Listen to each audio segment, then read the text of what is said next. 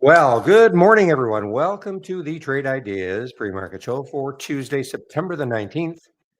My name is Barry Anderson, moderator of your trading rooms. A couple of yeses. Let me know you guys can hear me, see my screen. Thank you, William. So, yeah, CWD guys. So, I thought exactly the same thing after yesterday. I thought, I wonder if there's going to be another opto today. So, when I got up, I saw that CWD was up 1,000%.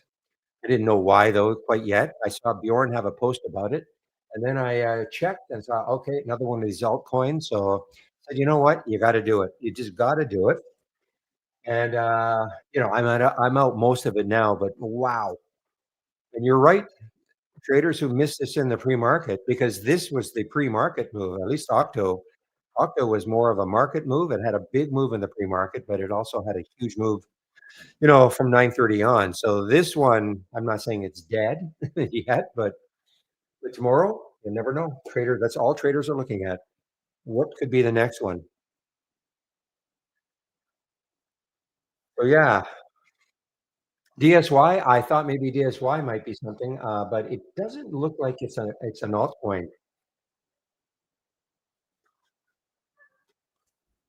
It was a financing of some sort, a financing, and I thought maybe the financing was going to be used to buy altcoins, but I don't see that.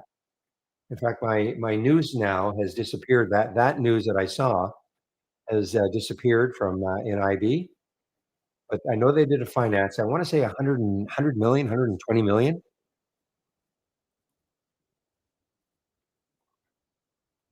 But look what happened. I mean, craziness got up to $44. There was volume. I don't know how much volume there was at $44, but the average was around 15.82.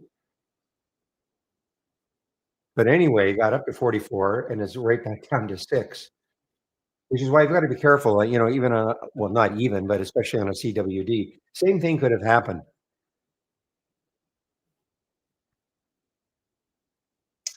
So what else?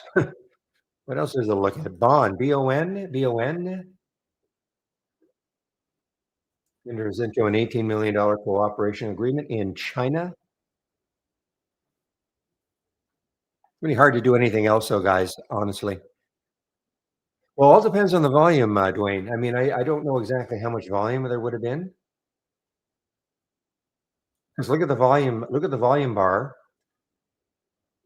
There was 4 million shares, over 4 million shares traded at 4 o'clock. Well, within a 15-minute period anyway. Just don't know how much exactly was up here, but yeah, I mean, there's so many. I mean, STEC, STEC, right? JTB, STEC is popping, but did the same sort of thing, not quite as dramatic as DSY, but up to 720, back down to 244. Oh, man, this CWD looks like it's going to take out 50 again.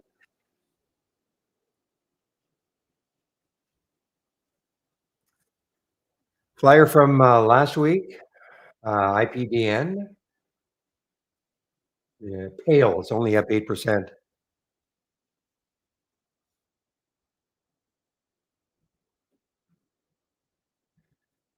So, okay, I mean, there's some earnings plays. Sale is an earnings play, getting hammered down 12%, down 12%. Sale is an earnings play, pretty low float, 60 million in the float, not a high float. Sale point. So on a weekly chart, where could this go? The next low looking left on the weekly chart is around 19.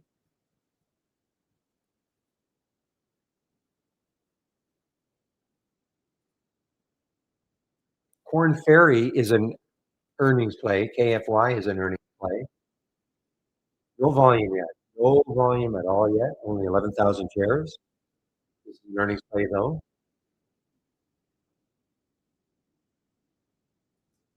C&M is also an earnings play. There's a little more volume, 290,000. C&M is an earnings play, and this is gapping down on earnings. Wow. Through the 200, well, right at the 200-day moving average, guys. Big move. Pretty big float, 189 million in the float. So yeah, there's a 200-day. If you can see that green line on my daily chart, that is the 200-day moving average.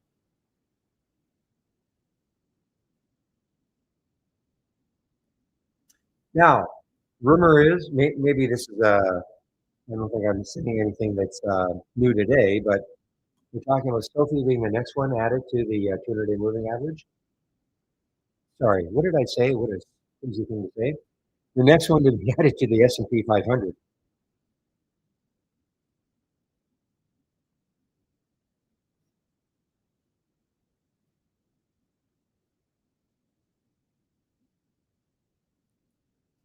So a survey was done on the 8th. That was yesterday. Which company is most likely to be included in the next S&P 500? And I guess Sophie was the. Well, I know I saw Sophie somewhere. Here we are, Sophie. Well, you're right. Okay, I just have some competition with MSBR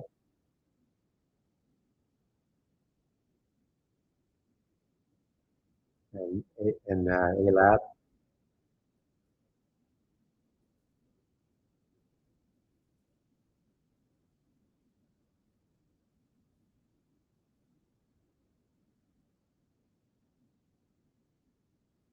Could I share the link for the S&P 500? I don't have a link for that. Are you talking about what I just posted? This is just, I don't even know if I can share it. It's from Interactive Brokers. I'm not even sure I can. You can take a screenshot if you want. I don't think I can send this to. It's not a link. Well, it's just from my newsfeed and Interactive Brokers.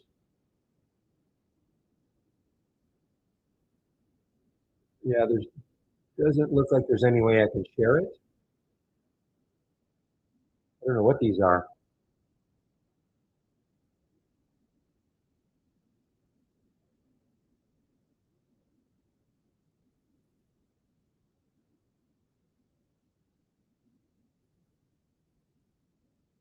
It doesn't look like there's any way I can share this.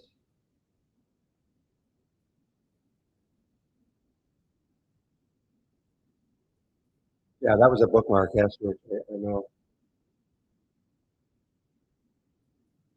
Nice. I mean, CWD takes up 50. It could have another run.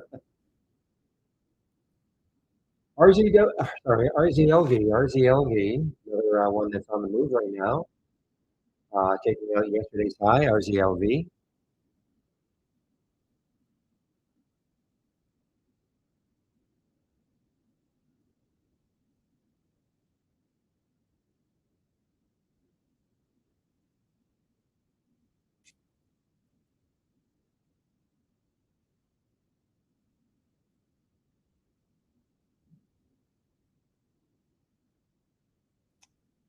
Mixed martial arts, MMA. Oh, it is. I thought I was being funny. It isn't. I wasn't being funny. I was being right. So MMA, mixed martial arts group, 549, back down to 2.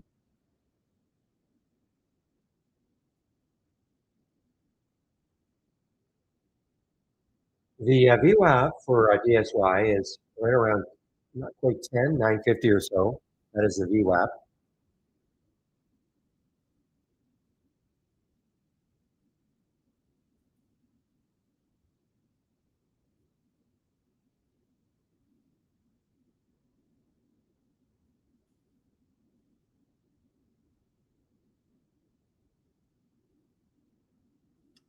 Okay, UL, another one, big move up, big drop. Contrast that with the CWD. I mean, big move up. Yeah, there's been some drops, but not like the other ones. Yeah, Octo did not look like this at all yesterday. It took a while for it to move like this.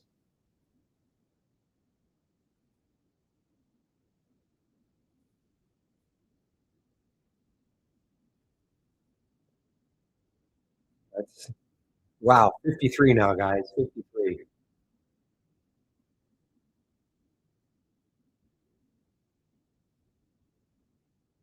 Realistically, in order to take this one, I mean, look, the range now is getting crazy. 53 down to 47, just like that.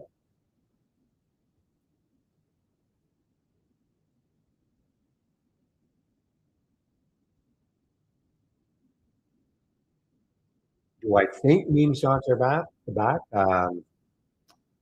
You mean like in the old days with GME and AMC and all those? Well, remember now, GME and AMC, they ran for weeks. So we've seen this sort of action before without it being sort of branded a meme stock, for these sort of, and they give it up. I think it's just the digital asset craze, whereas the meme stocks, they were all over the place. Didn't matter what sector they were in. There you go, 55 now.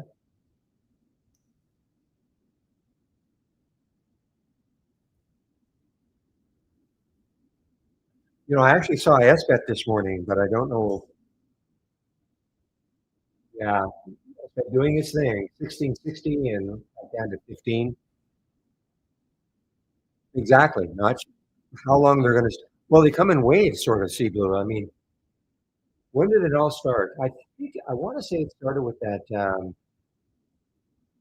snack that turned into the one I did actually I held. It was my big swing trade for about 4 days.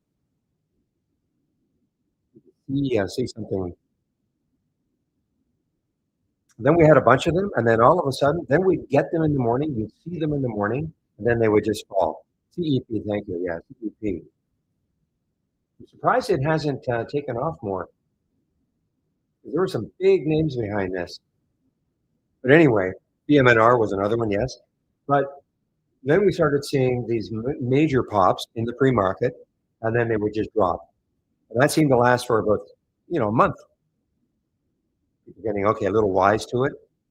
And now we're kind of back, well, not kind of, certainly with these two. But even last week and the week before that, I think we had a few.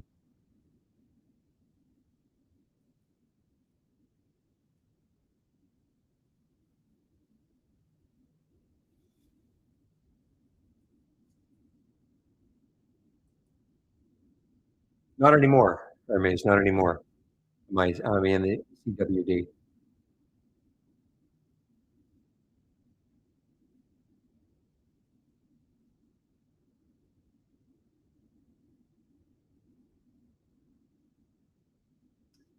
All right, this one is an earnings play. AVO is an earnings play. Let's take a look at it. Release earnings after hours. You can see the big move up to 14 after hours.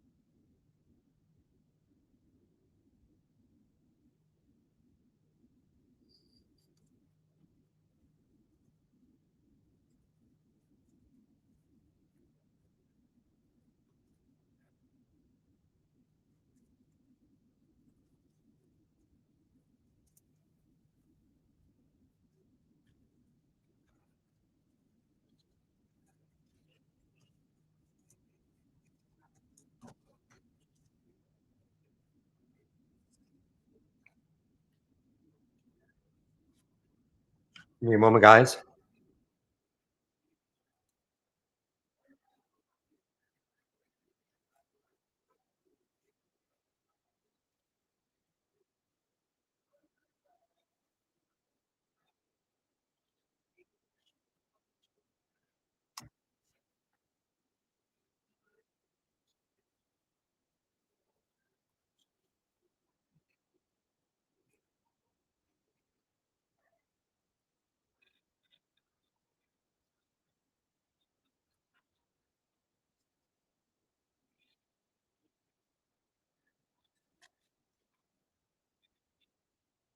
All right, guys. What time is it now? 9:14. Wow, quick. So I'm going to just take a look at XLE again. Want to see how close it is to the 200 day? See if it is. So it actually closed below, guys. So technically below, it closed below the 200 day barely. See if XLV is on its little crawl up to the 200 day, getting closer and closer. And then we had Staples was below. Take a look at Staples. Yeah, Staples is below.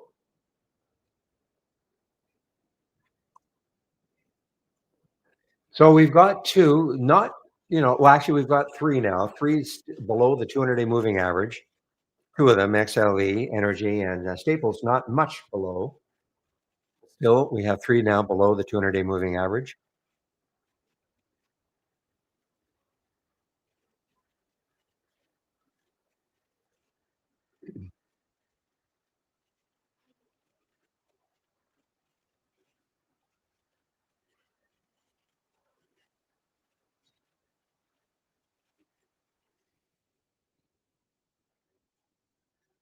I didn't check, but I'm almost 100% sure.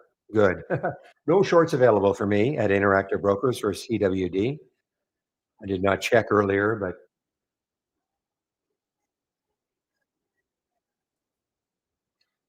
so where are chain link tokens in this whole scheme of things in terms of pecking order for all these altcoins?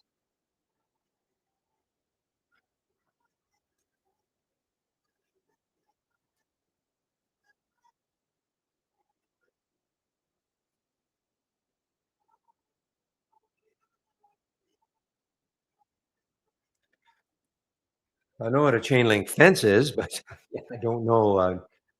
I may have heard in the back of my.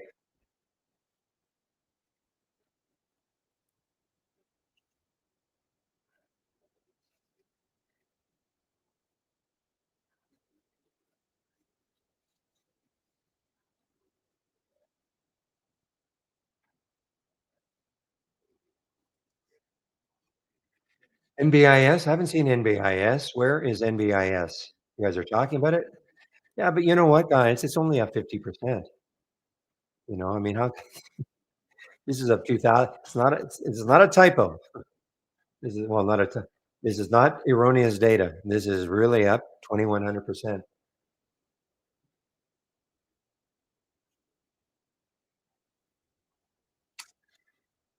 All right. So yeah. So after a multi-billion-dollar pact with Microsoft on the NBIS, interesting. Doing what? So that happened after hours. That news was announced after hours, $109. Got up to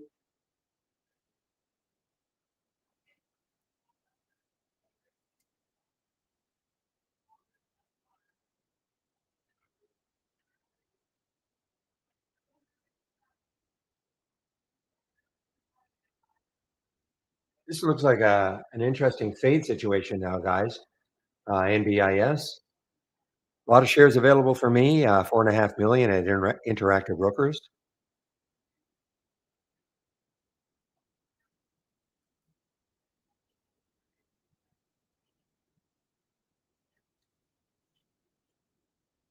So this is an AI play. Okay.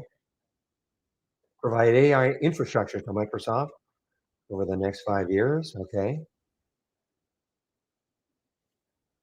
That's a big deal. Obviously, it's a huge deal. Oh, I see. So CoreWeave competes with Nebius.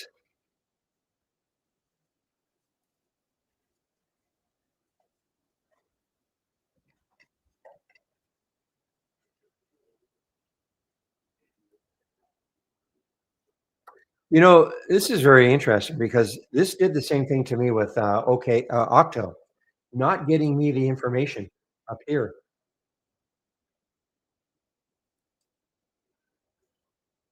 This is the information I'm talking about in my single stock window. Octo did the same thing to me yesterday.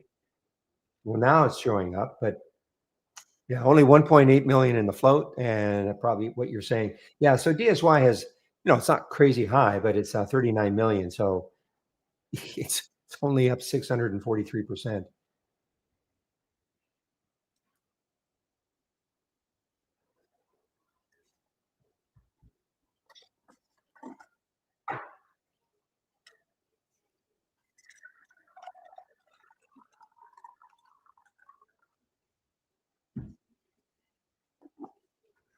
So in all seriousness, guys, I mean, I'm not going to leave, but I'm not in any, I'm in no hurry to do anything in terms of trading today.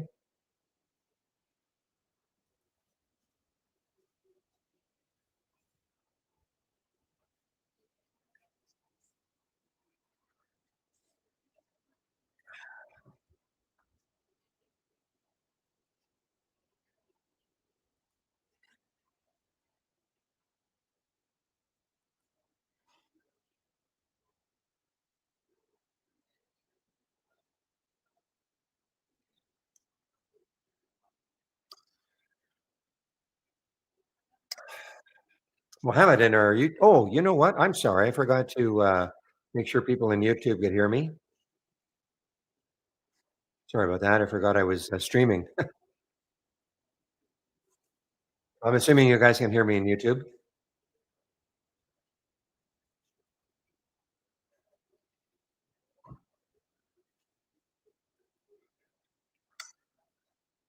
Well, let's see. Crypto news. So yeah, crypto still hanging. Bitcoin is still hanging around 112,000.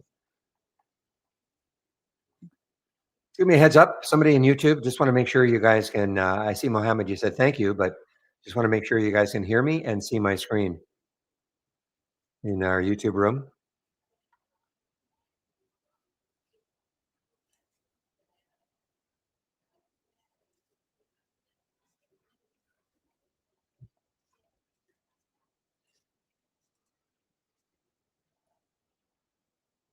Hmm.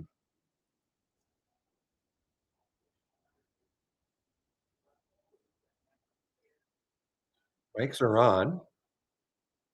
Okay. Thank you. Thank you, Pepe. Okay. All right, guys, there's an earnings play, C&M on the way down. Another wow, big leg down now for C&M, down through the 200-day moving average. And an earnings play. And clobbered down on earnings. 189 million in the float.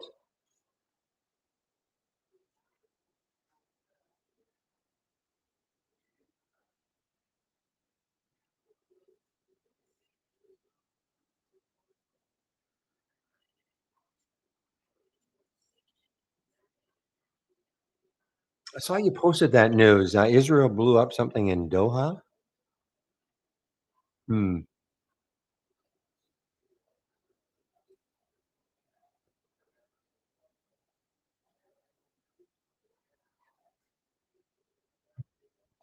So QMM, okay, Dwayne, I see QMM right here also. So QMM trying to do the same thing. Enters cryptocurrency sector with AI and blockchain technology, creating advanced analytics ecosystem. All right, so yeah, they're jumping into it.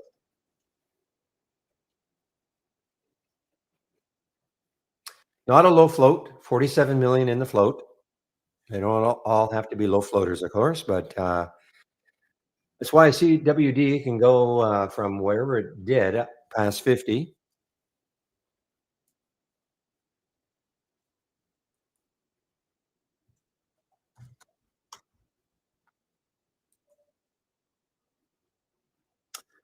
Okay, guys, I'm going to get the layout that I'll use once this market is open, up and running.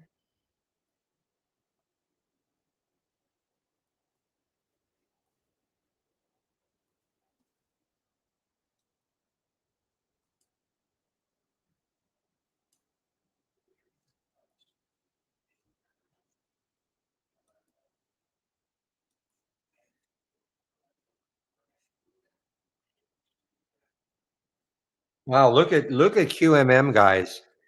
Look at QMM. Good grief! I mean, got up to over 30 and then down to 17 in a heartbeat.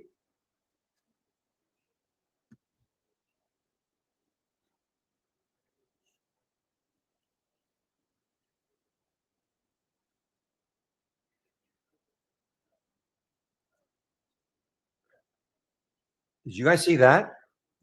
QMM, sorry, Q triple M. You see that move up to 31 and then right back down to 34 in a heartbeat?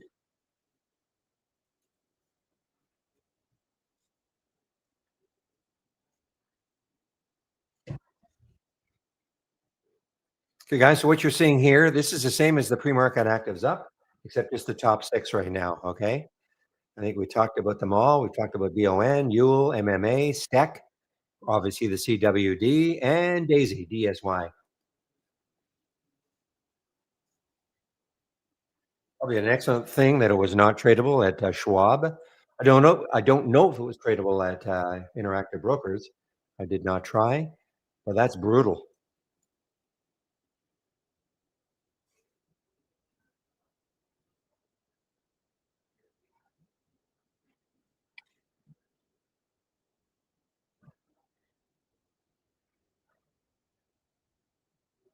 So only close.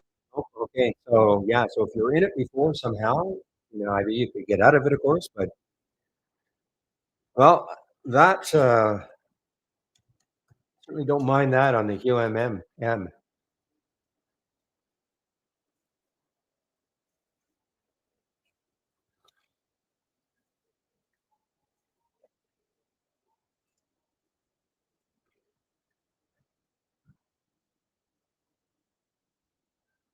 It is yeah, it is China. It is China.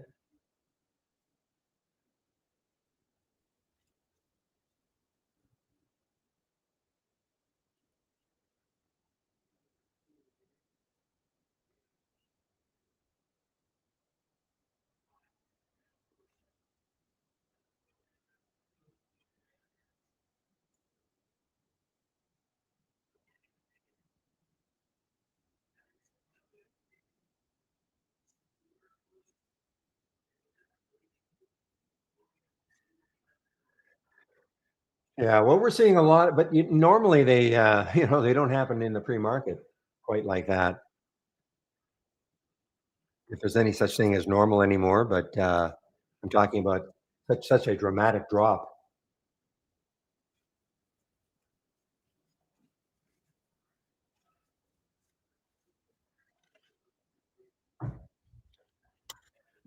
All right. Well, CWD. I mean, I'm probably not going to try to trade it again, unless the only way I would trade it again somehow is if it would have to have a pretty decent drop into the VWAP area or somewhere around here, maybe underneath 30 or something, and then pop through 30 again. That's about the only way I'd take it again.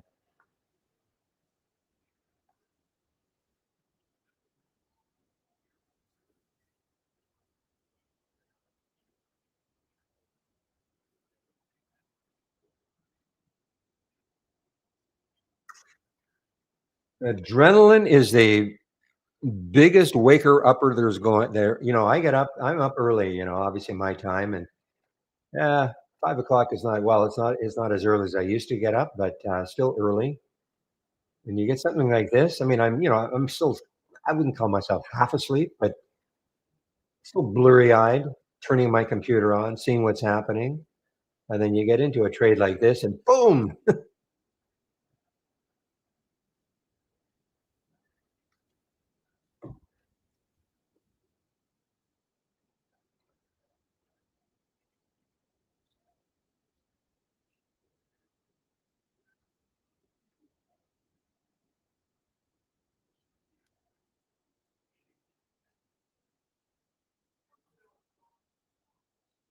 Well, there are a lot of round trips, but not necessarily in the same candle. That's all, Mike. Okay, sure, there are a lot. We've seen a lot of them. Look at the DSY.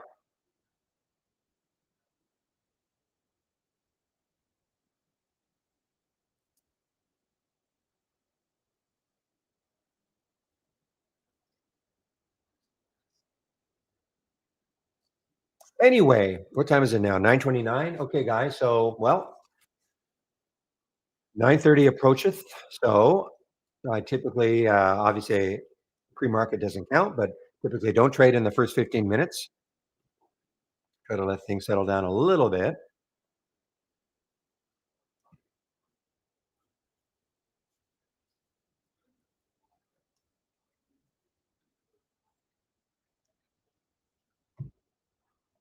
All right, guys, we are now open.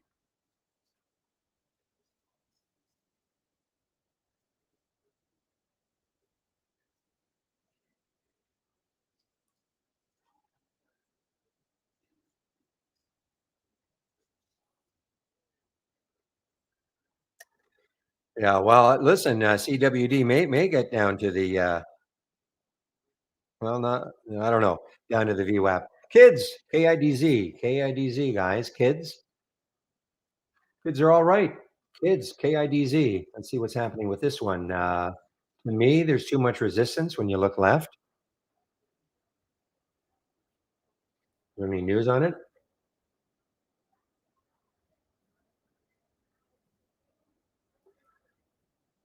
So they're approaching this gentleman as an AI development advisor. Okay. Ah, we've got Steck now. Our first halt of the day, guys. Steck is our first halt of the day. I'm going to try this one again.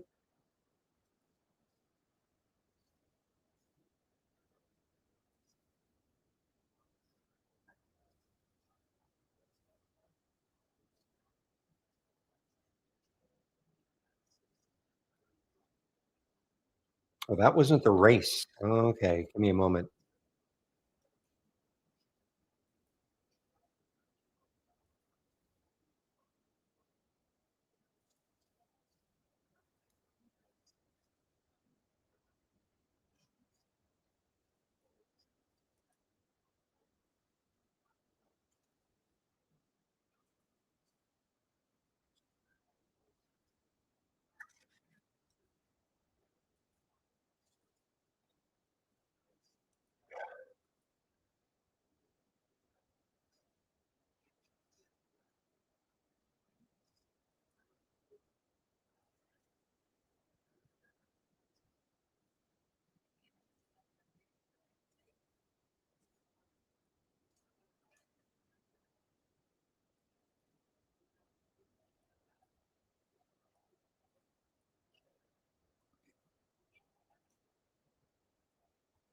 I put this one out for a little while yesterday. Let's see what happens at the very beginning.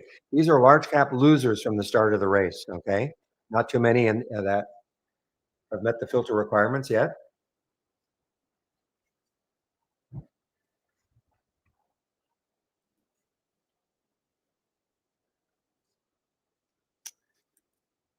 So there's the UL,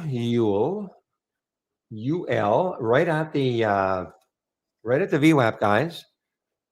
VWAP is at 420, so it's right at the VWAP area. Pre-market did get up to what got up to about 824. So ton of room, of course. If you look at just the pre-market highs and all.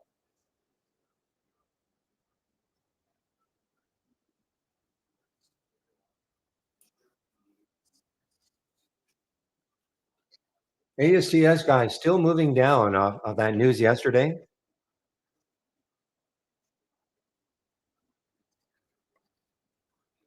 which affected it. Okay, the Sats and was it T-Mobile or AT&T or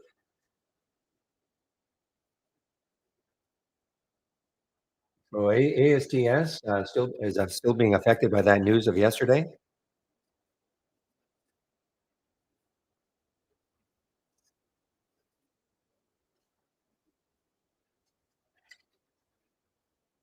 MGIH, yeah, very fast mover, probably yes. So yesterday's high, 487, 485 ish.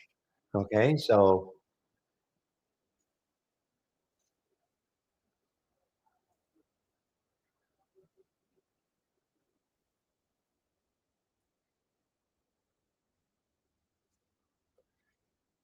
well, there's Octo halted on the way down. Okay, I do because I know it was still pretty active this morning. So halted on the way down, Octo. Well, you know what? The CWD is actually getting closer and closer to. I mean, it still has a ways to go, $10, but there is the VWAP. There's the VWAP.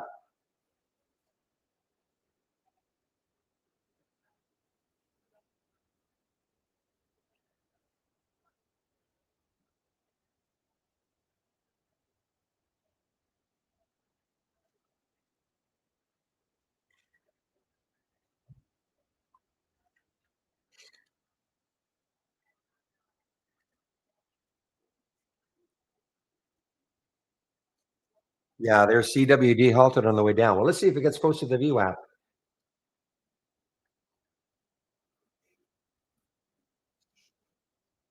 Yeah, MGIH halted on the way up. Okay, MGIH halted on the way up. So, blue screen, nothing to do with trade ideas. This is Interactive Brokers, time and sales from Interactive Brokers. There's the symbol. Sometimes the symbol doesn't show up, but that is the symbol MGIH. Here's the halt price for oh 07. This is trying to give you a bit of a glimpse into the future as to where it could open.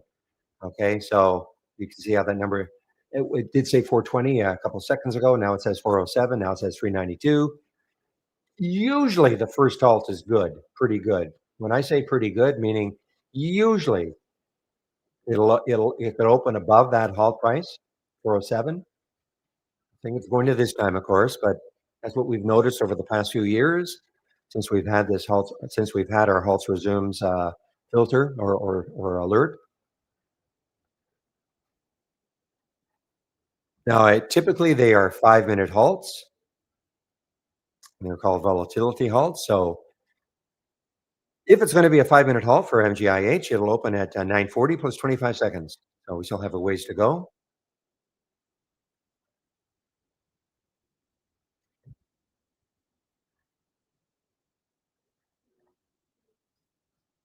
Other halt guys, yeah, lots of halts resumes today. This one halted on the way down.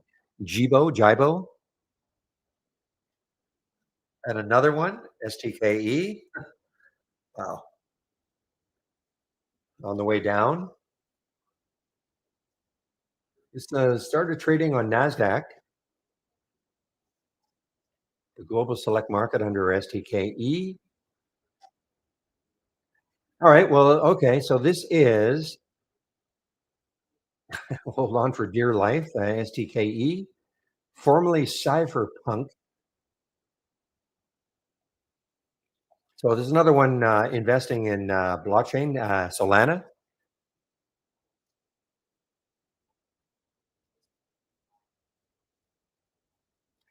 Oh, I see. So it's dual listed. So I love it.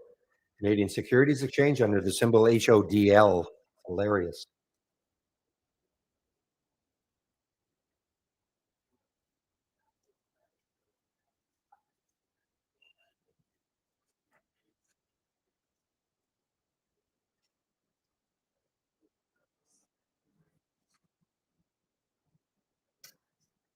Well, the market. Let's see what's happening with the market. The SPY is down just or up just a little. The Dow's up just a little, and the Qs are up just a little. This is after 8 minutes.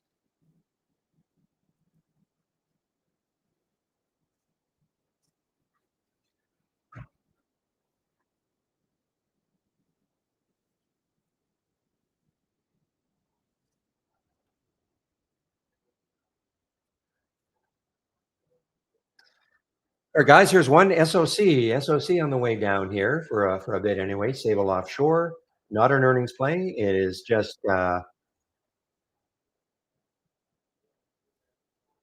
there's any news on this one, might be just as William was saying, oil and gas. So energy play, energy sector. Let me take a look at XLE. But actually, XLE. I mean, if there's a disruption, yeah, you would think that the energy plays will be moving higher if there is a disruption. So this one is moving against the sector, SOC.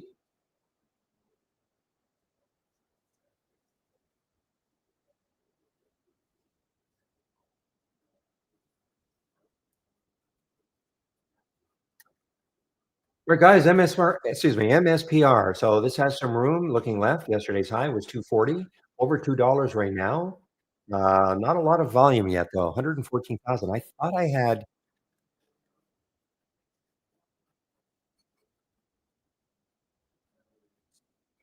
I thought I had 200,000 as a minimum here, but I guess I don't.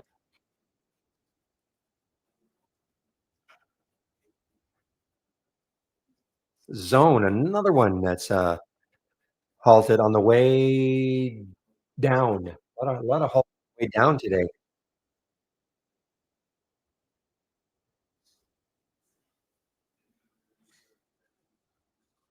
So I think CWD just resumed, right? CWD just resumed. So guys, let's see now.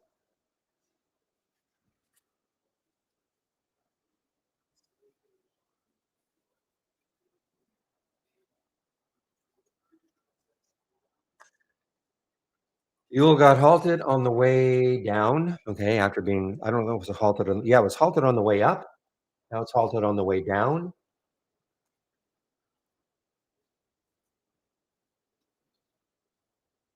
Wow. My guess, because I sort of know USSG, is that NBIS is moving down. See if I'm right. Oops. Yeah.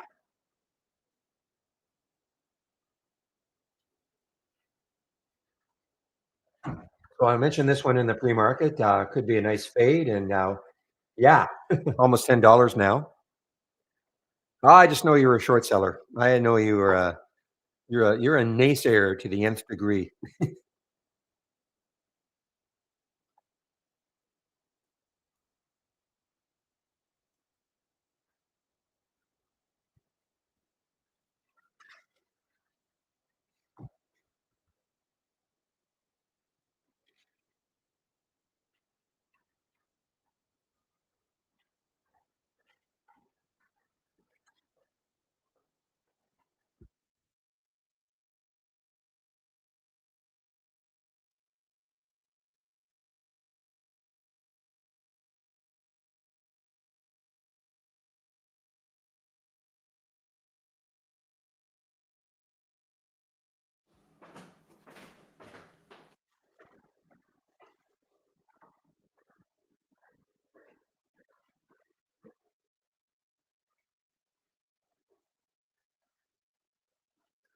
Man, now I think QMM is probably popping here, guys, but be awfully careful.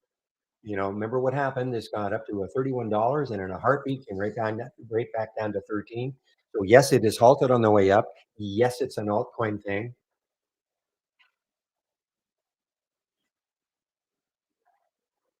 Trends into crypto and blockchain AI. Okay, so let's take a look at where it could open. 1390. We were halted at 1341, so 1390 potential opening area. But just be really careful on. It's funny. I mean, it's not a low float either. 47 million in the float.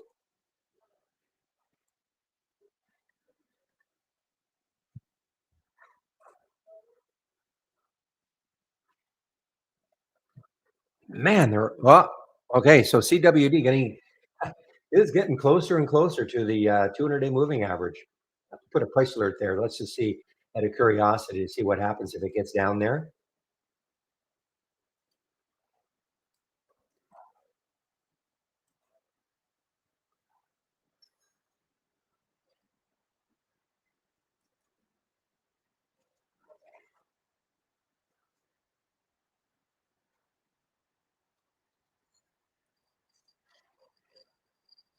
Oh, I should have taken this SOC. Look at this. It's still moving down, guys. SOC. So if you want this one, the large cap losers, if you're looking for something that's a little less frantic and you don't mind shorting, or even looking for things that could bounce. I mean, this is could be an interesting one.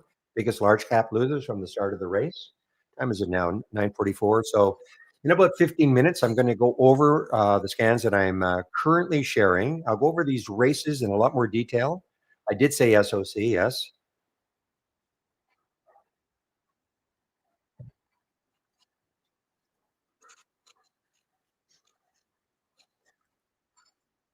Here's FCX, another one that's moving down. Wow, look at the room this one has got. FCX, Freeport. Look at the room this has got. 4274. The next low looking left on the daily chart or FSX, FCX, sorry.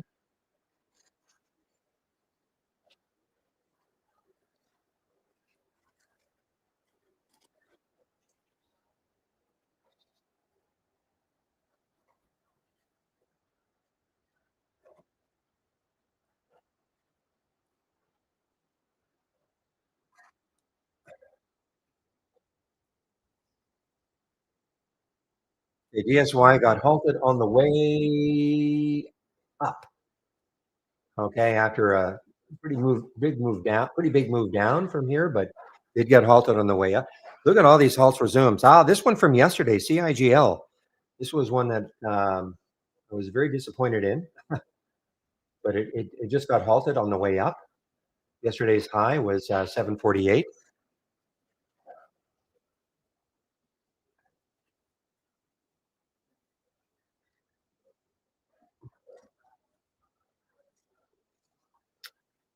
So let's see where this one could open. So this is the SIGL. What I'm saying. Sometimes the symbol doesn't show up, but it is CIG, not CIGL right here. 595 on the halt. Potential open in the 617 mark area. Again, time and sales from Interactive Brokers. Nothing to do with trade ideas. Just blue screen. Time and sales from Interactive Brokers.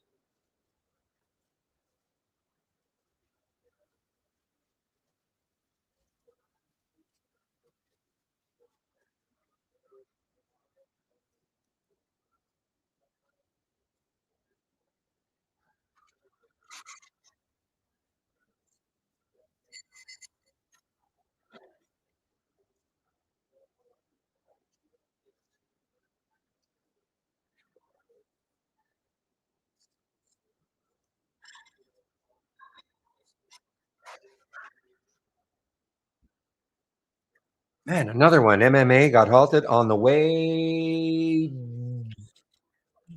up. I guess up. MMA got halted on the way up after the big plunge. Though, what time was this? This was 7:30. So at 7:30, got up to 548. We're all the way back down to $1.22. So yeah, it's halted on the way up, but not too interested in it.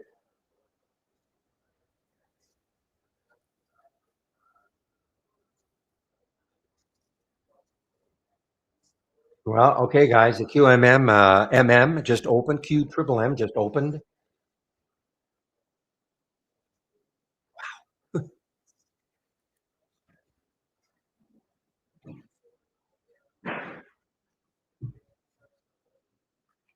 And guess what? It's got halted again. Now it's not showing up here. Okay, for in my halts resumed, it's not showing up here, and that's because in craziness, William, it showed up for you, right? MMA showed up on your halt.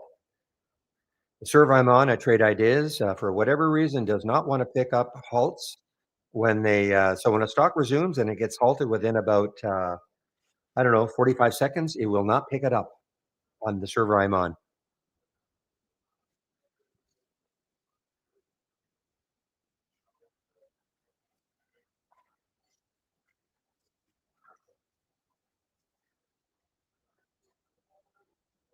Wow, I mean this it's overwhelming.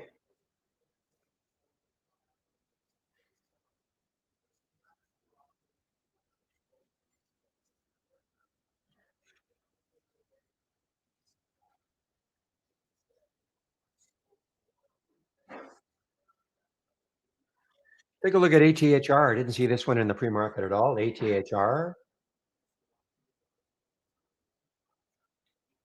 No, CWD guys. So yeah, I was hoping it would get even closer to the VWAP, but it didn't. So now it's having a wee pop. Probably 36 could stall it again if it gets even close to that. But obviously be careful. 1.8 million in the float. 76 million have traded already.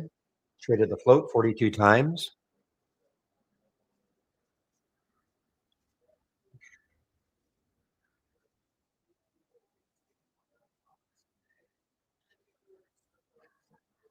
Gem, yeah, Gem. I saw Gem was halted way back when.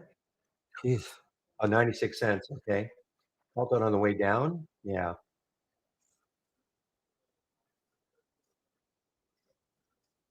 Really? Okay. I don't see it.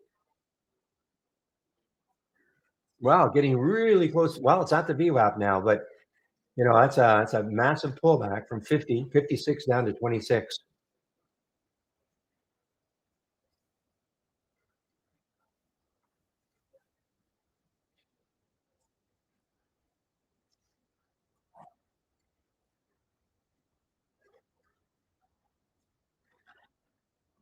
I can't remember a day quite like this with all these halts resumes showing up and different stocks, not just, sometimes we get the same stock being halted and resumed over and over and over again, but we've got a lot of different stocks.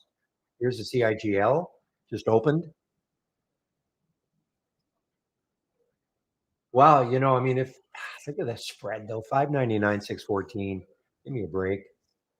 Not a lot of volume, only 202,000.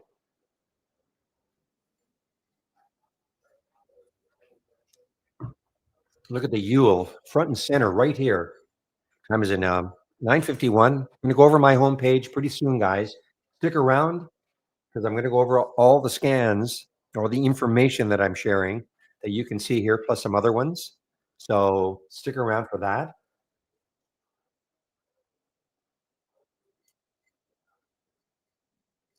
Boy, look at the SOC. That was a nice short that I didn't take.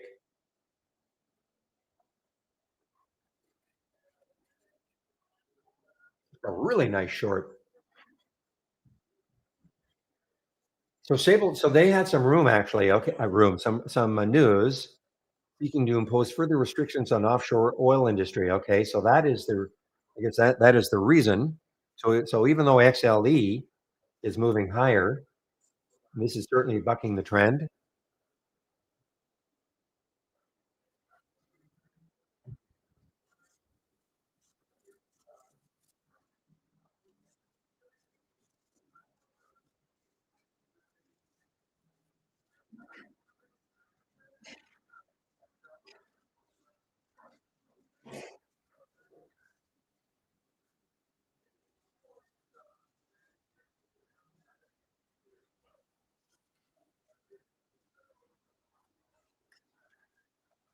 Okay, guys, Yule. So right, you can see there's the VWAP for Yule is around 40. Well, actually taking into account, yeah, about 409, 410. Call it 410.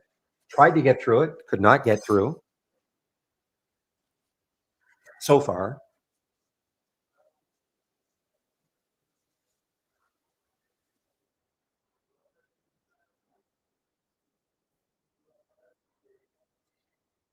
So this resumed now. So Q triple M did resume.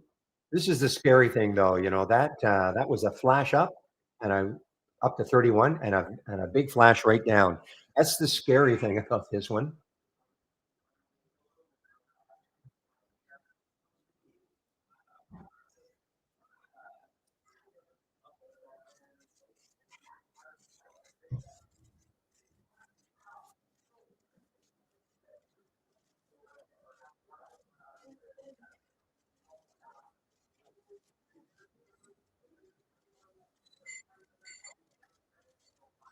Wow, didn't check RAI guys. So we had a nice one already with the very VERI Veritone. We have a nice one. Maintain a buy. This is the old EF Hutton guys. Boral, mildly aggressive. They're raising their target from $6 previously to 26. I want to see if there's any other news on this one. Well, it's all about all about the old EF Hutton. They actually were doing this earlier. Okay, 9:03. So that's September 3rd. So this was the man. So that was on September 3rd, maintained with a $6 price target, and now they've decided, you know what? We think it's going to go to 26. So that is the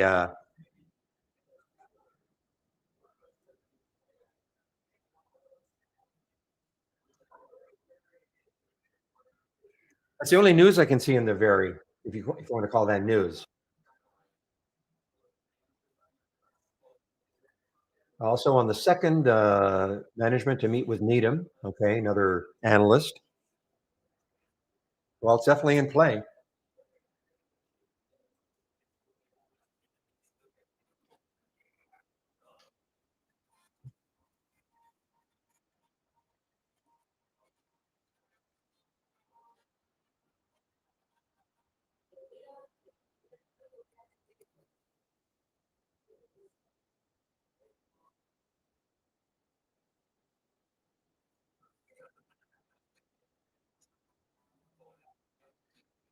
Well, you can call all of them total scams, JTB, okay? CW, you can call them all scams. All we're trying to do is figure out a way to trade them. I mean, there's no reason that CWD. I mean, you can say there's news on it, but I mean, there's no reason why it would get up to $55 based on that news.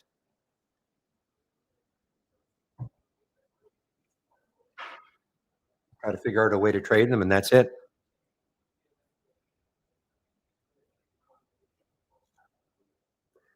All right, B triple U. What do they do? Make public.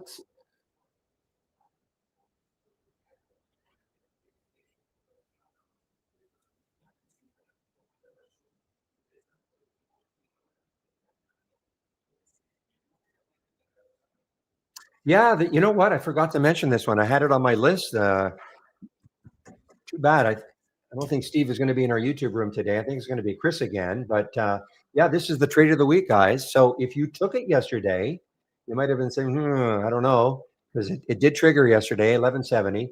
I don't know what the stop was. I don't know what the stock was. Did I say stock? I don't know what the stop was. So hopefully it wasn't 1125 or in that area. Anyway, so they did have some news. Rare earth supply process successfully into permanent magnets.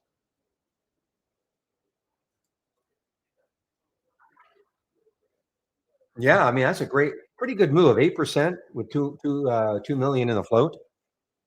So the next high looking left is 1333. So it's got room.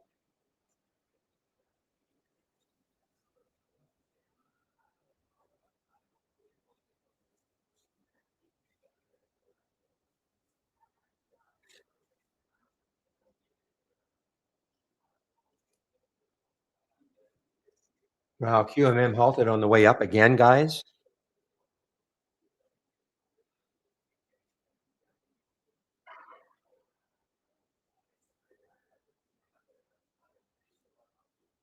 I'll do anything. I might be one of these safer type trades. Maybe a short of one of these things. Safer in that they're not as volatile. Guys, it's 9:58. I'm going to go over my homepage right now, and I'll show you all everything that I'm sharing in terms, the information, the scans, etc. Predicted open in QMM is actually a little bit lower than the 17 right now, 1630 right now. Then halted. This is about the 34th halt.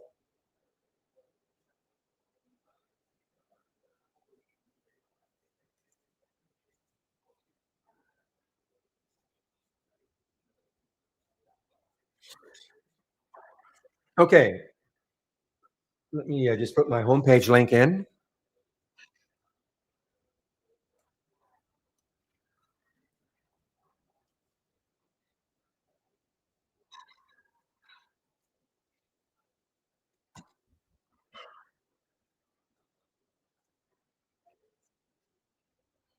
Ah, okay. So it was under 10. Okay, so it did not hit the stop. Thank you, John. I could have checked my email, but thank you for doing that. So the stop on quadruple U was at 10, so did not hit the stop, obviously. So clicking on my homepage link, this is what you're going to find.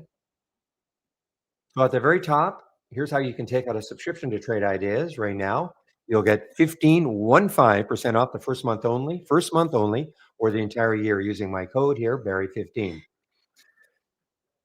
So a couple of reasons to save my homepage link. If you want to get into, and those of you who are in YouTube, there is another room, okay? It's a lot more active. More traders are in that room. If you wanted to get into that room, click on my homepage link and you see where it says trading room right here. Want to stay in YouTube? That's fine. But definitely more active in the other room, more ideas being tossed around.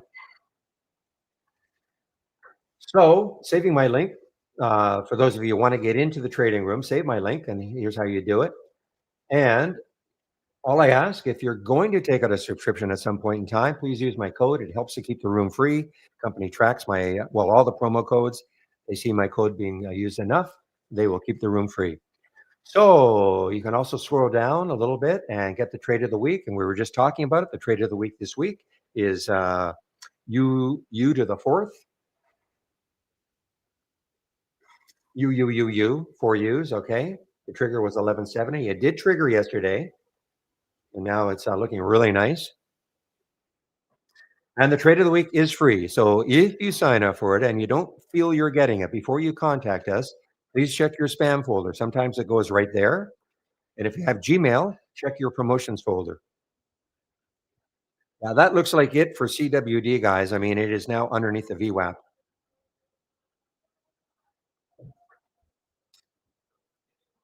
Education section. So again, clicking on my homepage link, scroll down, and here's the education section.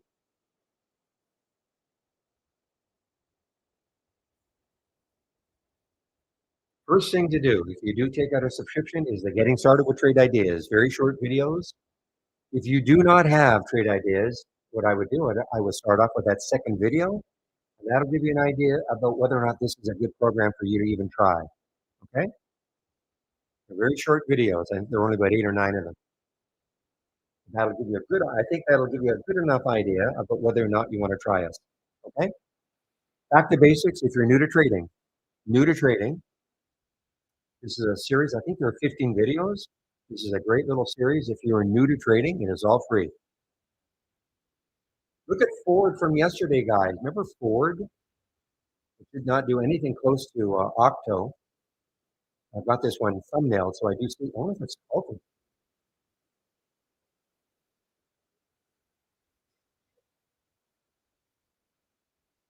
Now I'm going to show you the user guide right here. You click on the user guide because I'm going to go over this stock racing. I'm going to go over this race right here, and this is how. What are the user guide? This is in great detail about what stock racing is all about and how you can create your own race. Okay, so I'm going to go over this race.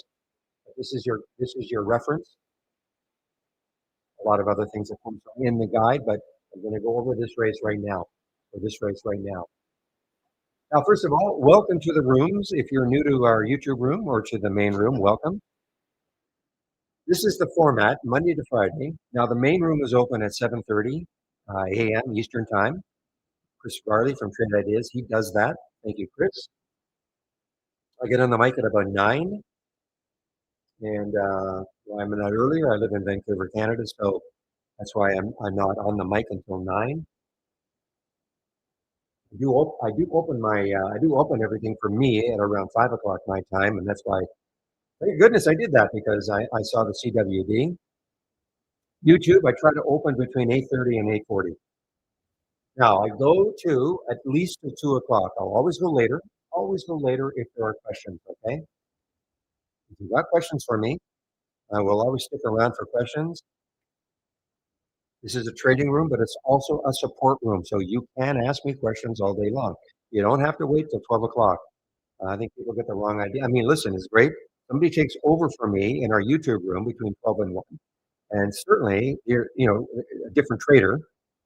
And today, I think it's going to be Chris Farley again. I think yesterday is more than likely going to be him again, You don't have to wait till that time to ask me questions or to ask questions. If I'm doing something that I can't answer immediately, I'll let you know. Now, if it's a accounting type question, more than likely I will not be able to answer it. In fact, not more than likely, I will not be able to answer it. But I'll give you an email, somebody who you can contact to answer any sort of accounting type question.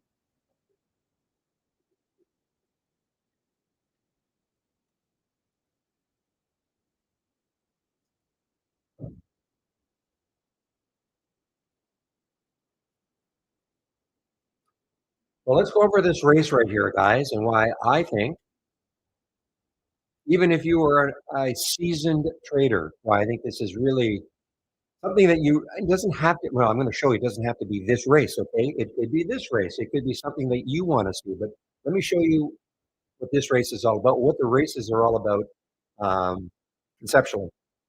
So I'm running 4-minute races. Okay. Now again, I picked 4 minutes. You can pick whatever time frame you want. There are 18 seconds left in this race right now. MMA is leading the race. It's up 30% since the start of the race. That's what that 30% reference, which is actually in 47 cents. So when this race is over, more than likely it's going to win. And it just won. Now you can see that MMA has won 3 races. That's what the number beside the symbol means. So Buell has won one. All the rest of them have won one race. Eventually, there will be 10 here. There's a top 10 list that is created automatically for you of the stocks that have won the most races over the course of the day.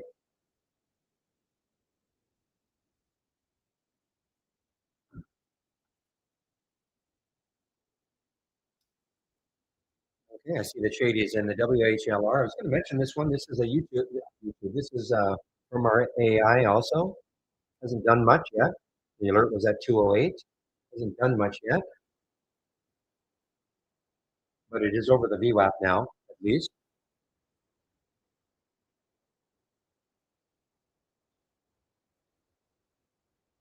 So you don't have a couple of things. You don't have to wait for a race to be over in order, or even, I mean, I would click on the one that's leading a race right now for sure and see what's happening with it. PTNM. I mean, obviously, this is this titanium very active. It started a couple of weeks ago. So the first thing I do, of course, I'm going to look left on the weekly chart to see where could it go. And man, 1478. Not saying it's going to get there, of course, but that week, the week of July 14th, it went crazy, went from 121 all the way up here, but look where it closed at the end of the week.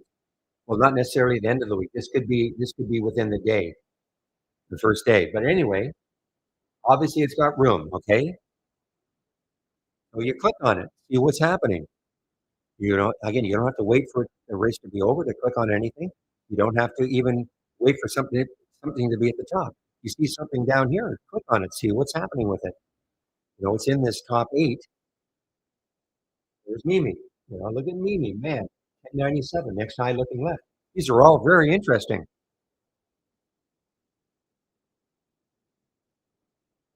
Now, that's why you have to have some trading experience because, if you don't have any trading experience and you don't know what you're seeing when you click on, what the chart is trying to telling you that story. But that's why we have the back to basics, and that's the first thing I would do is take a look at something like that, give you an idea about how to read and right how to read a chart.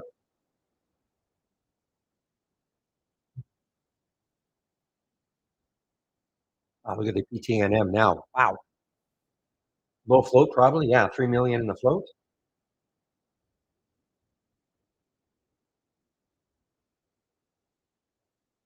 This will probably, with a minute left in this race,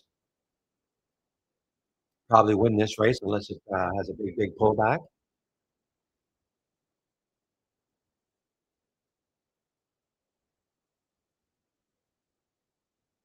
It won one race earlier. You can see that one. So if it maintains, then it'll get up to be number 2 on the list, and that's how the list is created. Okay, the top 10, the ones that have won the most races. Fuel cell is another one that's moving. You can, again, you don't have to wait for the race to be over. Click on any one of these that you see, especially if it's a new one.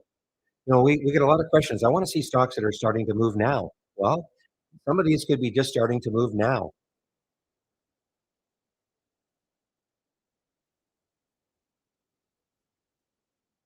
So how does the race work? Why are we seeing these stocks in the first place? And how does this all work? So all races start from a top list window. Okay. A top list window. Right click on this race. And if you open the top list, click on open the top list. This is what this race is looking for.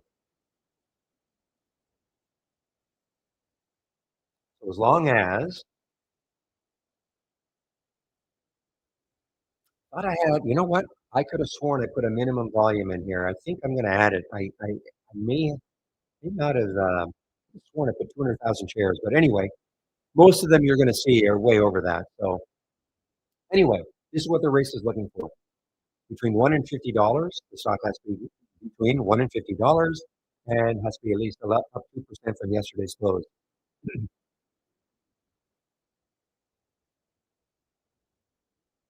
So not very many filters, but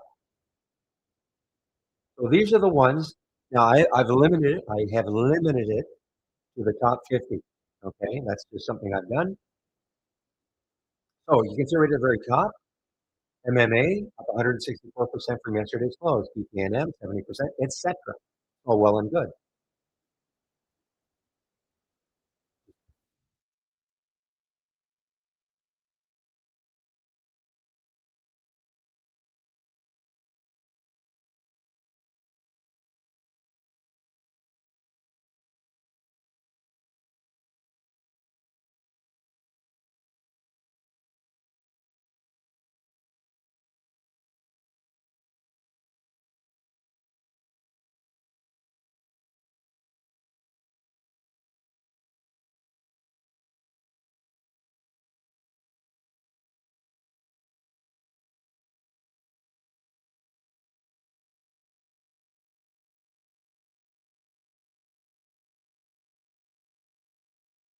Just give me a moment, guys.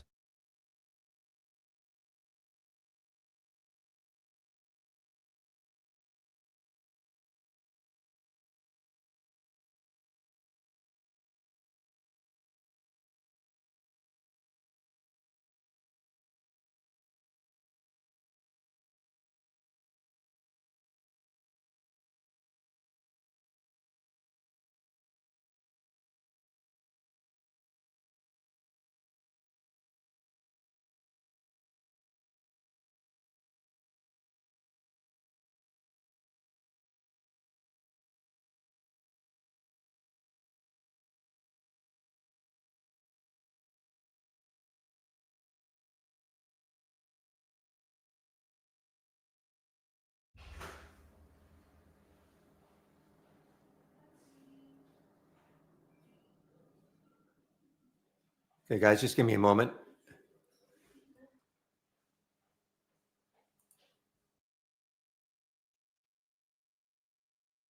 Okay,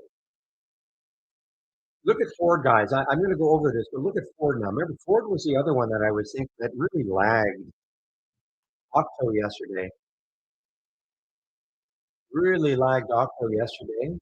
It had the similar news that Octo did, and this might be, but the spread is not great. Anyway, let me get back to this race here.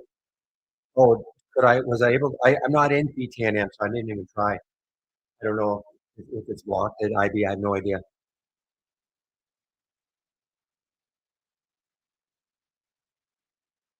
So the race. So again, it's great to know. Maybe MMA is up 164%, QMM, et cetera, et cetera. What the race does, though, the race does not care whether a stock is, up the most from yesterday's close. All it cares about is since the start of the race, and another race is going to start, all it cares about is what stock in this list of stocks is starting to move the most. That's all it cares about. So it could be something that is just starting to move. It could be at the bottom here. And we saw the CIGL earlier. Okay. So there's CIGL. It's up 7% from yesterday's close. So what if, really caught fire and then was up 8%, 10%, 12%? How could you ever know that? How could you ever know that unless you're staring at a list of stocks and fixated on one stock? Well, that's what the race does for you, though. Okay, it doesn't. Again, it does not care if the stock is, up the most from yesterday's close.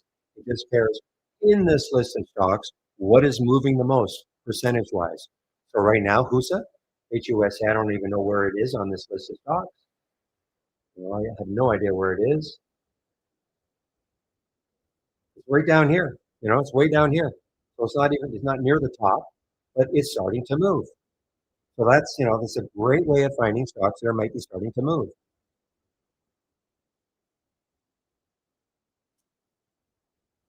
Now,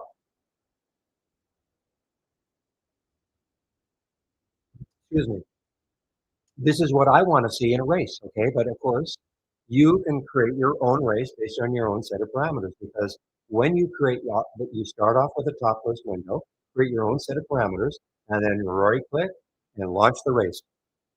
And again, in the guide, a whole section on stock racing, how you can create your own time frame that you want. I'm running 4 minute races.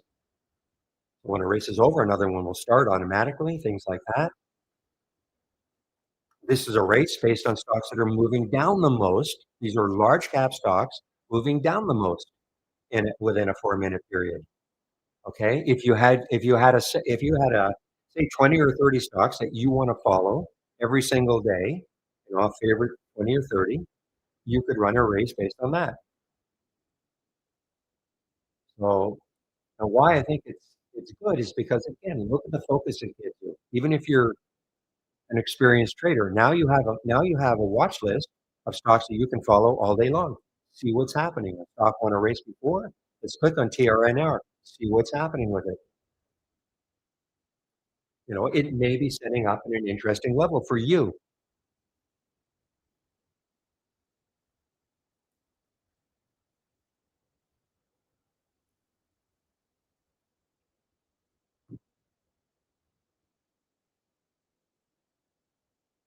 Vary is from our AI guys,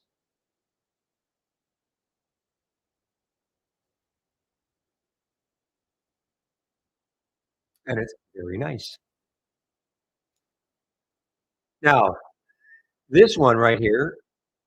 Oh, you know what? I forgot to even go over. I'm sorry. I'm way ahead of myself.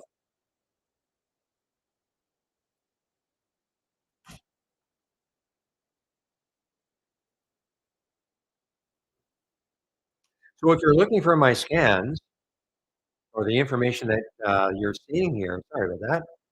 So if you scroll down you click on my homepage link, scroll down. Here they are. Okay, view the scans. So here's the race, guys. The biggest scanners from the start of the race is right here. This is the change in 5 minutes. Ones that change the most within a 5 minute period. Nothing to do with the race, but notice that if I uncheck show tree map, the race is based on this. Now it's not just the top. I've limited it to 5 symbols that I want to see, but it could be 5 different symbols all day long. Okay, because now if I right click, again, this is just a top list window, and then I go show tree map. This is now if you want the 2 minute version of it, you can have it. I've got both versions. I'm only running the 5 minute version of it. This is the health resumes down here. I don't have this on here, the large cap losers from the start of the race, but if anybody wanted it, I can give it to you. The only other two that I'm looking at are these two. I really haven't had a chance to. The abnormal option activity is right here. The combo scan, Pepe's combo scan is right here. And then this is the gap continuation or reversal. Don't repeat version of it, okay? So I only want to see the stock one time. If you want to understand what don't repeat means, I can show you.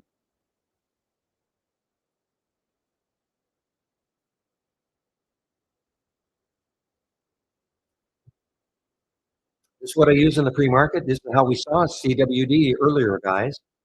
Pre-market actors up and down. I've been using this forever. Basically the same filters forever.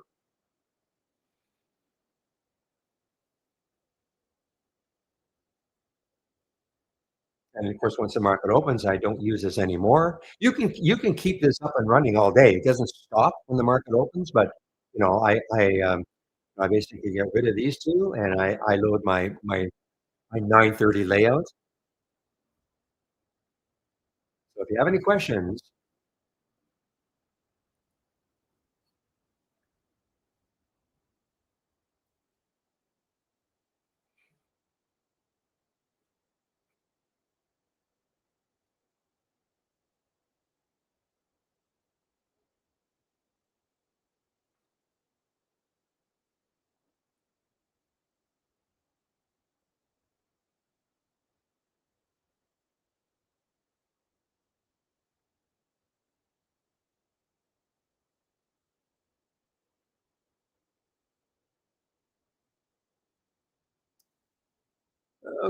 okay, 10:30. What a fast morning.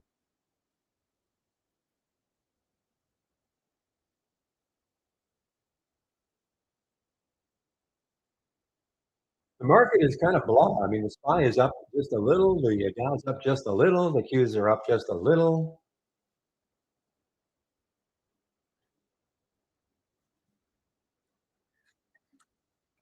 But you know what isn't blah? All these things. So if you're looking for the power of trade ideas, it's right. It's all these things that we can create. Now, one of the scans that I have on my homepage is the momentum scan. I'm not using it right now. If you want it, you can have it. But I find that these two together give me enough momentum stocks. Now, how do you use a negative number here? If you see a negative number here, that means it's pulling back. Still positive, it's still green, but it is pulling back, and you can see exactly what's happening. So if you're more of a pullback type player, looking for a stock that might be pulling back to maybe a moving average that you like, maybe the VWAP or something, and that's how you can use. If you see a negative number, here's the PTNM pulling back. You can see a big pullback.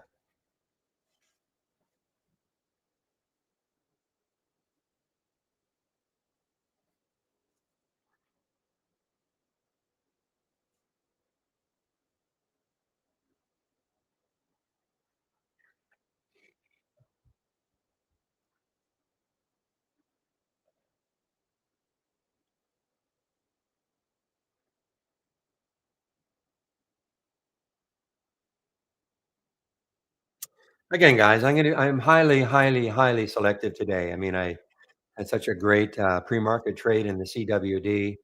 I really don't have any interest in. I'm not going to trade out of boredom.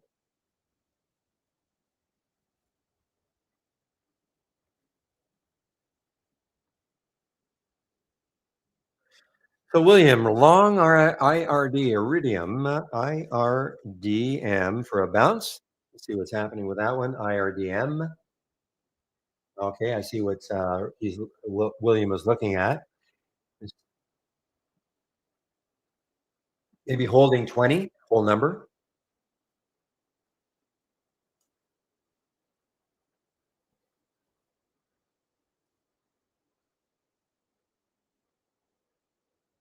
Yeah. What's not quite over is Octo. Octo just got, just resumed, popped a little bit higher.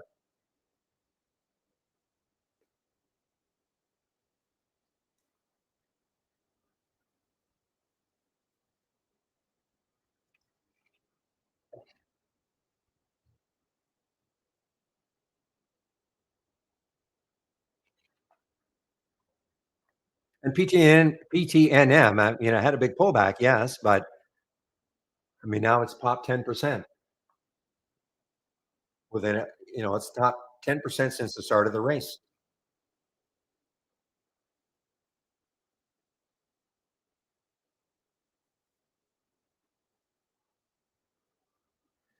This one is not shortable for me. MMA is not shortable for me at Interactive Brokers.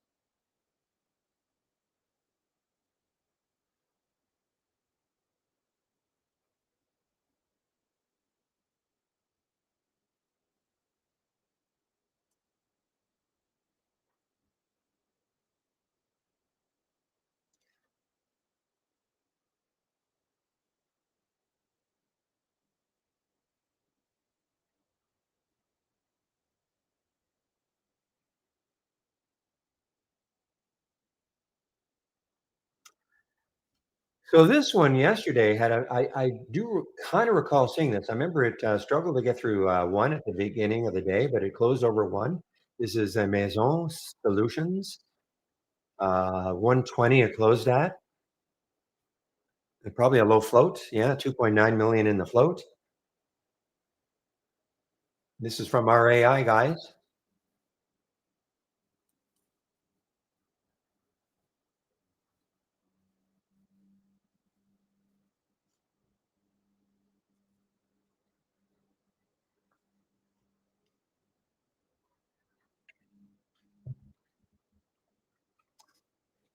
Roma, I haven't seen Roma all day. Let's take a look at Roma, 286. Why don't I like it? $3 is the next high. Now, if I can take that out, take a look at it on a weekly chart. Next high is 342. Not bad. Not bad if it can take out three. Not saying it's going to get there if it takes out three, but on wow, what is going on? Okay, I'm going to have to add a. I think something happened here. I have to add.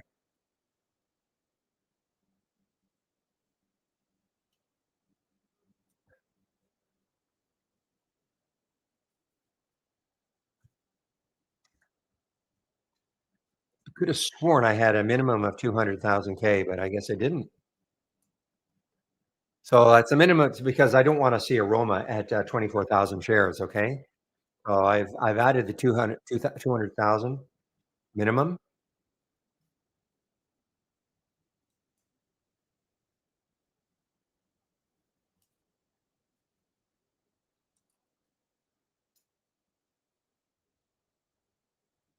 Could have sworn that had it in there.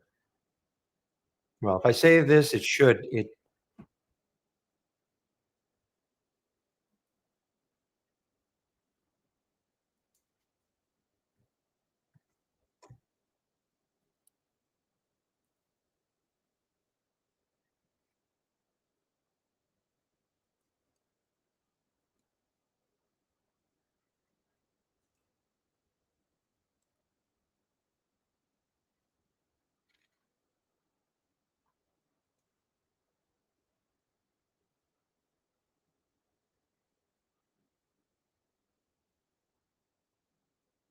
okay, guys. How about S? Oh, okay. Now SOUN could be interesting to me. Why? Because it's underneath that whole number, 15.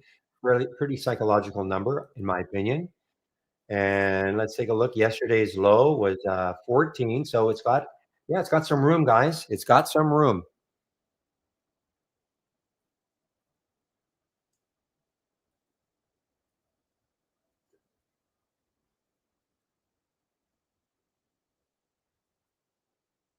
And of course, the market is now the market has just given up a little bit. It's down, SPY's down 10 cents from yesterday's close, but what a choppy, look at how choppy the SPY's been. Okay, guys, well, let's see if this has any room down. I took this short, gets anywhere close to 15, I'm out.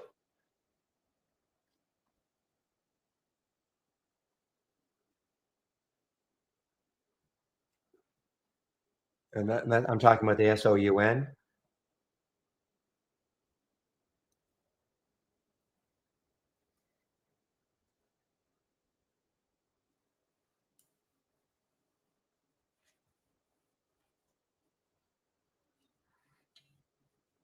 And to be honest, it might just be a scalp short.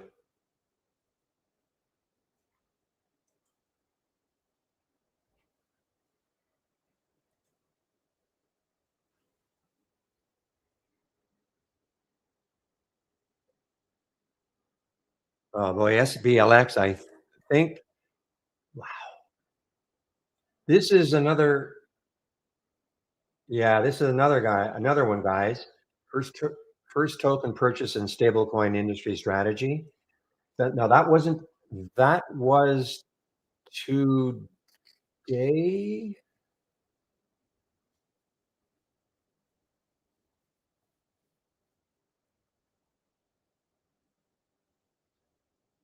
Maybe I saw that news yesterday, but I don't. Yeah, I didn't see the news yesterday on this. So here's another one, guys. Just another one.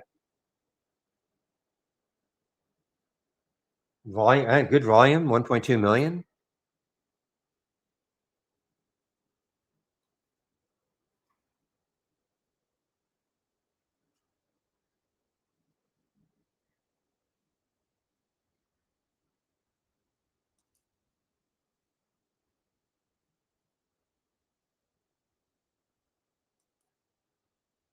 There's another one just underneath the whole number, AAOI, but there's not enough room, 2261 for me anyway.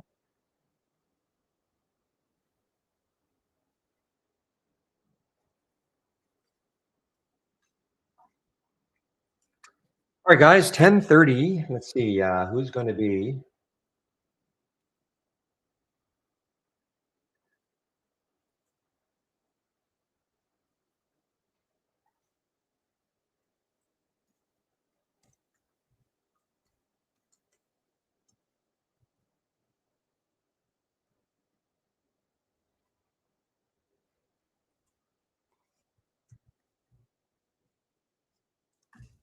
Okay, just confirming who is going to be today in our YouTube room when I take my break.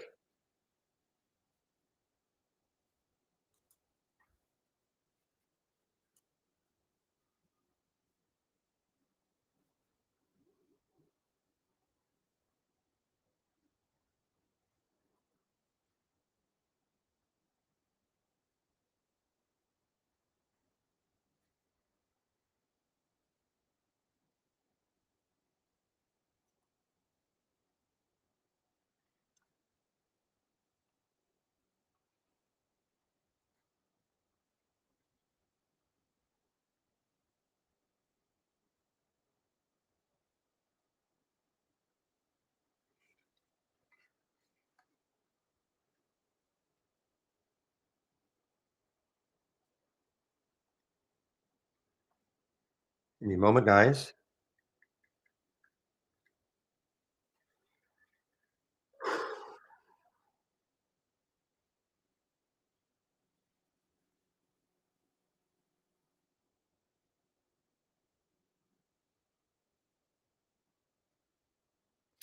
All right, yeah, just confirmation. So Chris will take over for me in about an hour and a half in our YouTube room.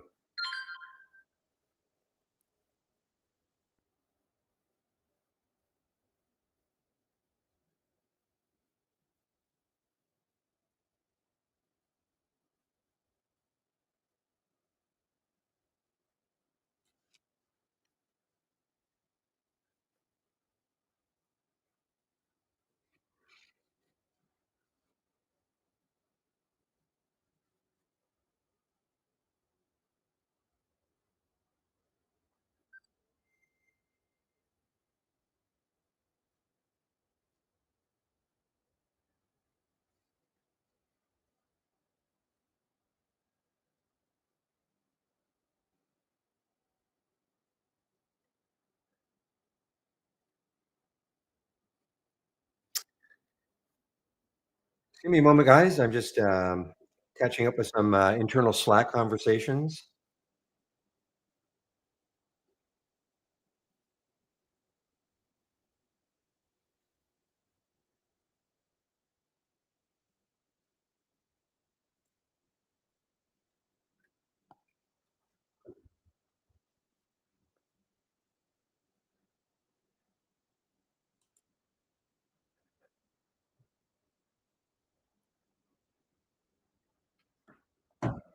Okay, let's take a look at some of these Freeport do as the market is starting to drift down a bit here, guys. I mentioned this Freeport a little while ago. So again, if you want something like this, the large cap losers from the start of the race, these are not going to be as volatile, but I mean, there's still nice little moves. Just let me know.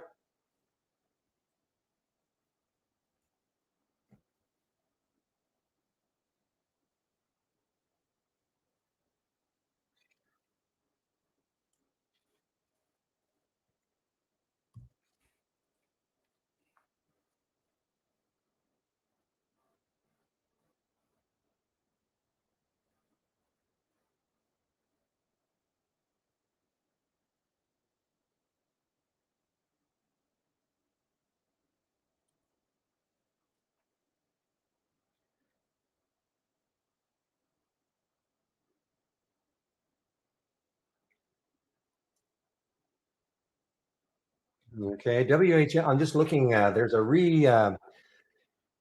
WHLR. There is a reset for this one at 205 as a potential buy, but doesn't look that good.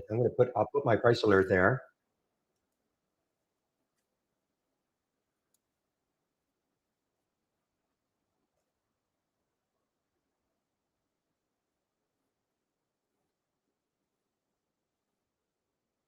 Hey, DKI. Haven't seen this one today. DKI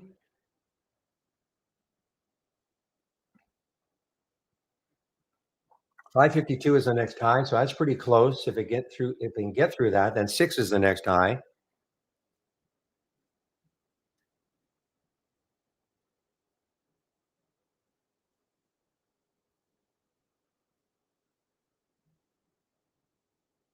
Somebody mentioned PBI earlier. Pitney Bowes.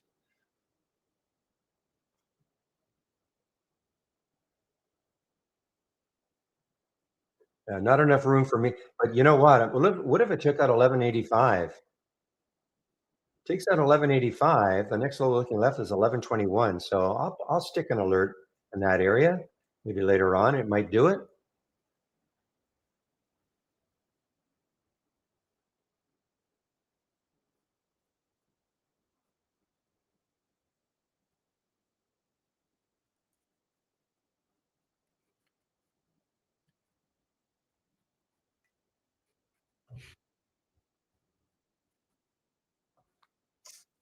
All right. Well, SUN, give me a little bit here, guys, on the short. SOUN.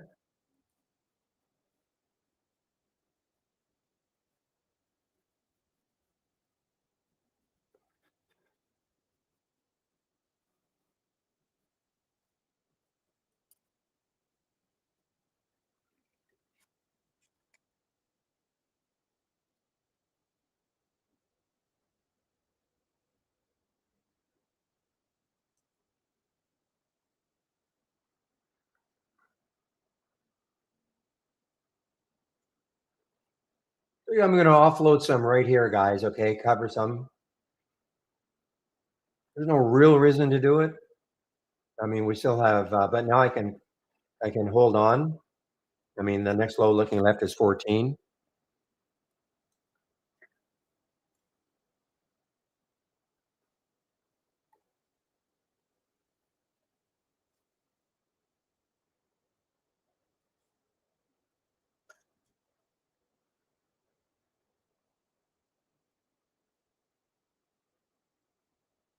Goldman Sachs, really, Barry? With a Y? Tom, you've got to start when you're referring to me. You have to do an IE, okay? I always think you're referring to the other Barry. Yeah, Goldman Sachs. Yeah, not quite a lifetime. Basically, a lifetime high. Basically, a lifetime high for Goldman Sachs. I guess yesterday that would have been the lifetime high for Goldman Sachs. William, you remember when? Who the heck was it during the pandemic?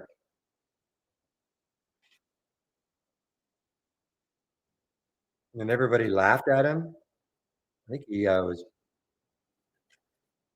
getting in. Was it as low? Not couldn't have been as low as $13.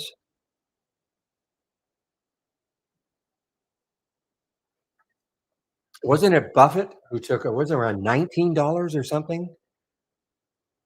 And that was during the pandemic, and everybody laughed. Well, not everybody, but a lot of people couldn't believe he was doing that.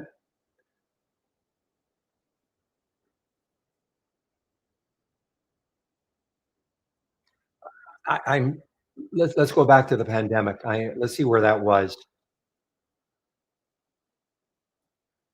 So let's see, 2020.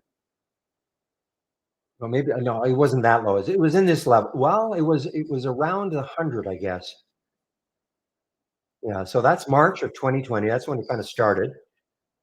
Okay, 130. So it wasn't 13. I had my was off a multiple, and I think he took a lot of stock right in this area.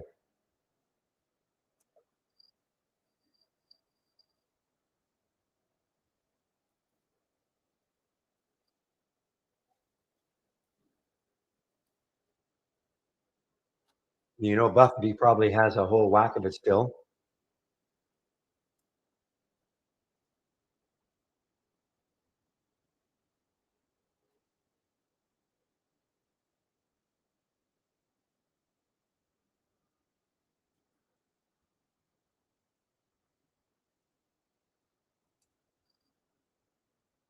Okay, guys. So a lot of these now, these high flyers are like somebody said MMA was halted on the way down. Yeah, halted on the way down. QMM halted on the way down, resumed. SPLX. Let's see what happened with SPLX. Did not get halted on. Wow, this was halted on the way up, and it kept moving, and it still got halted again. Wow, low float. Now I'm going to trust this. This is our new provider. 840,000 shares in the float. That's our new provider.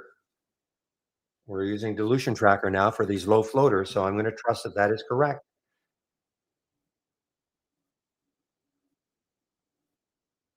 And that's how a stock can do these nonsensical things.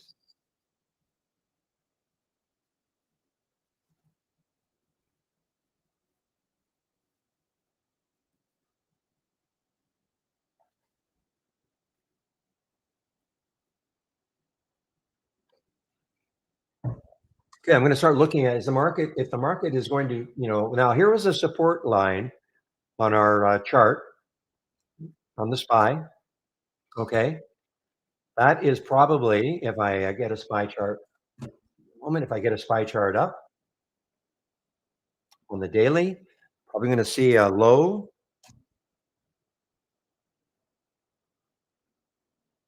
Yeah, that low right there. So that's what that red line, that purple line is referring to. That is the low, and that is yesterday's low. So will that act as well? So far, got into it and it popped off at so far. I'm saying it's going to hold it, but it did get down to yesterday's low and popped off it a bit. So this is tomorrow when Dan, the CEO of Trade Ideas, gets into takes over my YouTube. Well, he doesn't actually, he starts a stream of his own. Sure, he'll shed a lot more light on whether or not this beta that has things like that on it will be released. I'm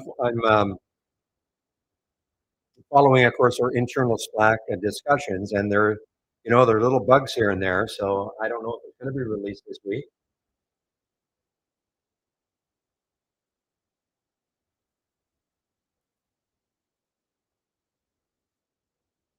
Boy, not a lot of questions today. So everybody knows everything, which is fantastic.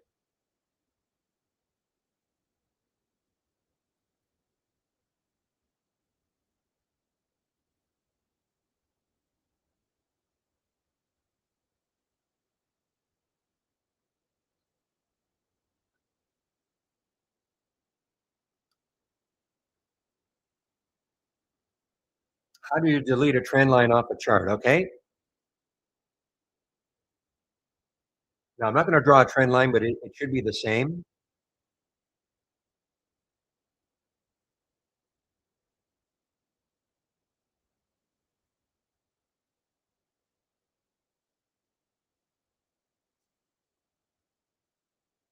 So it should be the same. Okay. So I drew a horizontal line. Okay. Ritz. I drew a horizontal line, and I'm sure it's the same with the trend line. You just go up to it, and you see, here's my pointer, and when it changes, and left click and on it, and then you click delete. Hit delete on your keyboard, and that'll delete it. Okay.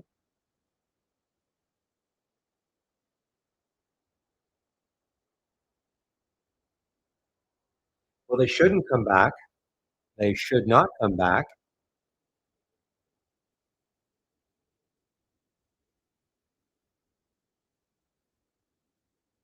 I don't draw trend lines, but I'm sure it's the same. You go into the trend line, the pointer should change to that icon, and then left click on it when you're on the line, and then delete.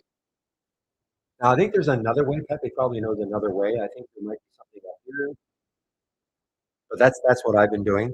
I don't, as you notice, I don't draw. The only thing I ever really put on my charts, I don't draw trend lines. I don't usually put that horizontal line anymore. I just put price alerts. But let me know if that worked. Okay, Fritz. I'll answer your question in I'll answer your question, Shawnee, in our YouTube room. What is the vertical graph to the right that is red and green? This one? Okay, I'll let you know what that is.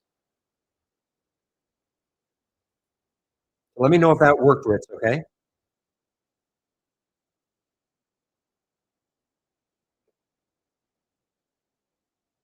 Well, there's no option that says delete. You have to hit delete on your keyboard. So let me do it again, okay? Maybe I explained that wrong. So let me do it again. The markup, I'm going to put a horizontal line. So point. So first of all, when your pointer turns to this icon, did it do that? Okay. Now left click on it and then hit delete on your keyboard. Not okay. Okay. A little cumbersome. There might be another way. Nobody probably knows, but I don't use these very often, and that was the way to do it right from the beginning. Okay, good. So the question in our YouTube room was, what is the vertical graph to the right of the chart that is red and green? We're talking about this right here, Shawnee, and anybody else who's interested. So anytime you click on a symbol, anytime, okay, let me click on PTNM. So what happens is, what it's trying to tell you is that you're saying this is just a guide, okay? If you took this trade at 424, it's a little cumbersome because this is covering it up. But there's the smart stop. Cumbersome. It's a red line. Hard to see what that is. I'm going to have to go to something else.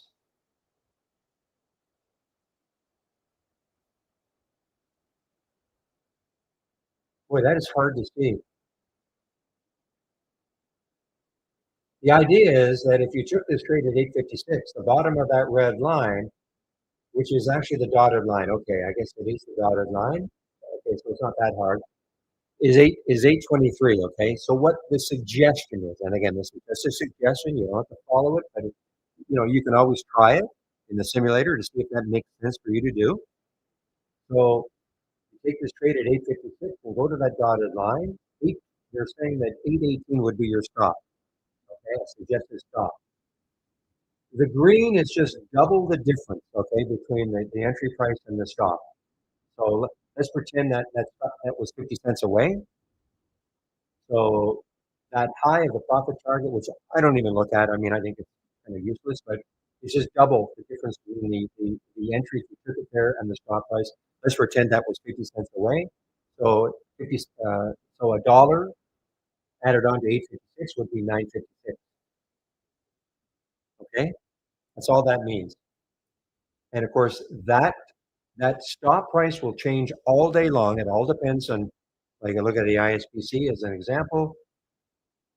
So they're saying if you took this trade right now at 116, your stop is 108. And how is that stop generated? Well, it's in the way it used to be explained to me anyway. It's the volatility of 15-minute candles and the high and the low of the day feeds that information into the system, and it generates a smart stop. It's a guide, okay? You can try it though. I mean, if you're just starting out trading, it might be an interesting thing to try. I've never used it because I have my own way of looking at stops. But doesn't mean this is bad. Now, understand that this stop will change. Let's say ISBC took a big jump up to 150. And that was the first time you're clicking on ISBC at say 150, that stop will not be there at 109. It will adjust upwards. All depends on what is the price when you click on the symbol.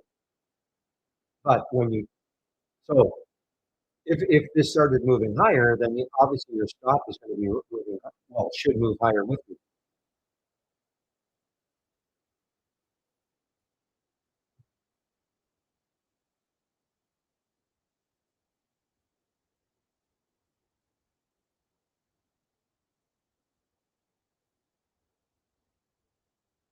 Now, how to activate this in case people want to see it, uh, if you right click on a chart and then go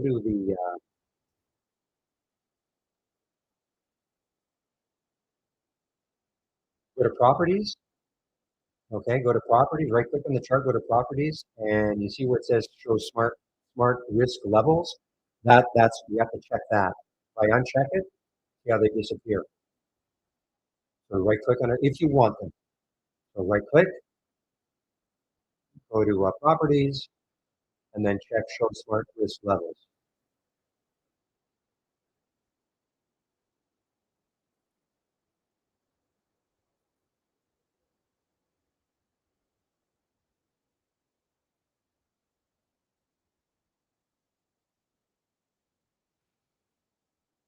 So there you go. So left click on the chart, go to markups.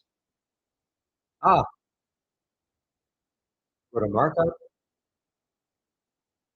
remove all markups. Okay, that's a much easier way.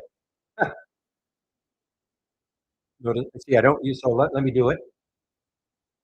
I knew there'd probably be an easier way. I just don't mark up anything anymore like this. Yeah, so left click on the chart, markup, remove all markup. Well, that's a lot easier. Thank you, Todd. Now, that's going to remove all your markups. Now, you may not want to do that though, or let me try something here. Do the horizontal line.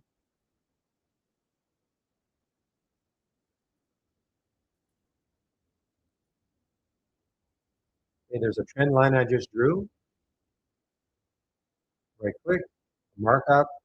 Yeah, so that's going to remove all your markups. So if that's what you want, then yeah, you can. But let's just say you only wanted to move that one, okay? You just wanted to move this one. You wanted to keep your trend line. Well, then you have to do it the old way. Go up to it, left click, and click on delete. If you do want to remove all your markups, yeah, I'm surprised that what would be better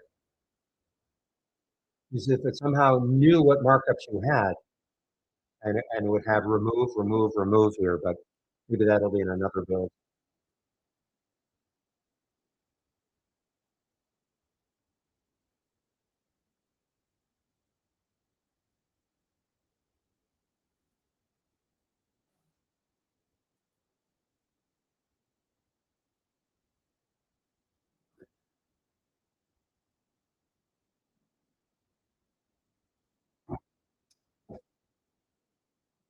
Okay, guys. So listen, I really welcome questions. Okay, eventually run out of things to talk about in terms of different stocks. So I really, really enjoy questions. Keeps me kind of motivated to stay in the room.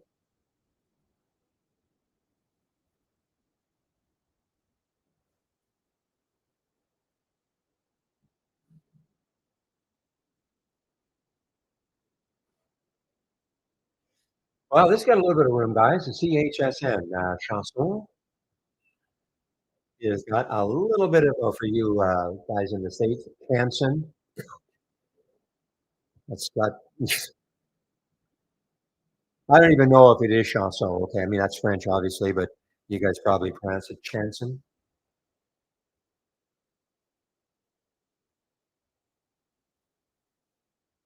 But anyway, looking left, the next high, yeah, it's got room. I mean, today's high is 270. The next high after that is 319, and it's probably a low float. China stock, manufacture and sale of bakery product.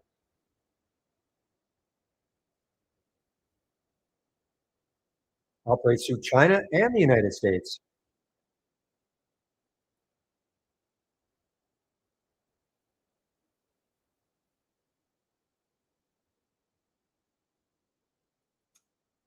Hey guys, obviously I'm out of the SOUN. It was okay, you know, down to the little under 1470. But with the market, so it's basically kind of following the market. So a lot of these now, you could look at it as potential bounce plays. Okay, because if they're now SOC was moving down on its own, it had news on its own, but a lot of these may have been running down with the market. So a lot of these now could turn into potential bounce plays. With the market doing this.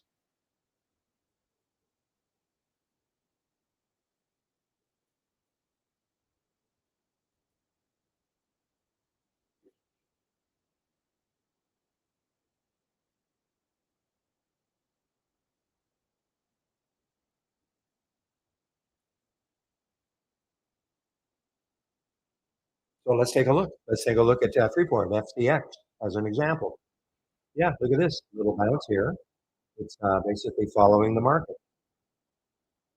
So I think it's a good idea. I mean, if you want us, if you're going to be in stocks that kind of follow the market, you should have a spy, some way to track the overall market. This is what I like to do using the spy. You don't have to use the spy. You want to use the peers or something like that. That's fine, but somehow to track the market because let's take a look at Iridium. don't know if this is going to track the market. Not much, but it had news. It had news, you know, on its own. A downgrade from 25 to 16.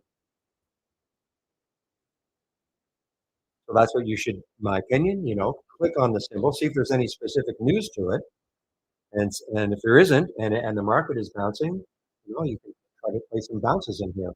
Sale is an earnings play, so it may not bounce. Not really. Sale is an earnings play, so it has news on its own.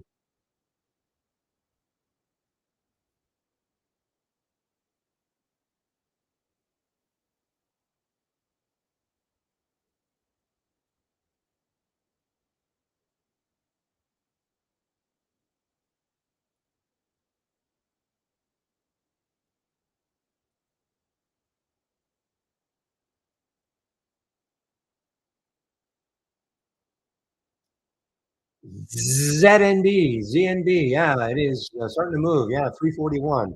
That's the next guy looking left. And yeah, look at the volume that came in right here.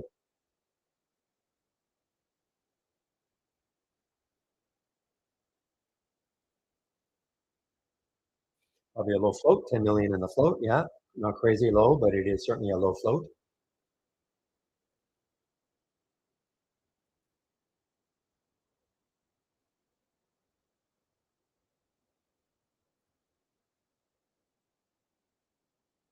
Now, look what the SPY did now. It touched the VWAP and it take it out.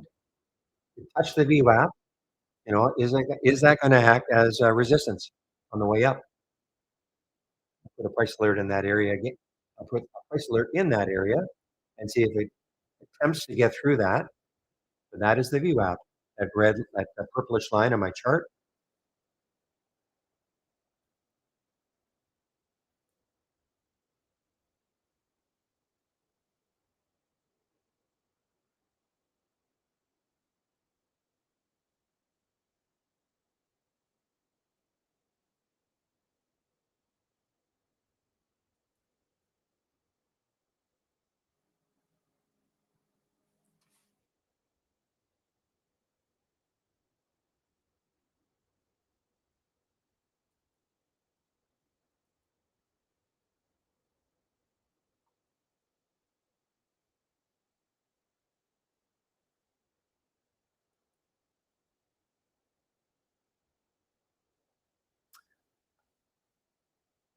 We're interested in these shorts right now. Oh, look at NWA as an example.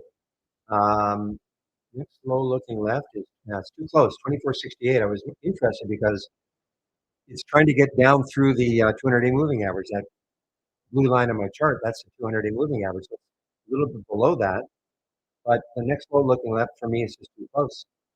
A little over 20 cents away. If it took that out, though, look, yeah, I wish that were the next low looking left because this is not bouncing with the market. See if there's any news on this one. There is some news on it.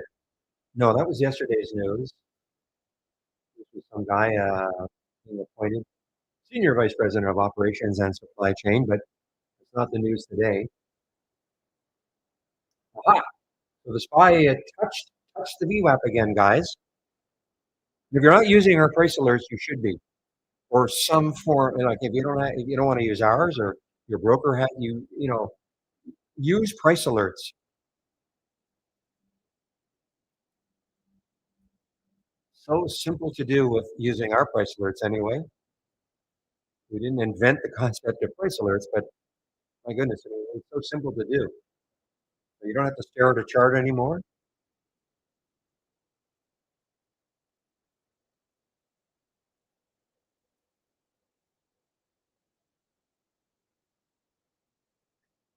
And you see what happens when I get a price alert. The price alert screen pops up on my monitor. We don't have to have it taking up any space. Like even if I have space, I have lots of space. But why would I do that? I'd rather have it pop up.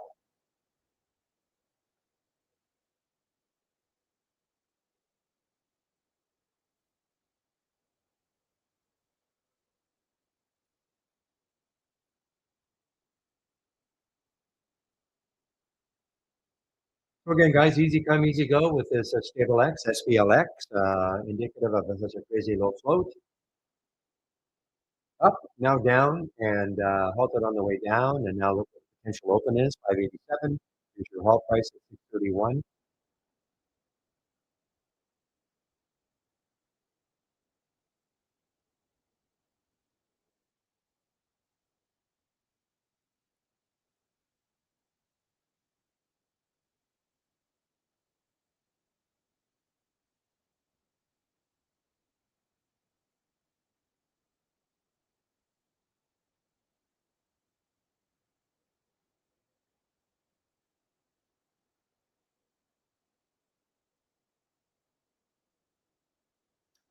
Hey, we have a bit of a fight going on between who's going to take over our YouTube room today. It's either going to be Chris or Andy.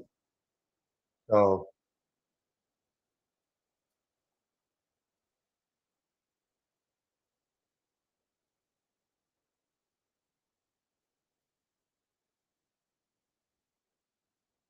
that'll happen in about an hour, guys, when I take my break.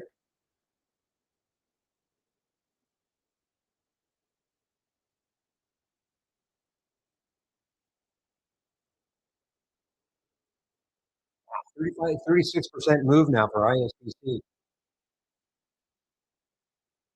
Halted again. There is the 200-day moving average right at 172.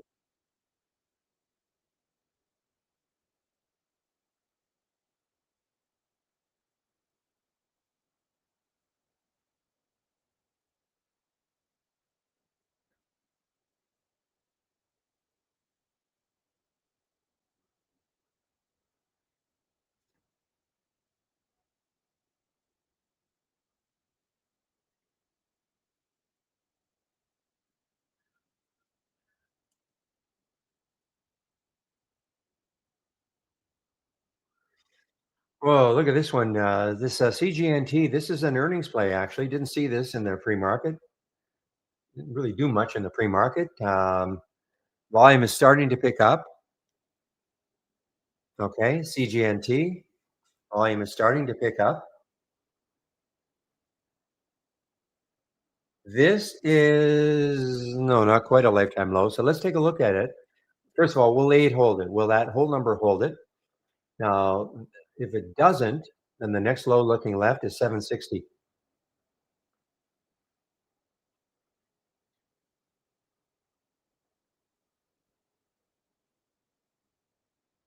It would be fascinating to hear what all you guys sound like. Maybe my last day, I'll open the mic. It'll be an open mic session.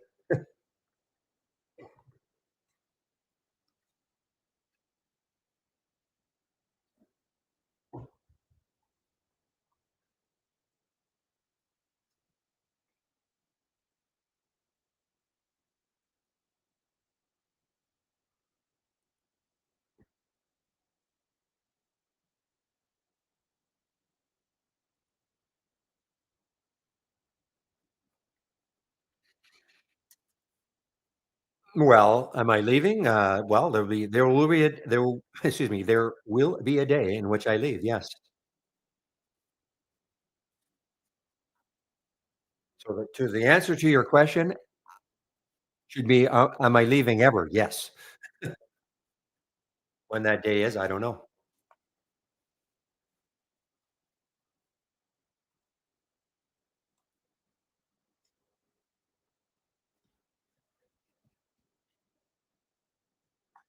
Well, I am. I know I'm going to hold out at least till October, and the reason why, that'll be my 10th anniversary of doing this like this. 10 years, guys. October of 2015. Hard for me to believe.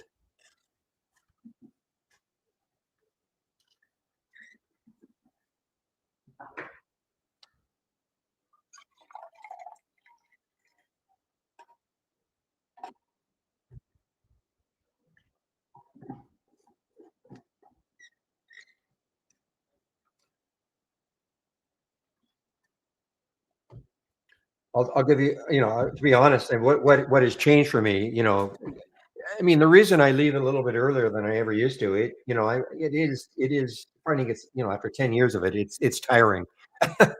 So you keep talking.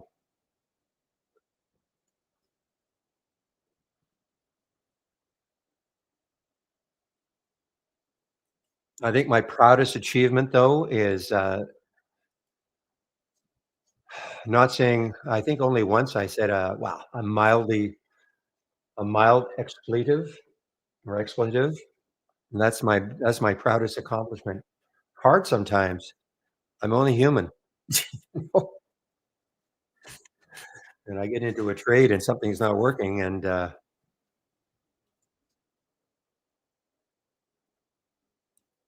anyway,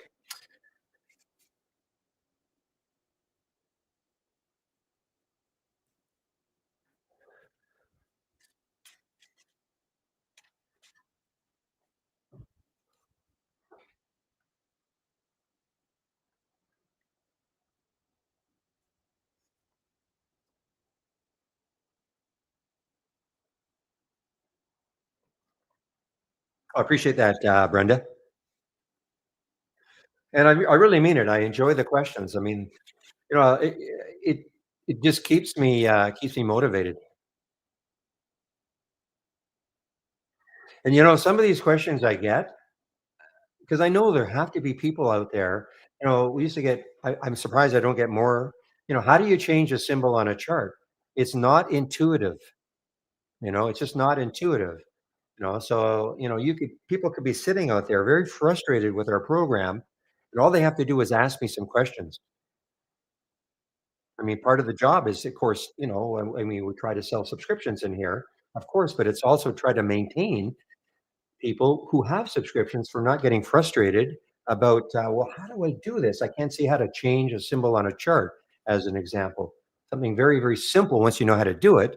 But if you don't know how to do it, and you have to go through our guide, I mean, it's like, it's almost an impossible task. So,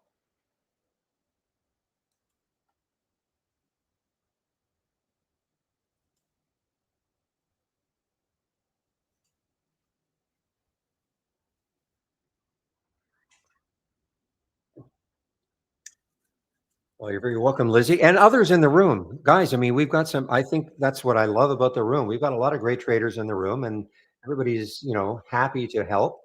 It's certainly not, I don't certainly don't take all the credit.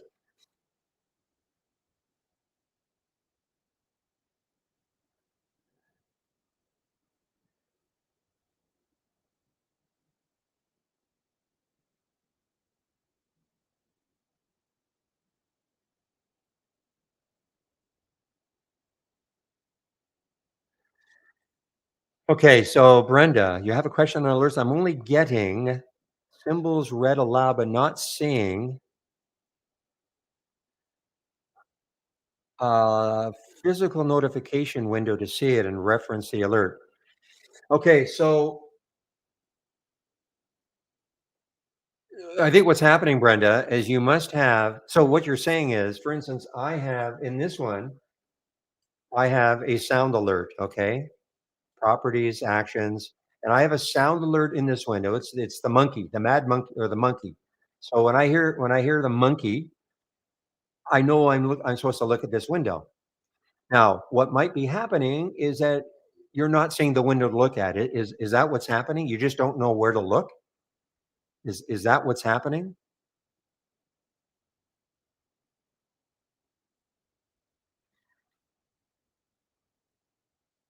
Okay. So now, have you ever put a sound alert on a window that you're aware of?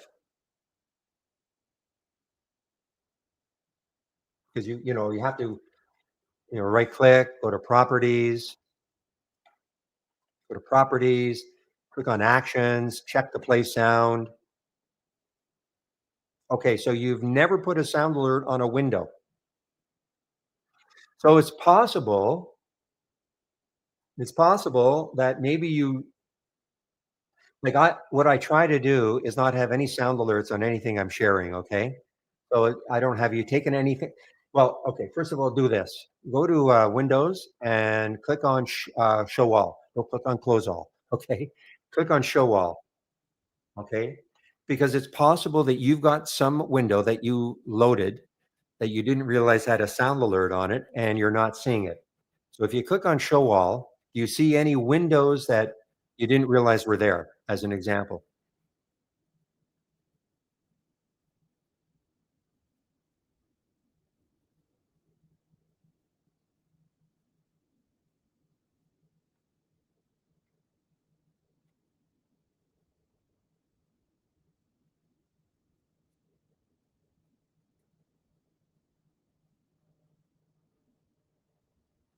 Yeah, so if it's an alert window, that's the whole idea of an alert window.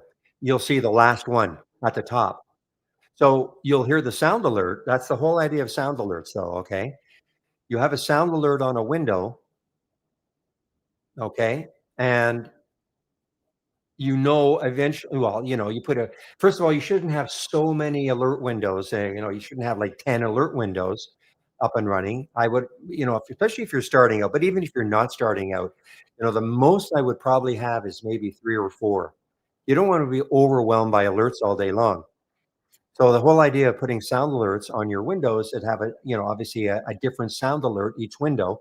So when you hear a sound, you know which window to immediately look at, and it'll be at the top.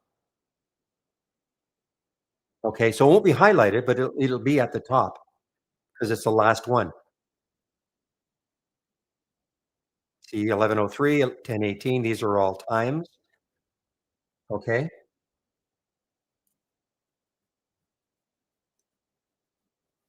so but the whole idea of sound alerts, I mean, it's a great feature.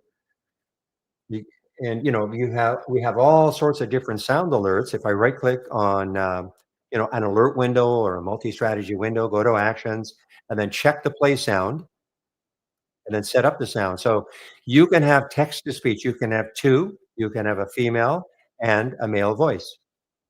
Okay, if you want, so it'll read it out. So you can have one alert window with a female voice. You can have one alert window with a male voice, if that's what you want. So you'll have it read out to you. If you don't care about that, then you click on Use Custom Sound right here. You select the sound, and then these are 3 folders the same folders that I've seen since I, got this program in 2010. Same folders, and each folder, you left click on it, each folder has a sound. So you can say click on, Heart Monitor, left click on it, you can click on Open, and then play it. If you like that sound, then you say, "Okay." And then, okay, a couple of times, then that'll get attached to the window in which you started the sequence. It just gets attached to it. Okay, so we have a lot of different sounds.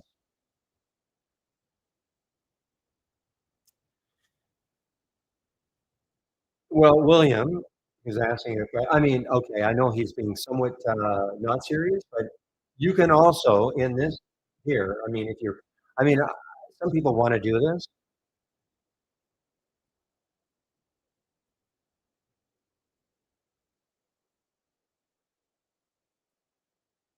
So these are the folders. So in theory, you could create your own sounds, okay, in theory, with the British voice, okay? I know he's just kinda kidding, but you could create your own, folder, put it in this, you have to find, where to put it, but you could create your own folder with your s or sounds, you could create your own sounds if you really wanted to do that, if you felt the need to do it, if you don't feel the need to do it, which I've never felt the need to do it, I mean, we have so many, why complicate things? But if you really wanna do that, yeah, you could put a folder of your own sounds in here.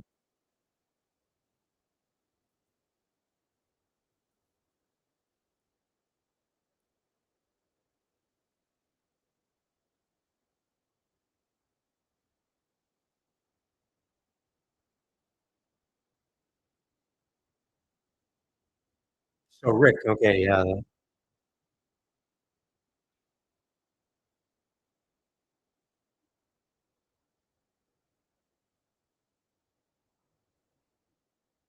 So what lines are you talking about exactly? Are you talking about the, okay, like I don't, obviously I don't have those lines for OCTO.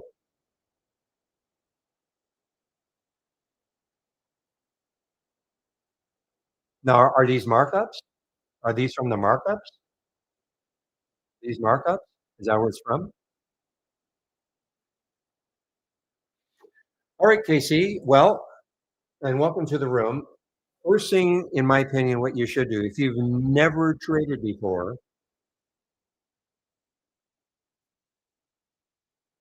what I would suggest you do, because Trade Ideas is a fabulous program, but it's called Trade Ideas for a reason. It generates ideas. Okay, it doesn't mean every symbol that I see here, it's an idea, but I have to click on it to see, what is the chart trying to tell me? The story the chart is trying to tell me. So what I would do is go to my home page if you haven't already.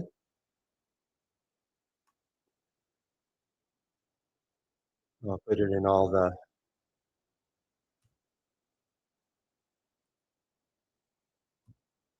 So click on my homepage link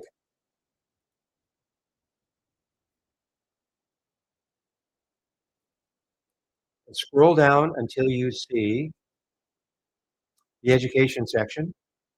Click on the more info. Scroll down until you see back to basics. Okay. If you haven't done that already, if you've not really traded much, okay, I would take a look at this. This will give you at least a bit of a clue what to look for. It talks about candlestick patterns and chart reading. Okay. Free before you start. Otherwise, it can be very mystifying. Trading is not easy, but at least it will give you a bit of an idea about what you're seeing on a chart. Okay. Now, now you have to have a broker, of course. I don't know if you have a broker, KC.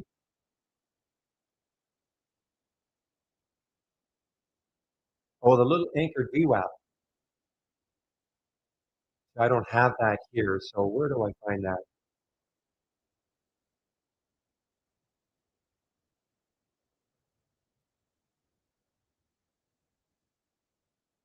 I know it's somewhere. Probably here. Is it here?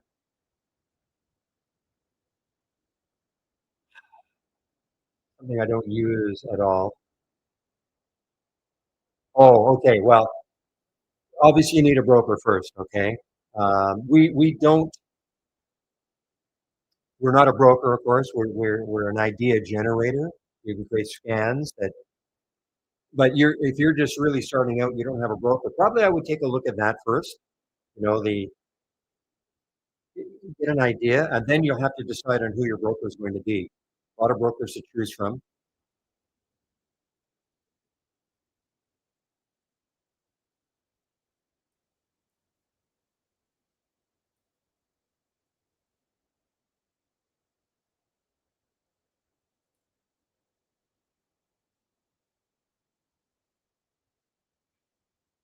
I don't know are you in the U.S. In the States, KC?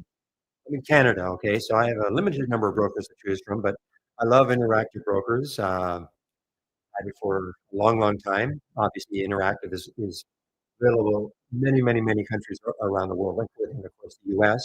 But you have a lot of brokers to choose from.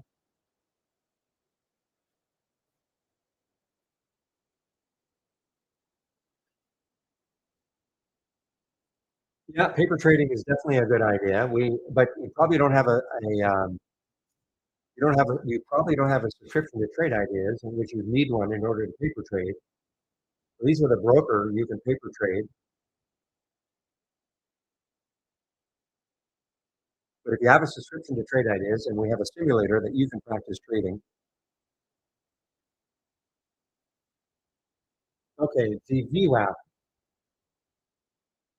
Oh, there it is. Oh, okay, I see. Because it's not. And this is because I have the HTML chart. Okay, so the VWAP. I'm not. I'm sorry, the anchored VWAP. I haven't used this. So how do you even do that?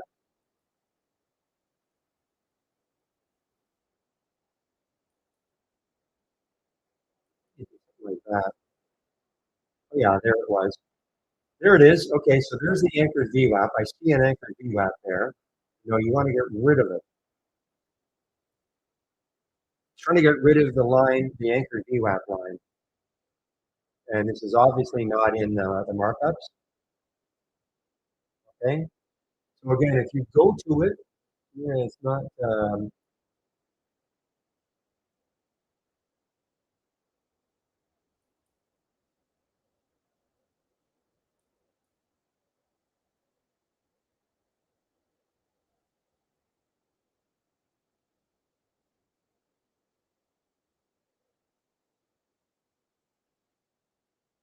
Indicator, edit, delete. That's what I got up to here. So indicator, edit, and delete.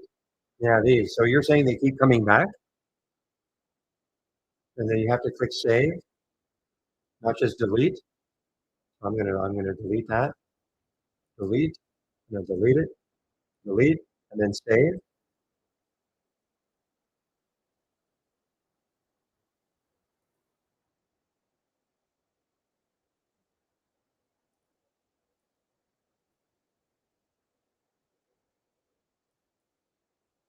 So it's gone for me now. Well, again, interactive brokers, I like interactive brokers, but if you're looking for a completely commission-free broker, I mean, there's E-Trade, there are a lot of brokers to choose from. I have a bias towards interactive brokers, but they do charge half a cent a share, but to me, it's just not a big deal. But I think your first step, though, is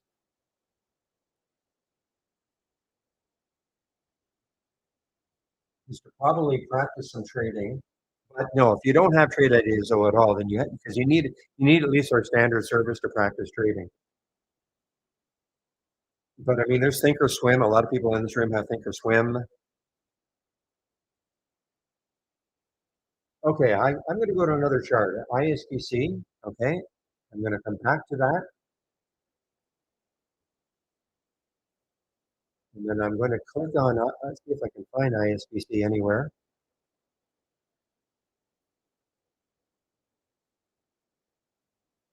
He's right. It came back. It did come back. I don't know if that's a bug or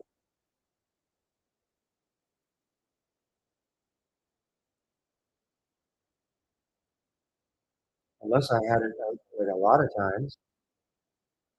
Or maybe okay, let me try this again. Delete, delete, delete, delete. There's VWAP here. That's okay. Why I've got it a bunch of times, it just thickens it, but so I save,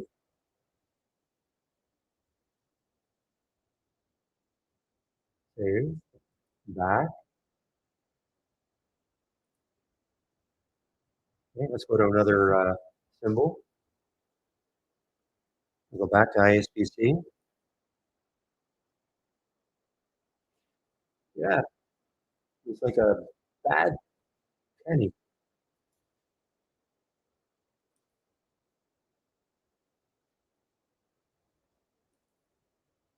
Hmm. It's a defect. Yeah.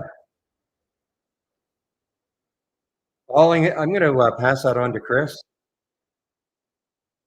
That's a defect. And you guys are not on the latest beta, are you? This is on the beta.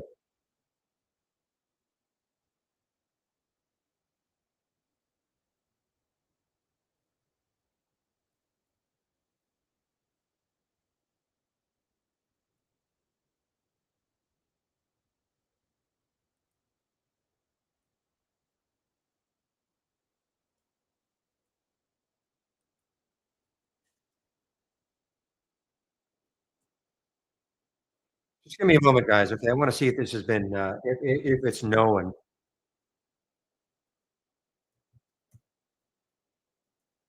So just give me a moment, okay?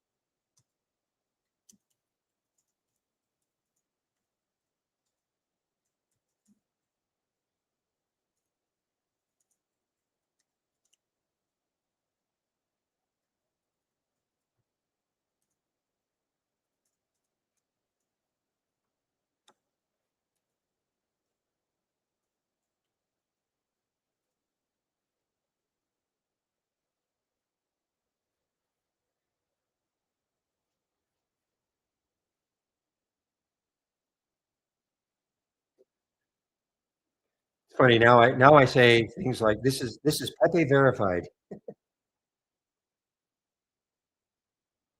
So we'll see if that is a known if it's a known bug.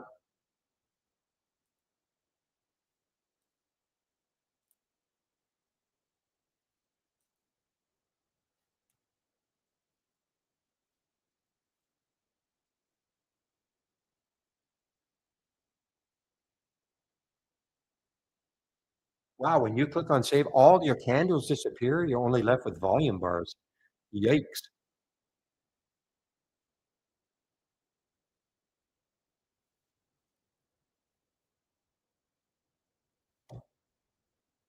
So I'm just trying to see if there was a what we call a Jira ticket done on it already.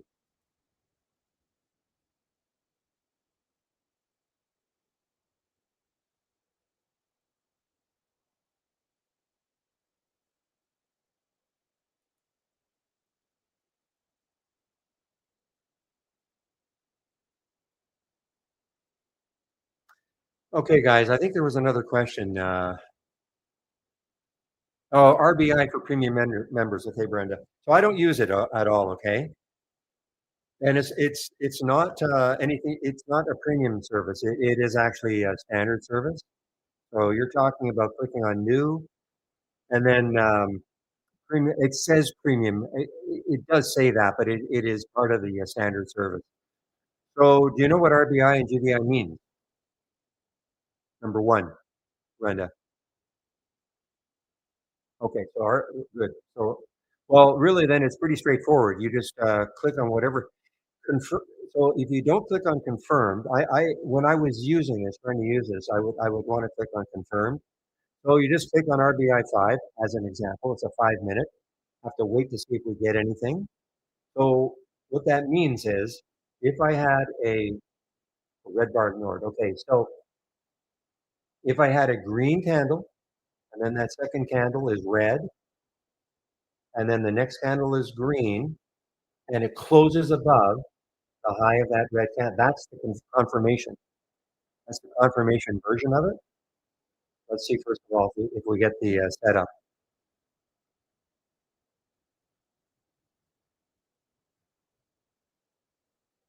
Because remember what the red bar and green bar, it means you've got a green candle, a red. Okay, let's see what happens here.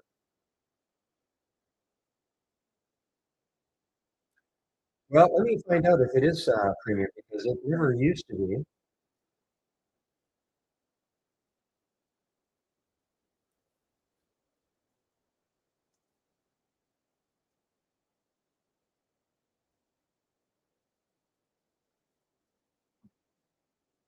Unless they changed it, so maybe they changed it.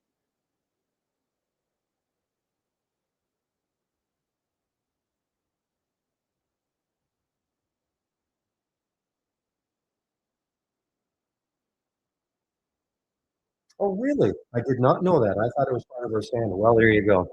Huh. I think when it first started, it was part of our. Okay, so I'm sorry. It is part of the premium service. I apologize. I always thought it was when it started, it's part of the standard service, but I don't know how many people actually use it. But that's all. Sometimes it depends on your time frame. Really shady. Okay, I always thought it was way back when. I mean, it's been around for a long time. Okay.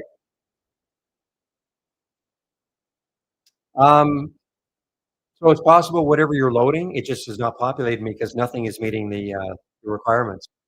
If you're,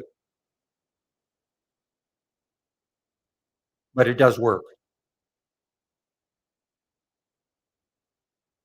I mean, work. I mean, it'll give you the alert. So let's take a look at CPRX as an example. So you can see right there, you see the red bar, green bar, red bar. Next bar is green, okay. Blue bar is up, red bar in between, and then the next bar is blue. So there is your classic red bar ignored,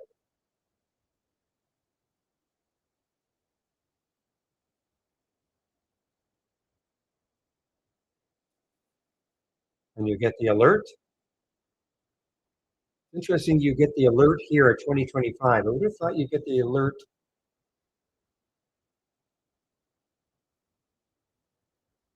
Well, anyway, you get the alert. There's the alert at 2025 right here, which is actually the high of that candle. But I think what has to happen is this bar has to close because what could happen is this could be, I'll call it green, could be a green bar, red bar, and then this could be starting out green, but when it finishes, it is not. So I think that's why. So we run the risk of something that really powers up here because you're going to get the alert at the high of the red candle, I believe. That's on the confirm one. So if you wanted to, you would use this one, which is not the confirm one. Okay, it's not the confirm one. It will tell you the minute. Then you can make up your mind whether or not you want to take the trade immediately.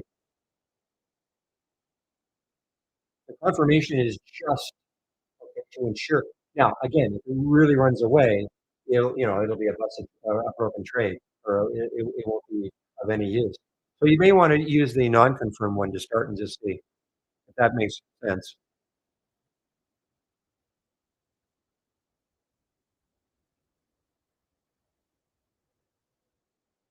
Is there anything? So Mighty Mouse is asking me, is there anything in a news release why that happened? Happened yesterday, a brief blackout. Is there ever anything in a news release that keeps you from trading a stock even if it is moving higher? Nope. You mean like if it's especially if it's negative news? Nope. I mean, I just let the chart tell me, you know, if that's what you mean.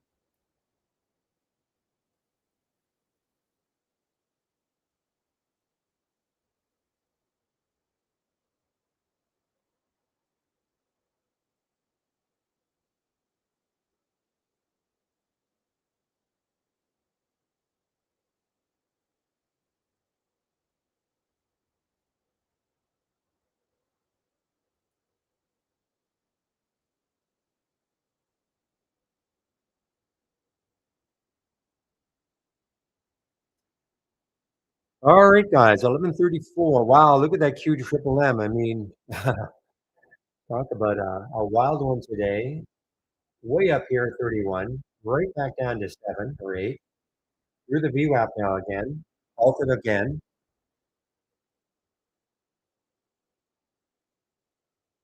I don't look at it that closely, Mighty Mouse. In our YouTube room. Is it more interesting if it is bad news, but the stock is going higher? Does that mean the positioning is too heavy on the short side, so people are getting squeezed? I just really let the chart tell me. I mean, I know I look to see if there's any news at all, but if it's negative news, perception being negative news, like a financing, we see a lot of times a financing can be really perceived as bad news, right? Because stock is usually having to issue a lot more shares. So if you're in that stock, your position is getting diluted. But we see many times now that a company does a financing and the stock moves above the financing price like nothing. So a lot of times, so I would say more times than not, the stock will drop because of financing. But so I just let the chart tell me. I don't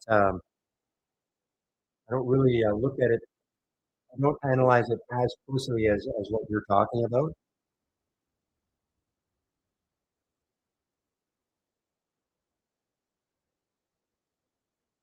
And obviously, what the CW with this one, I mean, perception is good news, with the Q triple M. Obviously, the perception earlier on the CWD, good news. Doesn't mean it's going to persist all day, though.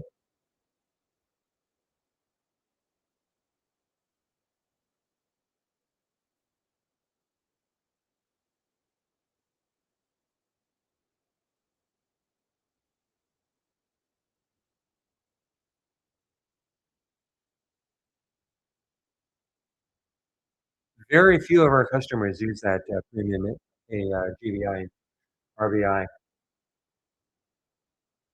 The reason I don't use it is because you never, it never got to the point where you could add a lot of your own filters in. You have very limited number of filters, price range, volume. If it was more like an alert window, but it never got to that stage, and I guarantee the company is not gonna do it.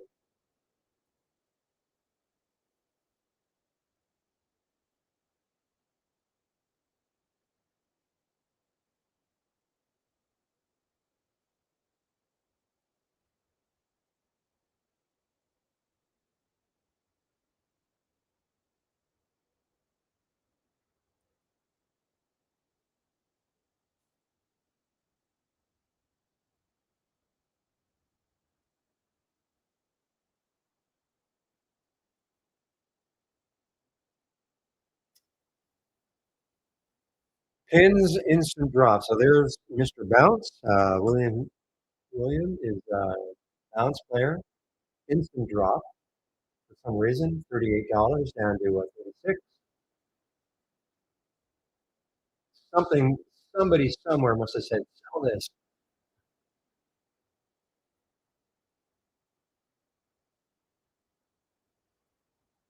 Now the high or the low last week was 38, 35.58. And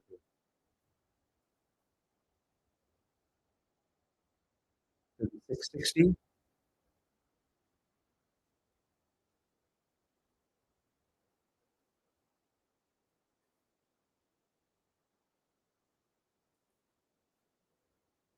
So it has news. I know why you're not.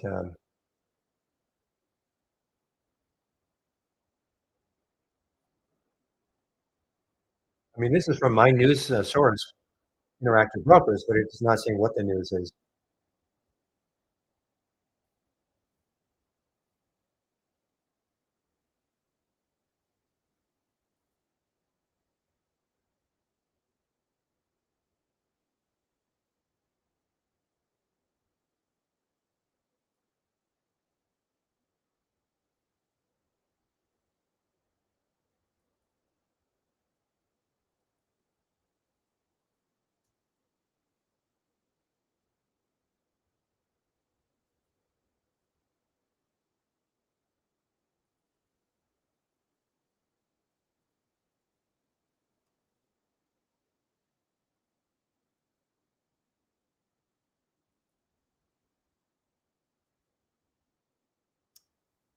All right, guys. Another 20 minutes or so from me.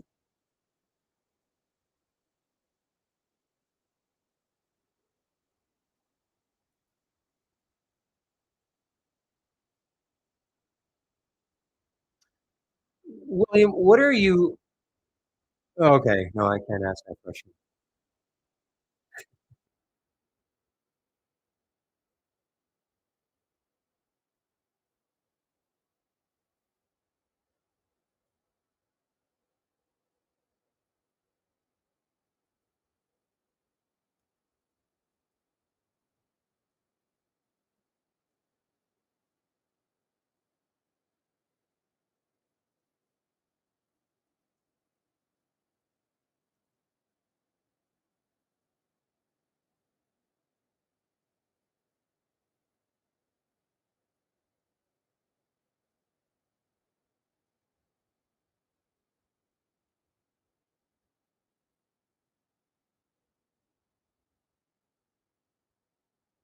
Sink or swim.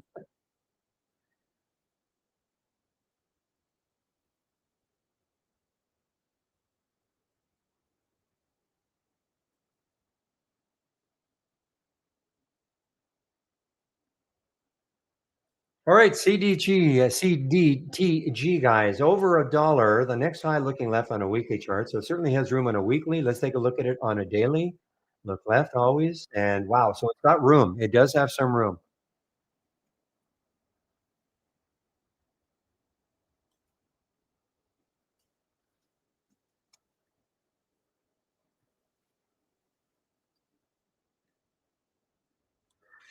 So low float, China stock.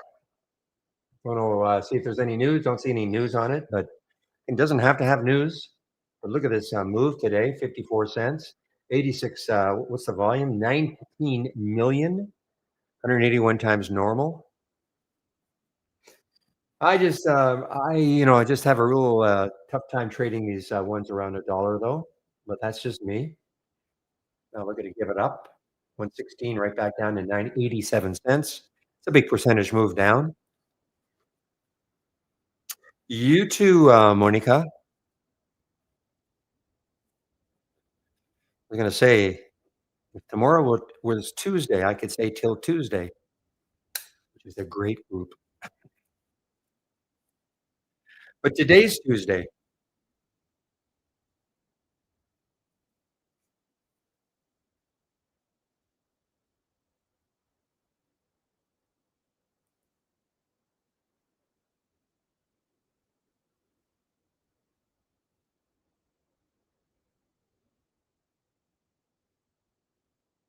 Is there an open interest filter?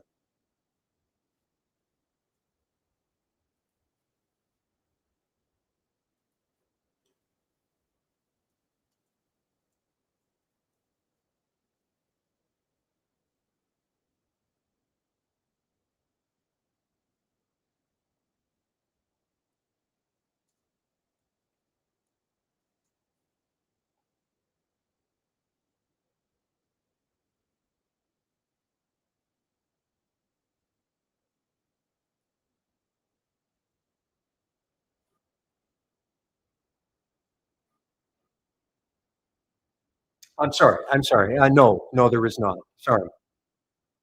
Well, before I say that, unless they've snuck something like that in, I doubt very much there is. No, the answer is no.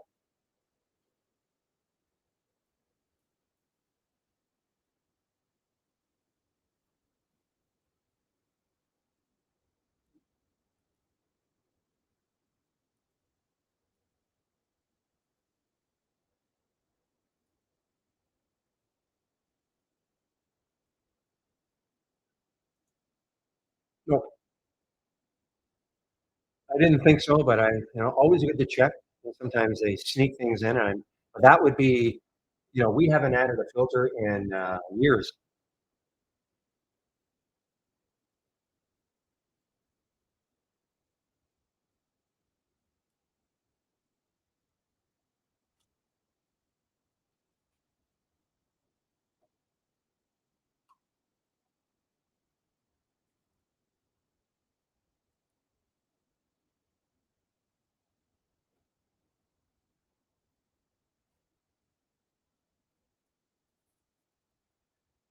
Okay, guys, 11:45. So, well, the short float, the short float, and the float and the short float interest now will be updated a lot more quickly with our new provider. Okay, Mighty Mouse, because you're right. Typically, they're updated, twice a month. But with the new provider, with Dilution Tracker, they specialize in this, so it will be updated a lot more quickly. Now, if it's not quick enough for you, still, nothing we can do about that. But it is definitely going to be updated a lot more quickly. I don't know how. I don't know if it's every day. No, it's now. Now we our new provider, Dilution Tracker. Our new provider is Dilution Tracker. So now our float data is well. Everybody loved Dilution Tracker before, so that is what we're using, and they specialize, in short float interest and the float. So that's what we're using. And I know they update it a lot more than what you will find anywhere else.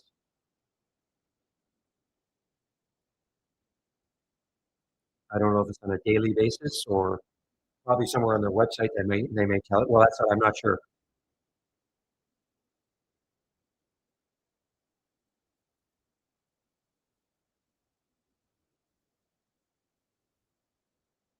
If you went to their website, I mean I can do it for you, but you might want to go to their website, dilutiontracker.com, and see if you can find out.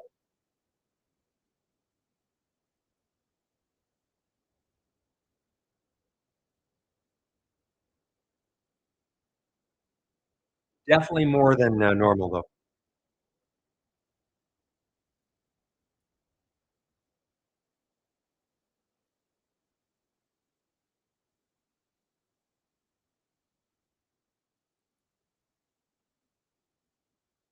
Anybody know offhand? Have they ever checked before?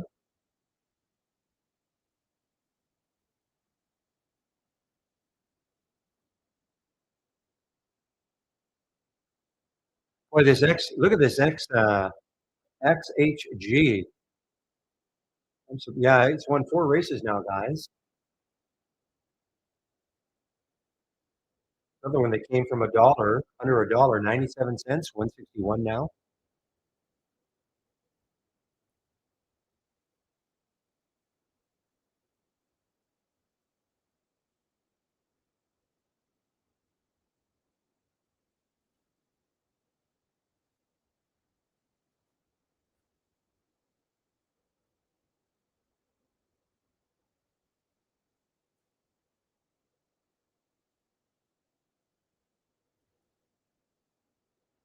All right, we'll have to look at the weekly chart now. Where could this pull down? Ooh, wow.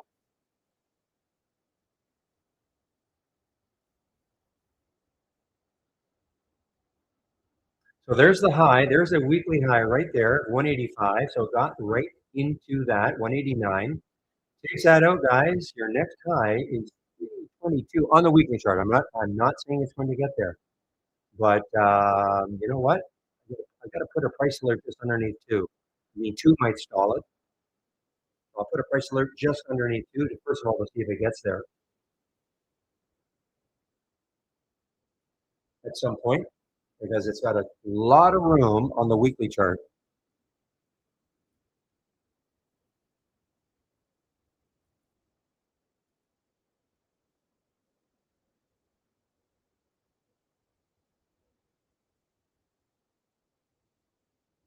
All right, Stable X just got halted on the way down. Okay, got halted on the way down. That's SBLX.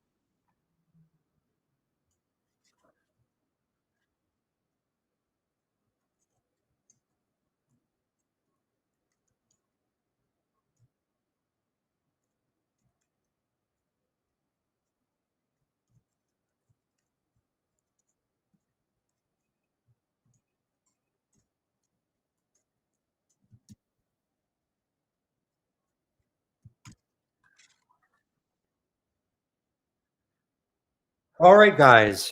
Um, there's the pins. There's pins.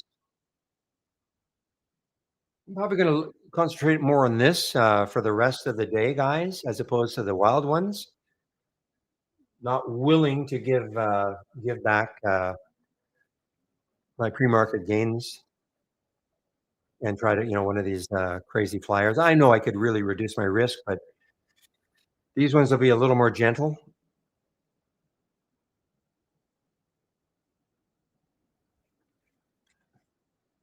A moment, please. I'll be right back.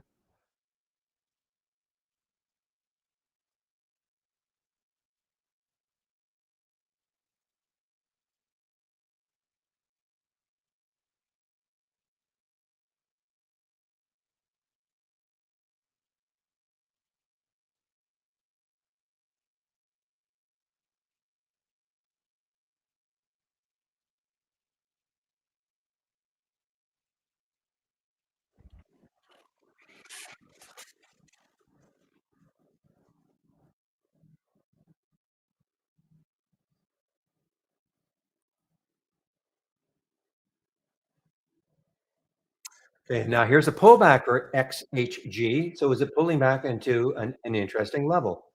Look at the VWAP. It's actually pulling into the VWAP right now. The VWAP is at 151. So yeah, it's pulling into the VWAP. Maybe that acts as support.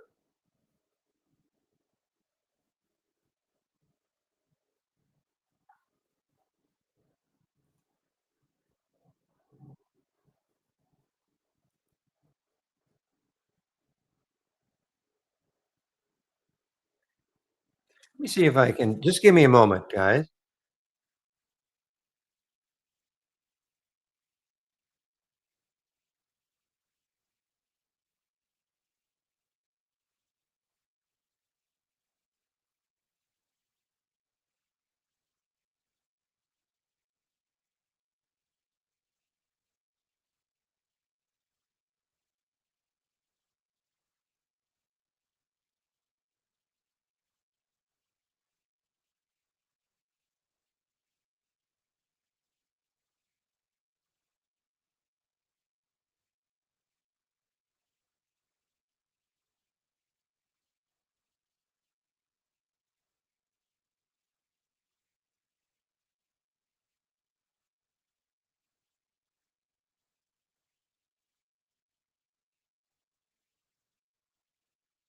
Well, you know what, guys? I may be wrong. I actually asked Gemini about dilution tracker and how often it updates, and it basically said it's industry standard, which is twice a month.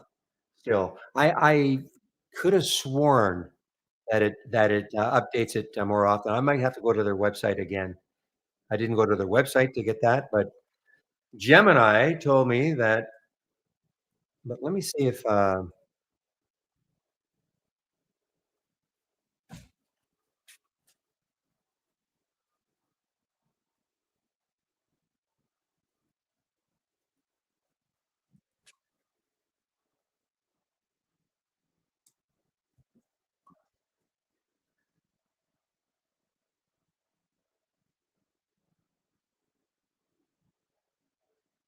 So I may have been wrong. I could have sworn that they updated it.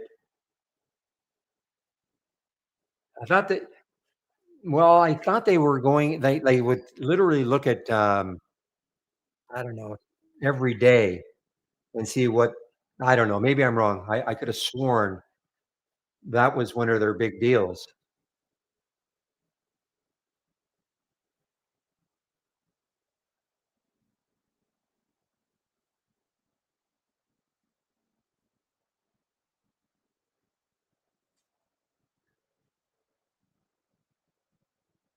All right, guys. Well, there you have it. HG. Just look how good a VWAP play was that.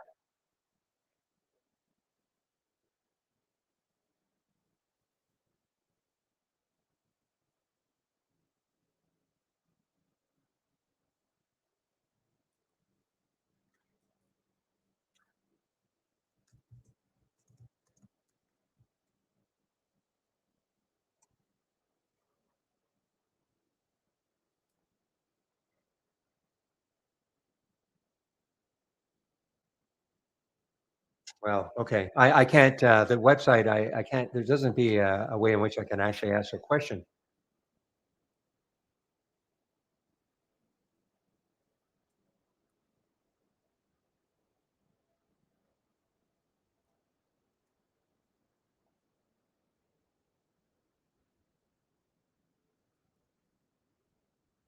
So anyway, guys, take a look. Yeah, how good was that as far as a VWAP play?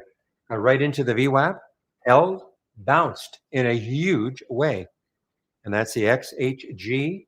And when we look left on the weekly, $3 I think was the next high, right? Yeah, look at that. Not saying it's getting there, but 322 to be exact. Wow, 11:57, guys. I've got to hurry.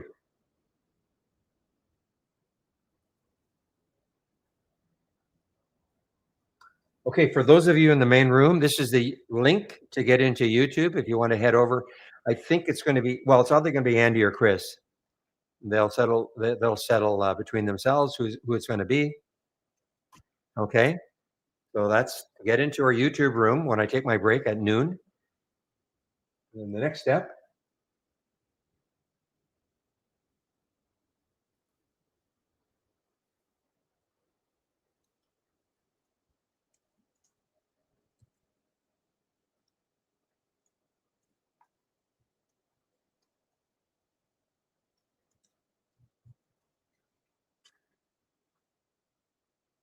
Okay, guys. So I'm just waiting for it's either Andy or Chris to show up in the YouTube room.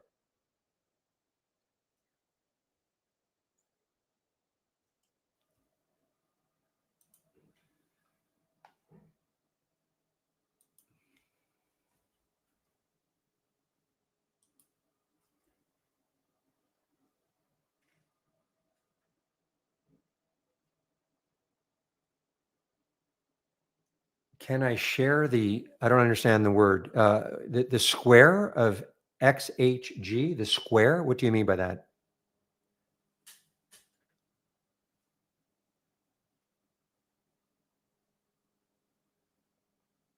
I thought you were asking me a math question. Oh, this one. Yeah. Go to my homepage.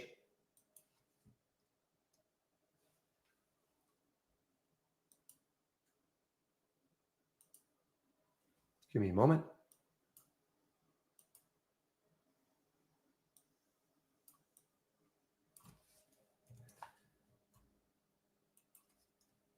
So go to my homepage. Okay. Click on my homepage link, and when you do that, go down to the scan section right here, middle section, scans. View the scans. Here it is. Okay. I know it says most up, but it's really the change. Just one moment, Andy. Okay, or Chris, whoever's there. So this is what you want. I know it. I know it. It looks different. It says change up, but it'll show negative numbers also. Okay. Okay.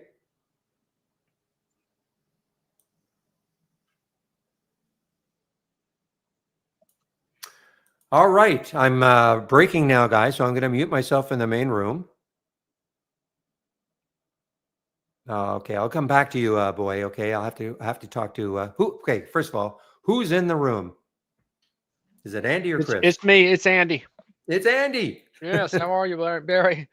Well, after you gave me such a hard time last week about we're not consistent, I took it really personally.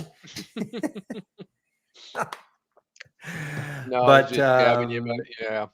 but you know what? I mean, again, if you don't know this, I went into Best Buy on Saturday, got the Geek Squad to look up my machine, clean all the dust and debris and all that, and Yeah. re-put the thermal paste on the CPU and the GPU, and it's like a brand spanking new machine. Wow. I mean, it's Amazing. unflipping believable. After The di- a it's year and a amazing. half I spent with it, worrying I on me remember. and Oh yeah. oh yeah. So that's why I decided to stop the YouTube stream because it was just starting to tax my machine again. Yeah. So, but my goodness, we're good to go now. Well, good, man. That's So, great, Barry. Yeah, it's I like the handoff much better, but if you don't want to do it, hey, I understand. It's oh no, I taxing want to your do machine it. too much. I Yeah. want to do it. I wouldn't have stopped a long time ago except for my machine.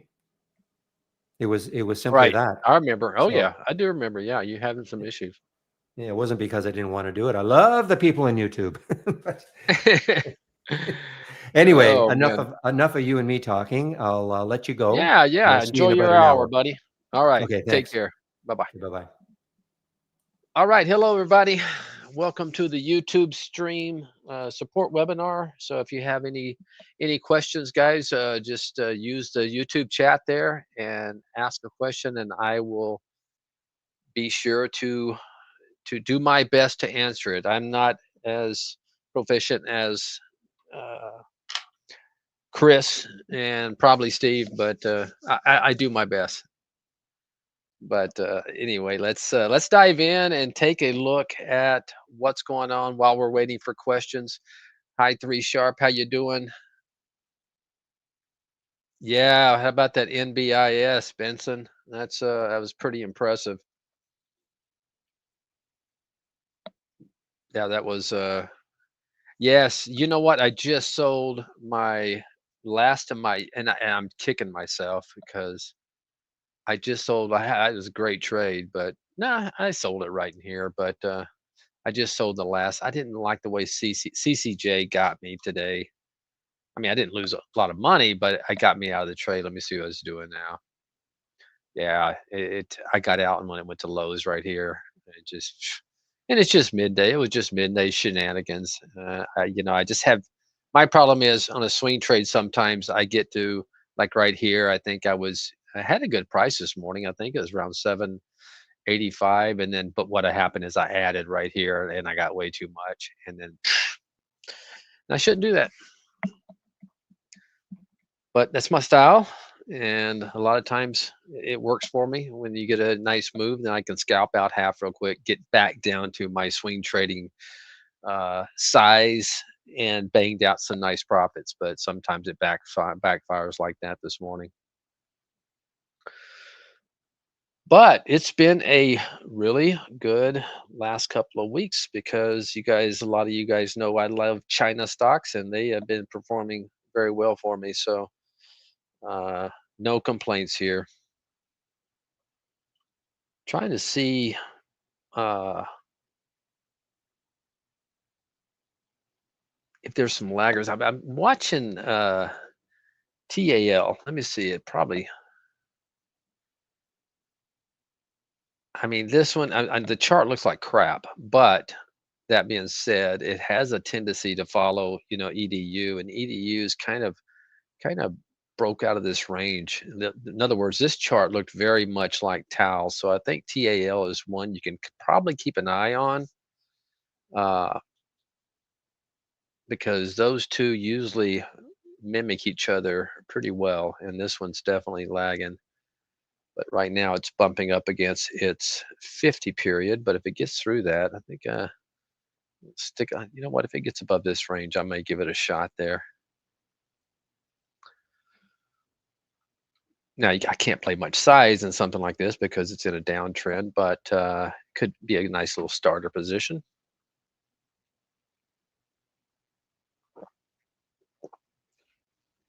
All right, let me see. Got some questions coming in here. Well, I'll use the money machine in.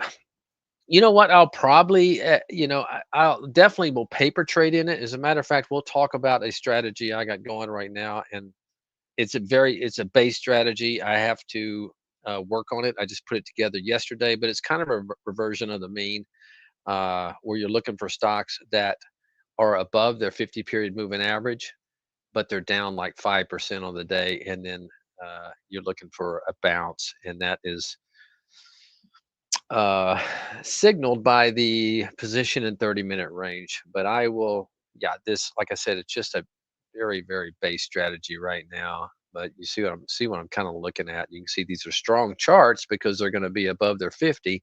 They got hit this morning, but now they're trying to recover. But I've already seen some filters that I might want to use with this because I'm getting some stocks that I just don't like the way they look. Like, yeah, I think what I might do is use a 10 period moving average filter in it to assure the stock is above the 10 period moving average, because I'm getting a lot like this that it may bounce, but right now it's still under pressure. So I'll have to I'll have to work on that, and don't pay attention too much to the totals over here, because like I said, it's just a base strategy that I put in there, and I do definitely want to fine tune it. But just thinking outside the box instead of, everybody playing momentum, looking for pullbacks on momentum, which is kind of the correct possibly thing to do if you're a day trader. But this is just kind of outside the box thinking, where you're finding a decent chart on the daily time frame, but and you're taking advantage of weakness on the intraday. But we'll dive into it. As a matter of fact, let me just check, make sure I have stops in place, and then I will, if I need to.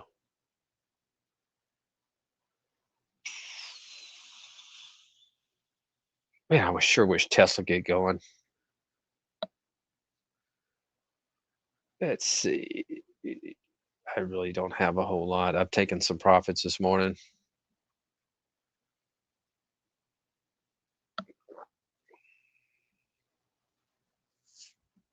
I did see Baba coming. Took a little more off this morning. Yeah, that one's bleeding down lower. I like to keep an eye on these China stocks because they've some of them have had a really good move. But that's why you bang out profits and you hold on to a core position.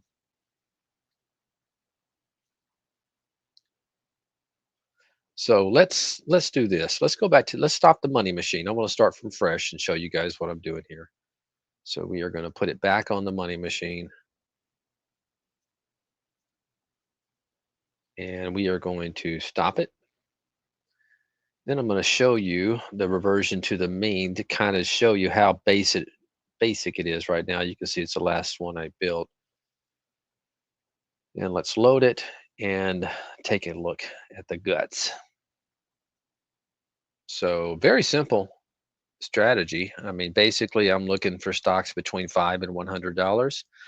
Change from the close, you have to be down at least 5%. Maybe a little bit too steep. Something I can play around with. Change from 50-day moving average. It has to be above the 50-day. Okay, that zero in the min column demands that it's above the 50-day moving average. So that tells you at least it's constructive over the last 50 days.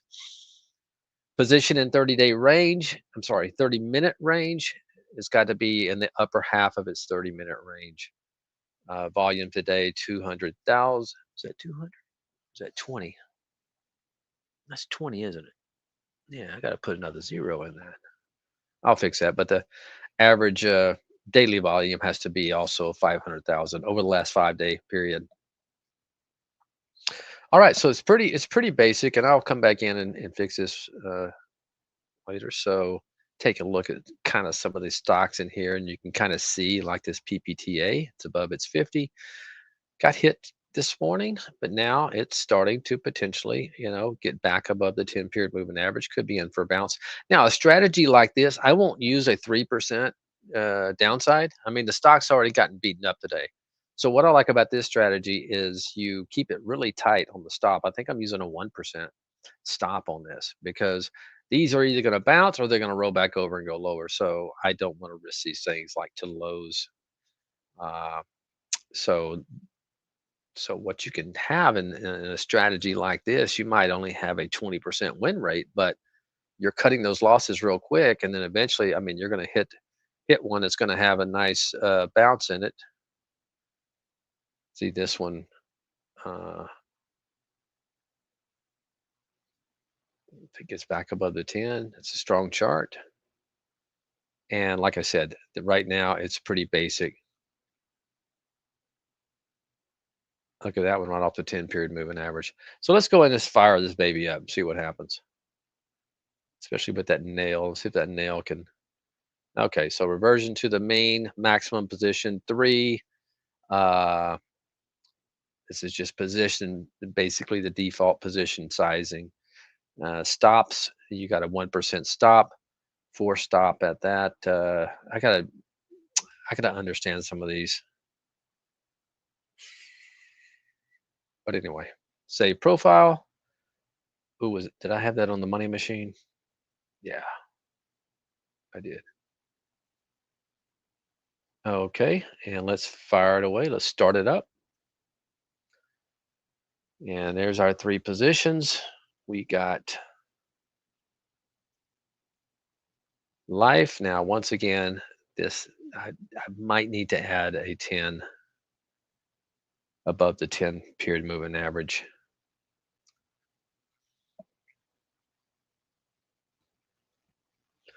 This is an ETF. Now, I did not know that. Okay, so 3 times in ETF. So we'll see what happens with this bad boy. With the market bouncing, this may be a good one. And the last one is Regal. And yeah, how about that one?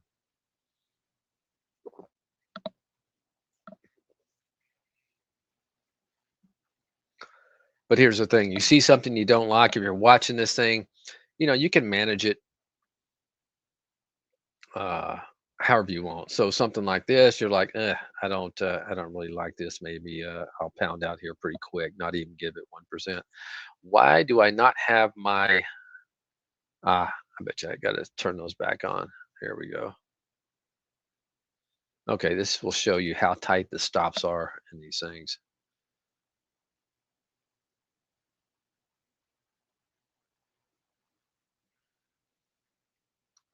And of course, with the market getting a bounce, I'd probably be better off playing strong stocks, but we'll see. Maybe we can get a bounce.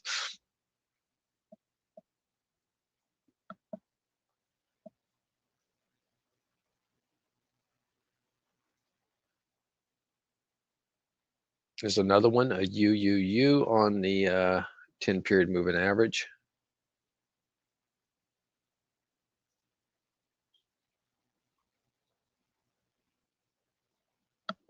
And what you can do if you don't, if like not seeing your bars, which I'm not crazy about that, is we can collapse these smaller thumbnail stocks, and we can use the plus signal here to kind of just go out and be able to see where we stand. And like this Regal, I said I don't like it. So what you could do is like, man, I don't even know if I want this thing to drop down, 25 cents on me. So I'm going to pull this back up and tighten up that stop. If it takes out that current bar right there, I'll probably get stopped out pretty quick.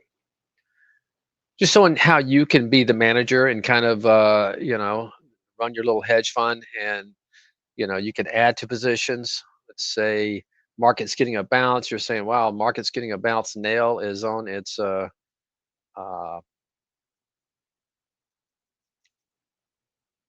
10 period moving average. This is something that I might want to get more aggressive in. But I'll tell you honestly, what I'll do is I'll go back here and I'll take out the ETFs. I'd prefer just to get stocks, but hey, not a bad thing if you want to do that.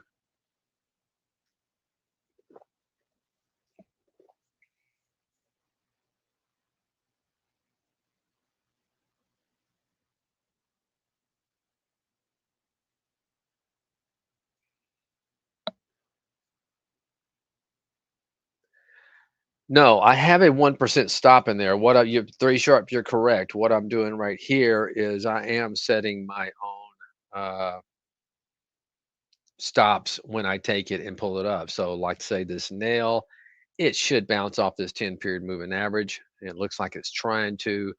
Let's say all I'm doing here is taking that 1% and even tightening it up. So maybe I only want to go down a half a percent or something like that if it goes against me. I mean, if the market's getting a nice little bounce right now and this thing's not bouncing, it's probably a red fat flag. So I'm just kind of just tighten it up.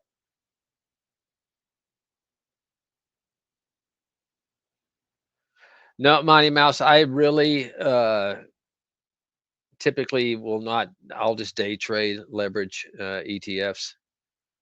Very seldom. I mean, the only one sometimes I will grab FAS or something like that. If I see some weakness come in the financials, and sometimes I'll hold FAS overnight. Watch this hinge. This is one. It's only 12 million in the float. This has been on my radar for a while. If it can get above this level,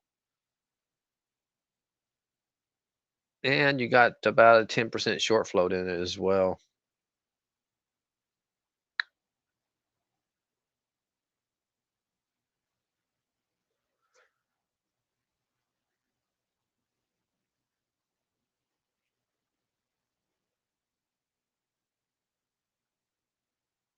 I'd rather it happen in the morning, to be honest with you.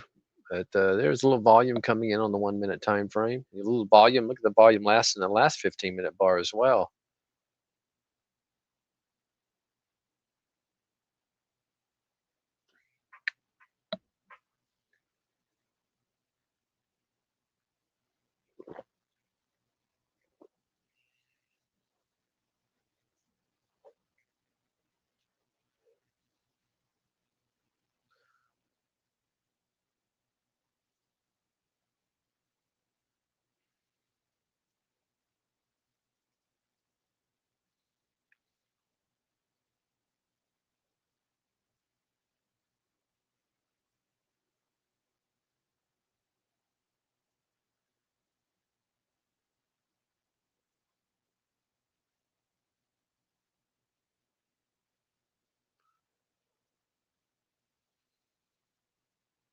I think a lot of these trades, and like I said, I'm definitely going to have to fine tune this. I can guarantee you right now. But let's look at a historical date here, and let's do let's do like 9:15, which would be 45 minutes after the after. Oh,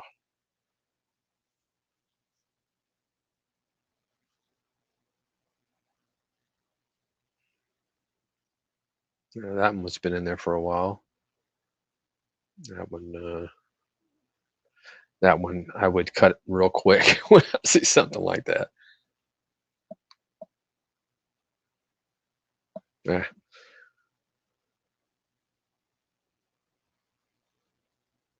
And then on Thursday, Steve was the first playing one. I'm sorry. He started playing around with the 5-day moving average, and we started working on some stocks yesterday that were working good on the 5-day moving average. And so, just looking for stuff with maybe a little bit more of a pullback instead of the 10-period moving average using that 130. All right, let me do a stock check real quick.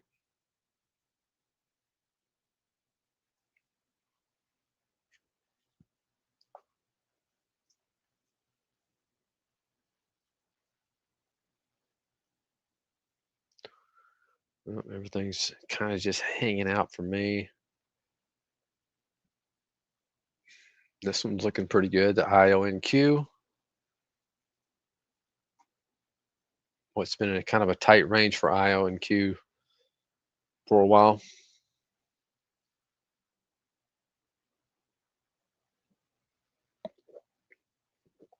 Okay, the 5-day moving average. So IONQ, you can see the 5-day moving average is in.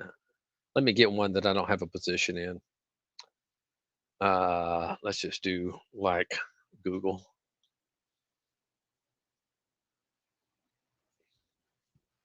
Oh, never mind. Google's going to be way down. Let's do Apple.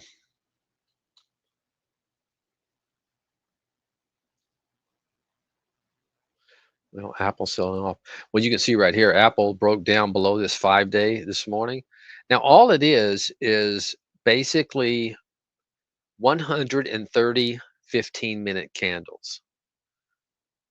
So, Mighty Mouse, what that does, it just creates a 5-day moving average because you have a one. So, in other words, on this 10-period moving average, right, this is only 10 15-minute candles. If you had a 20-period moving average in here, it would be 20 15-minute candles.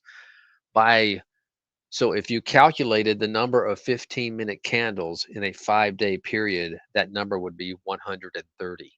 Okay. So if you have a 130 bar moving average on a 15-minute chart, obviously that's going to create a 5-day moving average. In other words, that is basically the calculation is it's basically 130 bars. So that kind of creates it for you.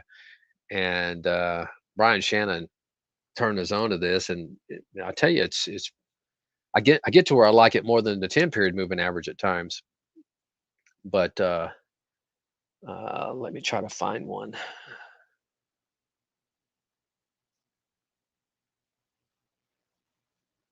Well, that one's going to be way down here in JD.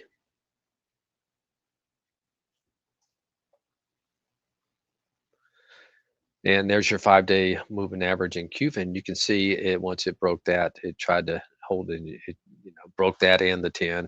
This is one I just nibbled on with small size yesterday. Thought it may have been a washout, but I'll probably end up cutting this for a flat.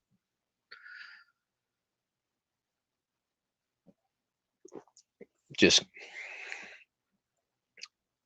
China's been so hot. I was looking for some of these beaten up stocks, but yeah, but usually the big China internets are the ones that are going. So anyway, I don't have mine plugged in to the money machine right now, but let's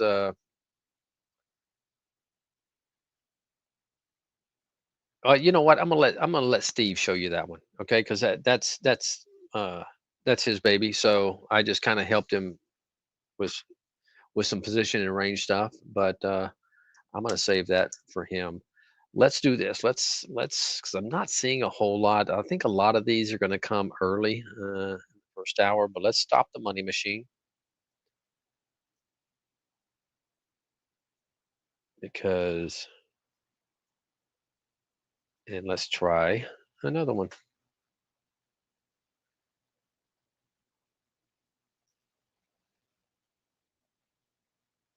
Okay, this is the one that is it's up 2% on the day, but it's in the lower, it's below 70% of the intraday range. So we know it can't be close to highs. In other words, I'm trying to find something that you can catch that is, not on basically ran for 3 days and today it's on all-time highs too, or intraday highs. So I'm looking for more of a pullback, and let's fire it off and see what happens there. And this is the thing about it. It's going to be a lot of trial and error. And I just started, working on strategies. So you're going to have to, be creative, with your filters. And of course, we're going to work on these things and have a lot of ones in here already for you. But a lot of the talent is going to come from when to cut these things on and how to manage them. Okay, this is not going to be something you turn on and you go play golf and you come back and see how much money you made. That doesn't exist. I'm telling you, there's so many algos in the marketplace. Unless it's a high frequency, company with a co-location right next to the exchanges. But let's fire this up and see what happens.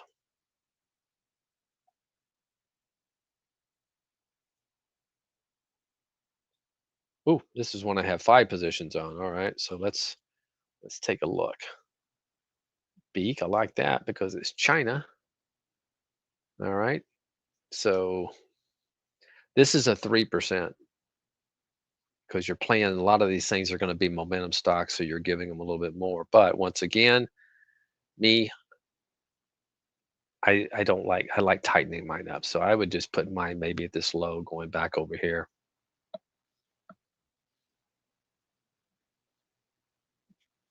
A lot of China coming in on here.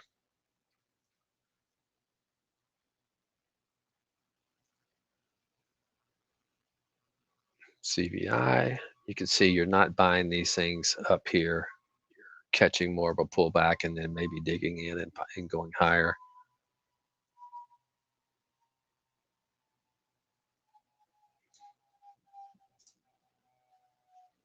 Not crazy how you have to adjust these every time. Well, I tell you what, I don't see any reason why you have to have them on both charts. I like to see my daily, so I'm going to cut it off. I don't need that on both charts. There we go.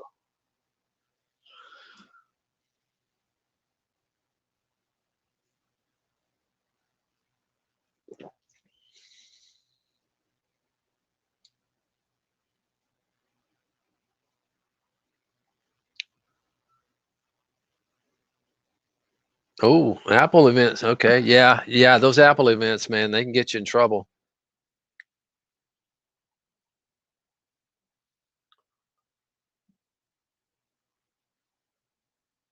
Yep. CCJ got me. It sure did.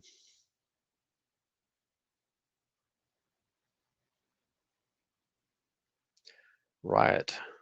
Strong today. Even though Bitcoin is not really having a very good day. Riot don't care. That was on my list, and I probably should have grabbed on this morning.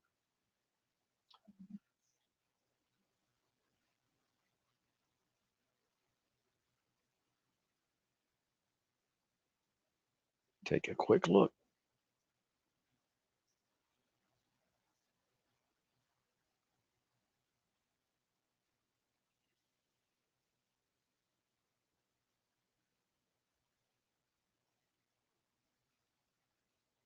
Oh, IONQ is doing better. You can see the resistance line in that now.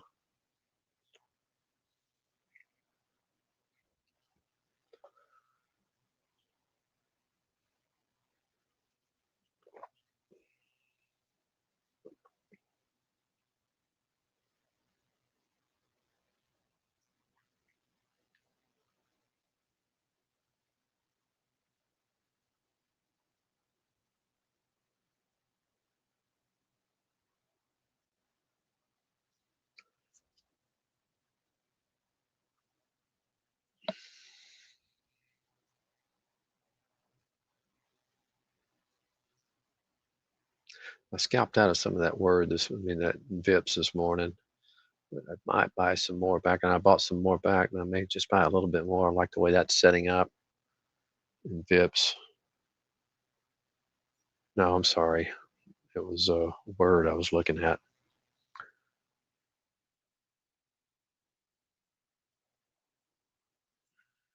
Yeah, I'm just going to stick with what I got.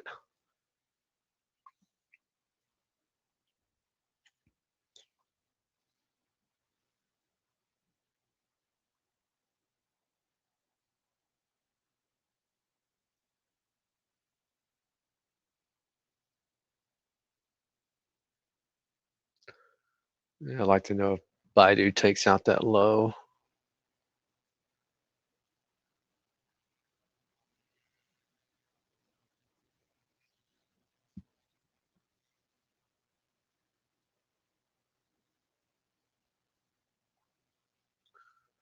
All right, let's take a look, see if any of these are working.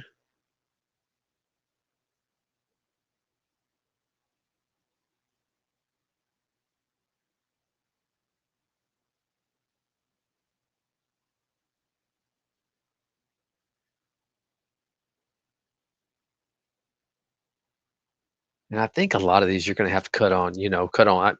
I just cut this on. You probably want to cut these on earlier, catch those pullbacks, maybe in the first hour where you get that movement. And this is kind of where they just get sloppy.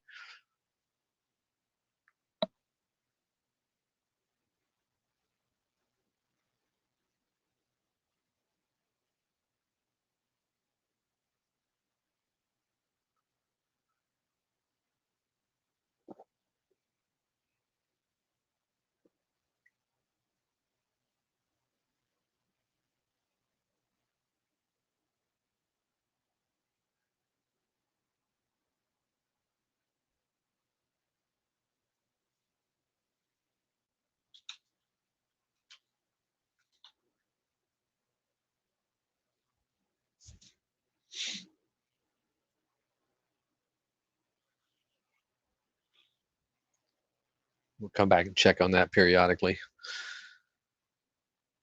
Yeah, you just keeps going. And another thing too is I let the weakness in CCJ get me out of the rest of that you. But I played it pretty well in pre-market. It was gapping up, and I'm saying, you know what? They always slam these stocks at the open, so I sold some, and then I put a bid back at 1201, and then when the market opened up, it came down there and hit me. So I was pretty happy about that one, but I should still be in some.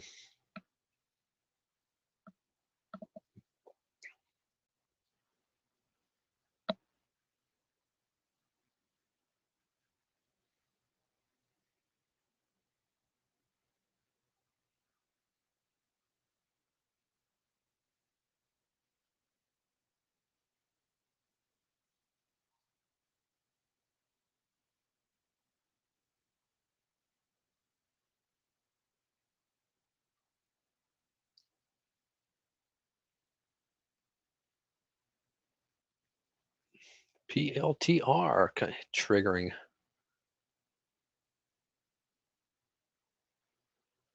It's probably a fade right there. I think that's probably why I put that.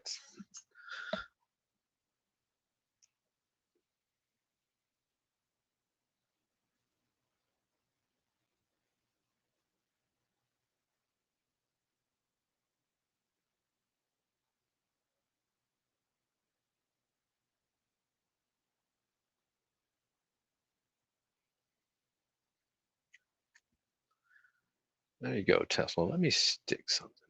You're probably going to sit there and doji right there, though.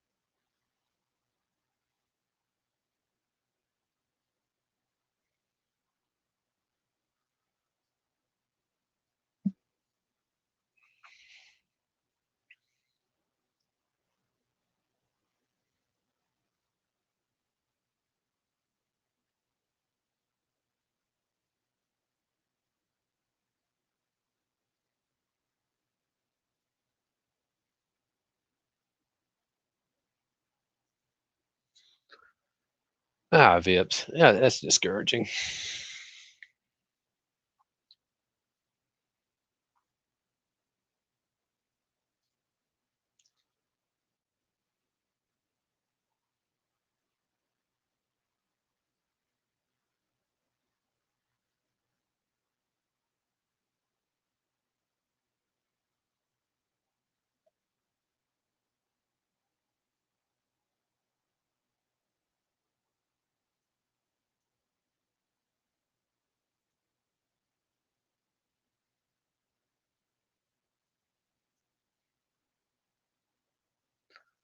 Let's take a look at this one.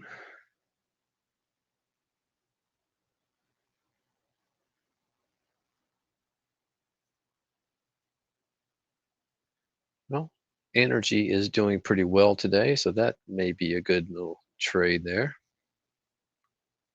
CVI, I believe that's energy too. Yeah.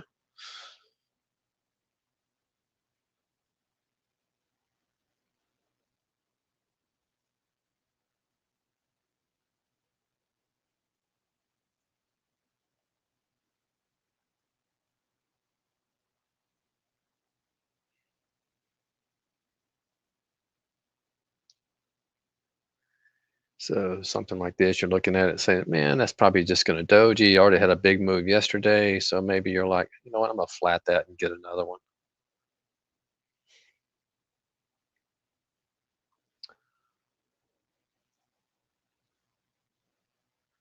That doesn't look bad.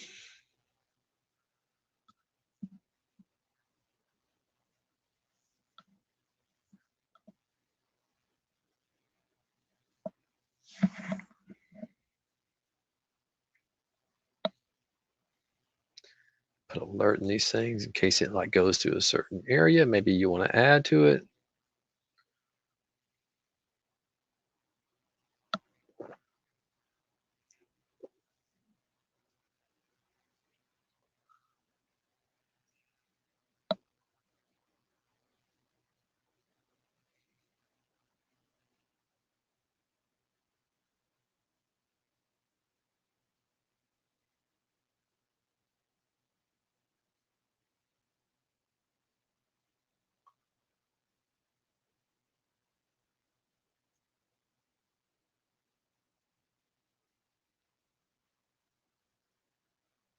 See, the energy sector is right behind K Web as far as strength goes today. But man, the talk about no man's land ran up today to its 10 period moving average and pulled back right between the 10 and the 20 right now. So I put alert in there just in case it does get back above these two averages.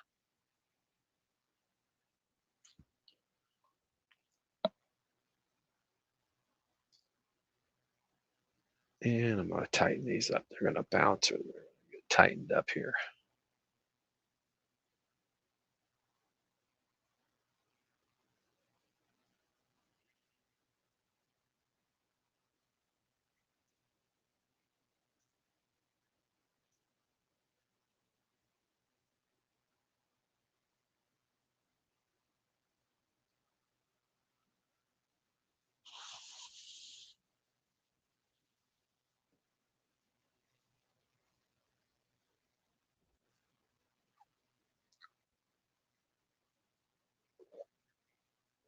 Gosh, I wish IO and Q didn't get me out of half of it this morning.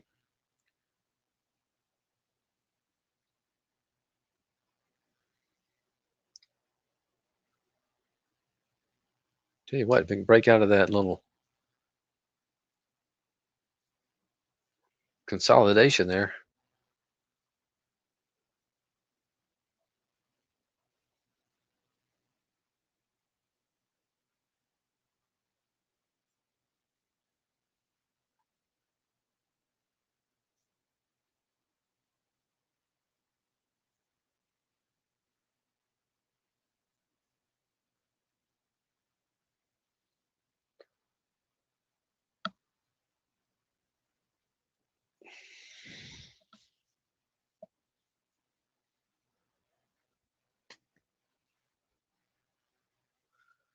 What's my thought on the US dollar? You know what? That's something I mean, it's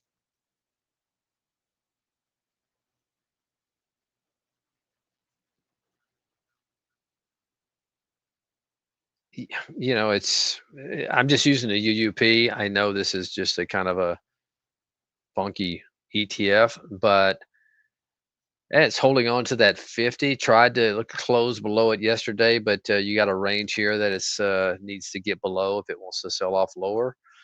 Uh,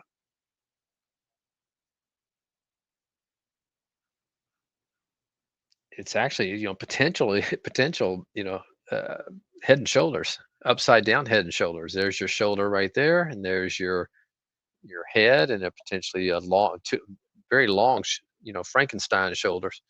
But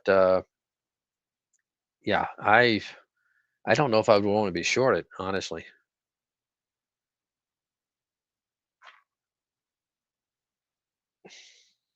Three sharp. Oh, I see. You're telling Steve. Yeah, that was a good one. That was a good one. Glad I caught it, and I wish I still had some.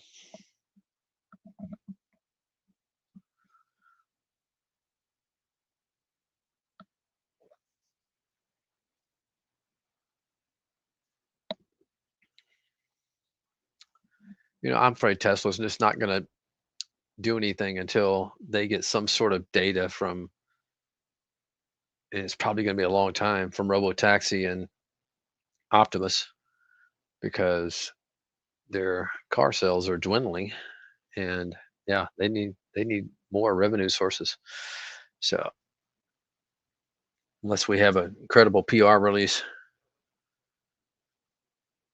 this thing could be just stuck in the mud. Yeah, Tesla's had a hard time going. You can see, man, so many different. That's why I'm uh, taking some profits. You can see on the been taking profits on this thing, and I think you have to until it proves it can hold a breakout, which it just can't. You gotta keep banging out.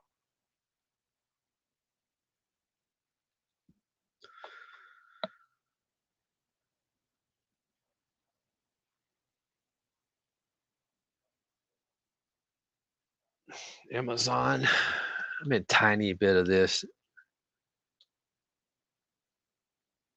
It's kind of another one that's been, having a hard time getting going, even though it's not far from all-time highs.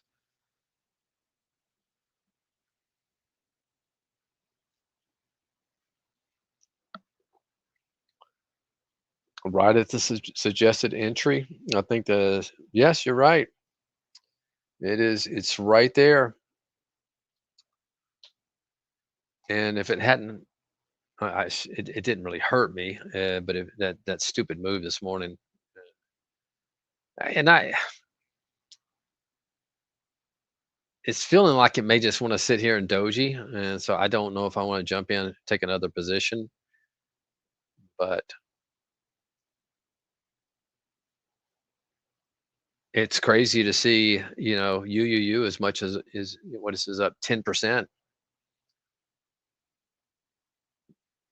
Now it looks like it. Sometimes you got to tell you hear guys me say this all the time. It has a destiny. All right, it got through this level. Your next high is over here, so more than likely, it wants to go there, and it's not far. It's only 20 cents away right now, so probably wants to go and tag that. What happens after that, who knows? But looks like that's its destiny today for sure. And that's what I was thinking about CCJ this morning. I was hoping for that destiny, and I didn't get it.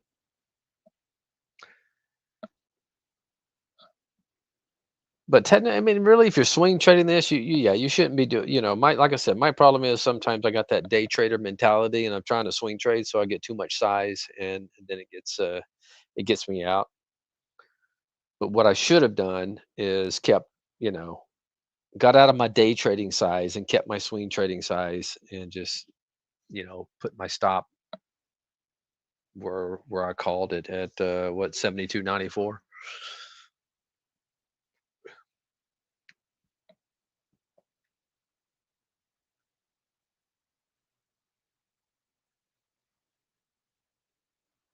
Actually, I'm surprised I called that low. I wonder if I yeah, usually I keep mine a little bit tighter than that. If it breaks these averages, I'm surprised. I probably would have gone with 74, 94. Is probably what I wanted. That's the problem when you're swing trading with these stops, and that's why I don't give targets. It's like, some person may be saying, well, this is in a nice trend, and I don't want to get out until it breaks, you know, this level down here. Another person may be saying, okay, I'm going to give a swing trade, but if it breaks these moving averages, I'm getting out. So it's really tough for me to call, like, stops. I give you the kind of stops that I typically do. But you know, I knew a trader that would look for these things to hold for years, and he would use, like, 10% stops. I can't do. I don't do that, man. If they don't do what I think they should do, I'm usually pretty quick to get out, especially if they break a you know key moving averages and 5-day lows. MMA thoughts?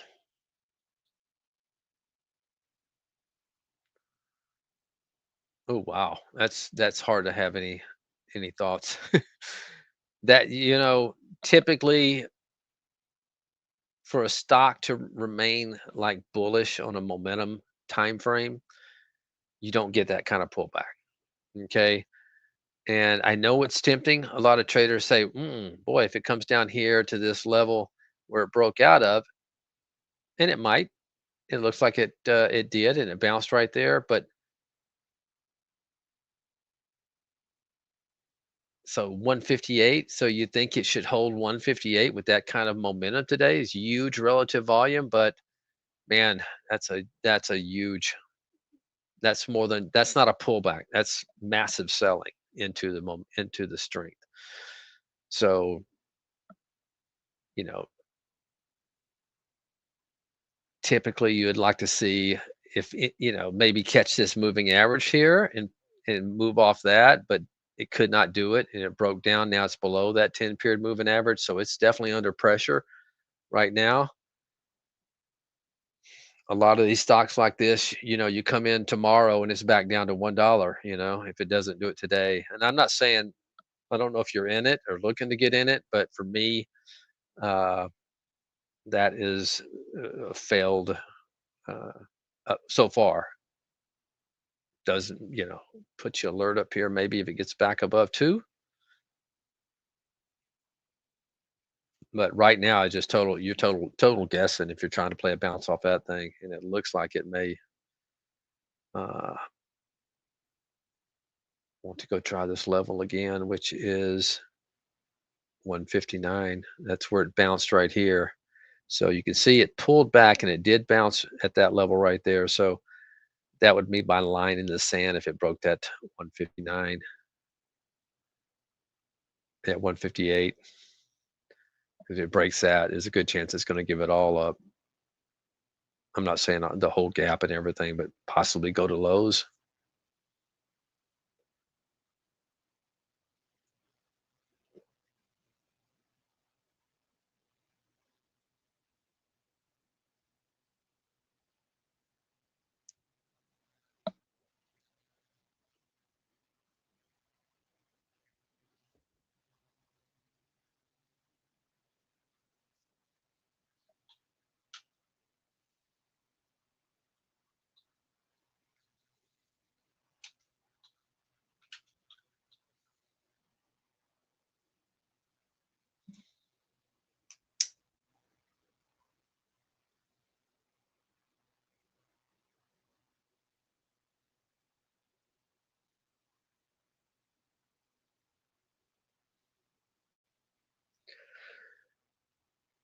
Oh man, yeah, we there'll probably be something coming out soon. I'm trying to think when I don't know when the next one's going to be, but if you're in this if you're, if you're hanging out in Barry's room, he'll be the first one to know. So he'll definitely drop it, when it comes out. But uh, I don't think we, have anything right now. But be sure to ask, Barry. I mean, we've already had like our summer blowout, and I'm not think we probably had some sort of back to school or something. But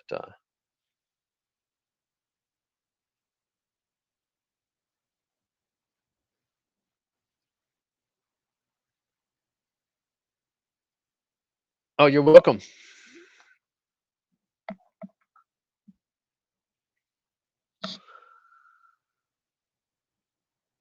Yeah, it's so tempting, when you see these stocks that ran up like that, and you're thinking, "Wow, man, this thing was at $3. It's got to be a good price down here," but it's not necessarily the case. It's good to understand the difference between, and there's your 157 right now. I just broke that level. It's good to understand the difference between a pullback and just massive selling.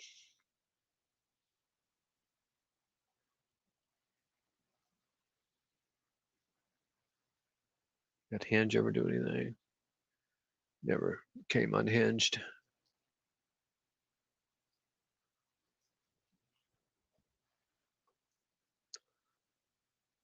Yep, that may have been a good little fade right there, right into its 20 period moving average. And you also had some major resistance over here.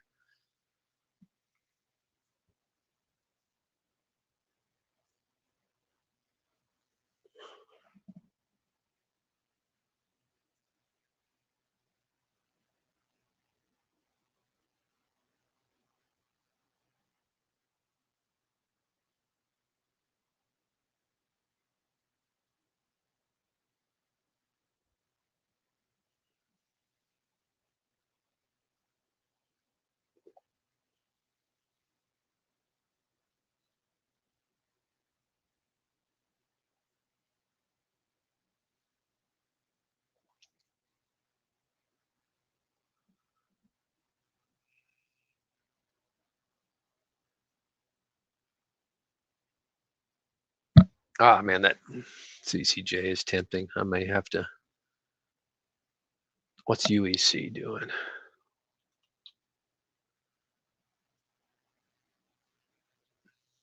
Yeah, it's up 2.5%.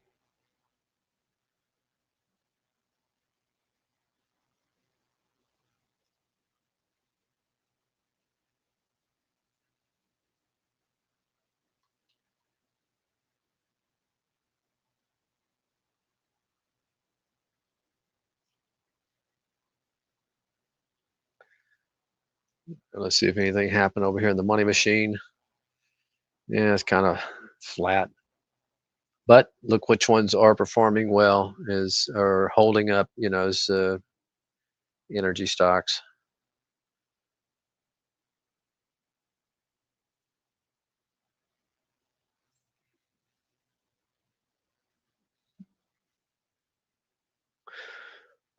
Place.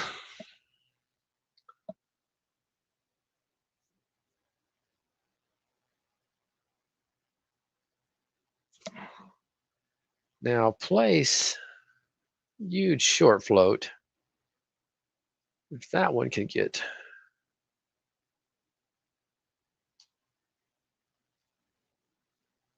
back through that 10 period moving average. And this is off of earnings 2 days ago. And looks like this thing might want to go to the 716 level. Although it does keep wicking through the 650 and getting slapped down.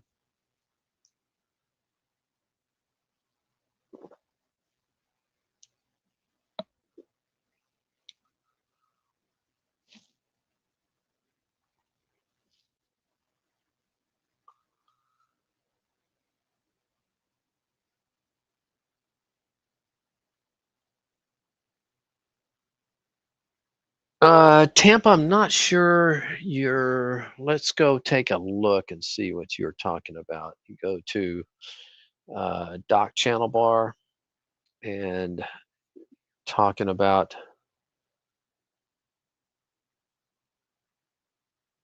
Is this the channel right here that you're in? This TI long, where you find the long term AI long term strategy?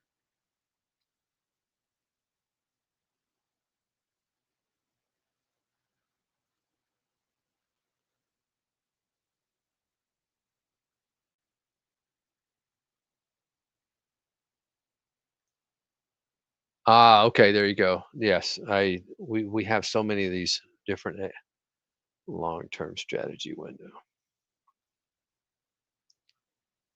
Yeah, this is something may have to get Peppy to help me. So if I pull this up and turn on the data grid, uh, where do you find the data grid?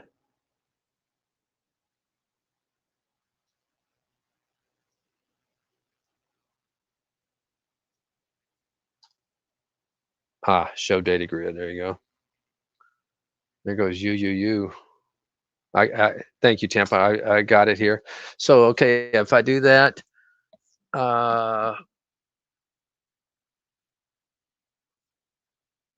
what's the signal time for today? Re-enter. I'm not sure I understand your question.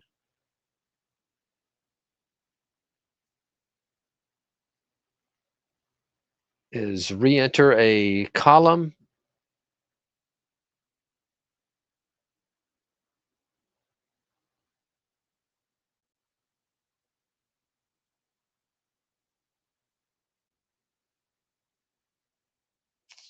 First on the left column.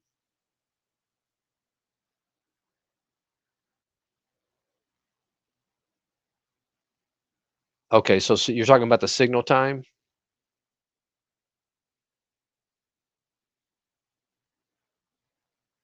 11:50. Okay, I got you. So you're asking if these are like a re-enter. I don't know if you call them re-enter. They're strategies that are in the money, and I'm trying to see what would trigger these things.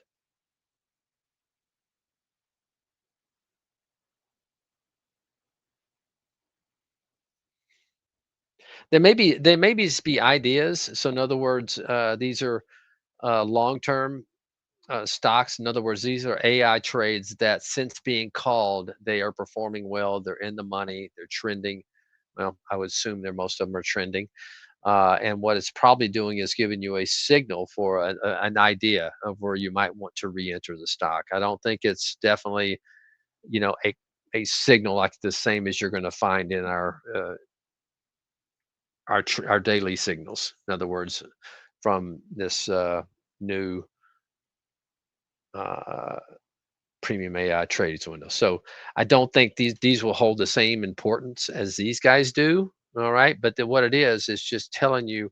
I think it's just giving you uh, pullbacks. I'm not sure what the signals are in there. Looks like this one's hitting its 10 period moving average. Maybe that's a good idea of where you might want to re-enter this thing if or maybe you're in it from way back over here and you're saying, hey, maybe you want to add here or something like that. It's probably just ideas on man. Last couple of days, the nope, take that back. Got some wait, both winners and losers. So let's just take that off. Yeah, not bad though. Nice one there in Vera. Jeez.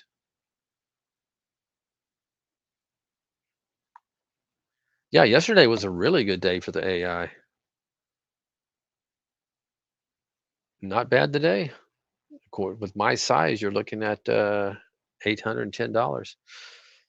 That's counting the losers and taking the losers all the way to the stop price. But looking at this, yeah, there's place coming through again.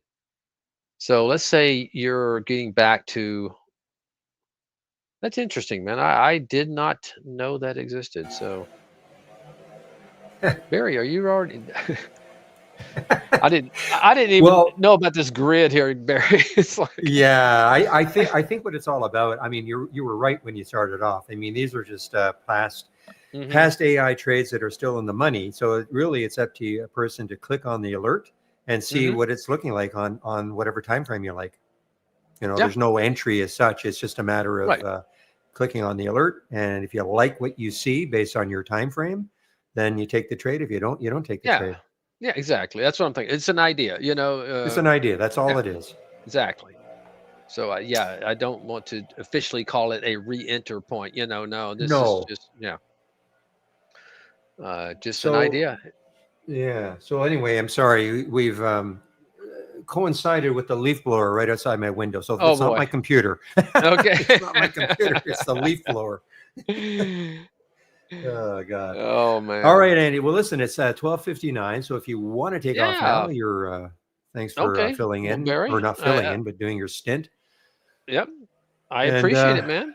now, are you And going to be there on Friday, or is it I Chris will. on Friday? No, no, I'll be doing it again on Friday. All right. Well, So we'll yeah, NFL and college football for the first that's 30 right, seconds. for sure. Okay. All right, Barry. Okay, Andy. Have a good one, buddy. You Bye, too. everybody. All right, guys. I'm back in both rooms. Let me get my music going, and so a little bit of noise outside.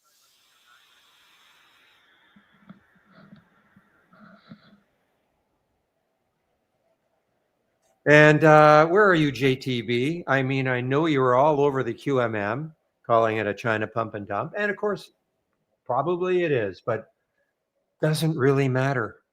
We're not marrying these things.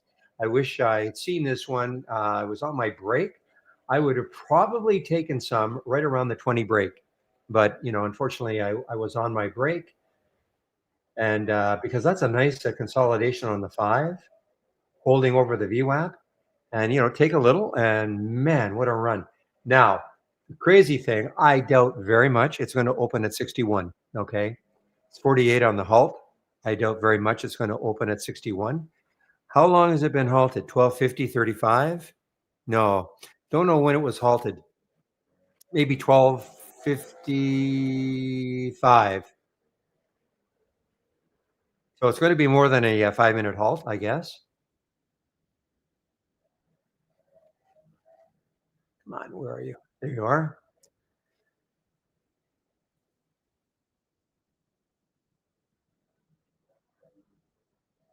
Check YouTube. Thank you. Got to add. There we are. I'm back. Sorry about that, guys. I forgot to add my screen to it. Thank you, Pepe. Okay, guys, should be good to go now on YouTube. Yeah, I mean, I doubt if it's going to open at 61. So, unless, so what's going to have to happen? Probably the market makers have to get a little bit more close to 48. When was this halted? Unfortunately, because of the craziness that I don't have. It's probably halted at what 1250.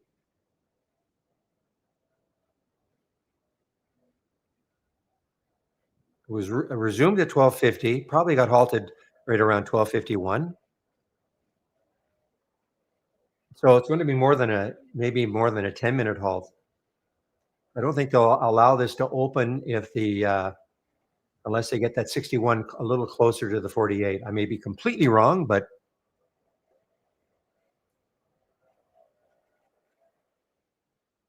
it's all that matters. JTV, exactly. It's all that matters.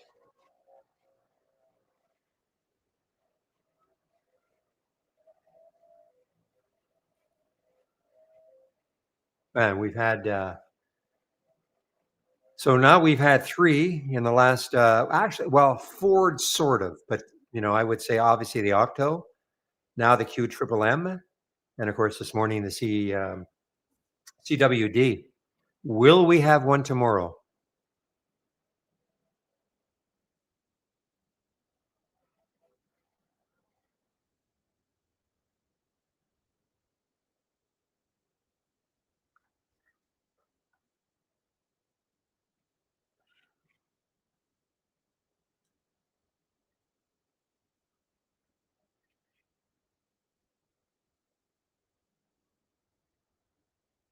It's all about altcoins right now, guys. Anything to do with crypto altcoins, we're going to do it. We're going to get involved. We're going to buy some obscure altcoin. Still hanging in at that 60 level. William, or anybody else, when this was halted probably what at 12:51 or so? 12:51?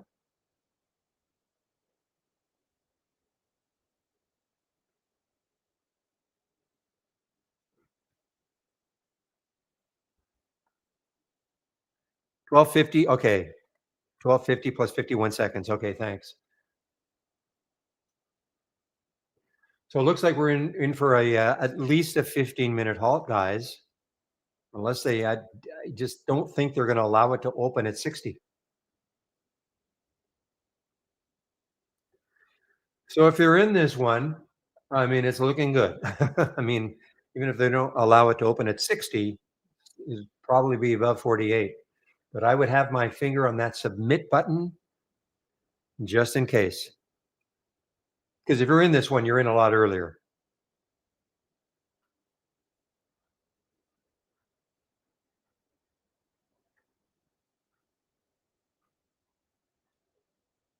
Well, I'm not sure I called it Hermes. I just said, don't, I mean, I don't care whether it's China or USA or, I don't really care. It's all about the chart.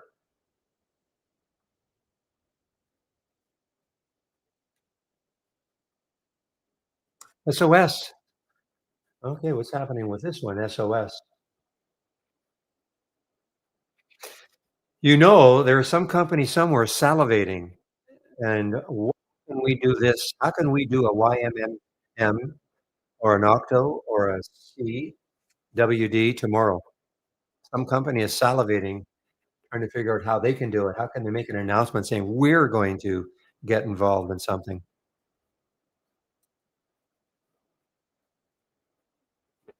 Oh, William. These are definitely groaners.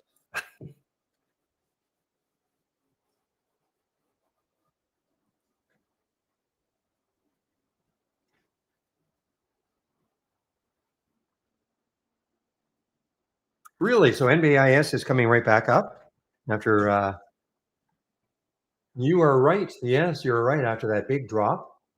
I mean, it was still up a lot, but it's a massive move, guys. 175 million in the float to be up now 50% in the pre-market, a lot more.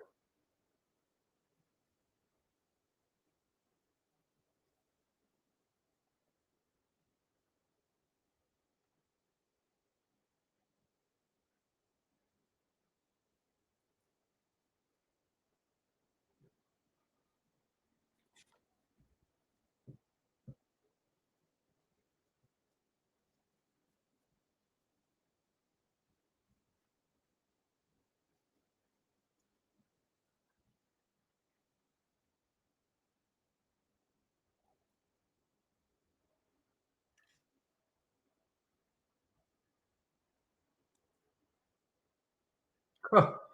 Well, instead of getting tighter to that 48, it's getting further away, 65. No way, no way, no way.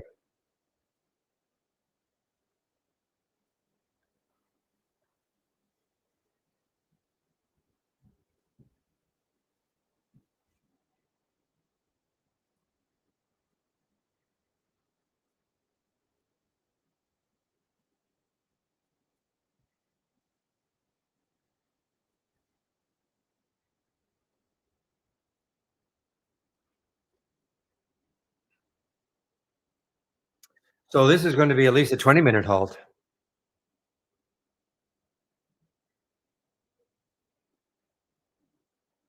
Say, while we're waiting, I'll go over my homepage one last time.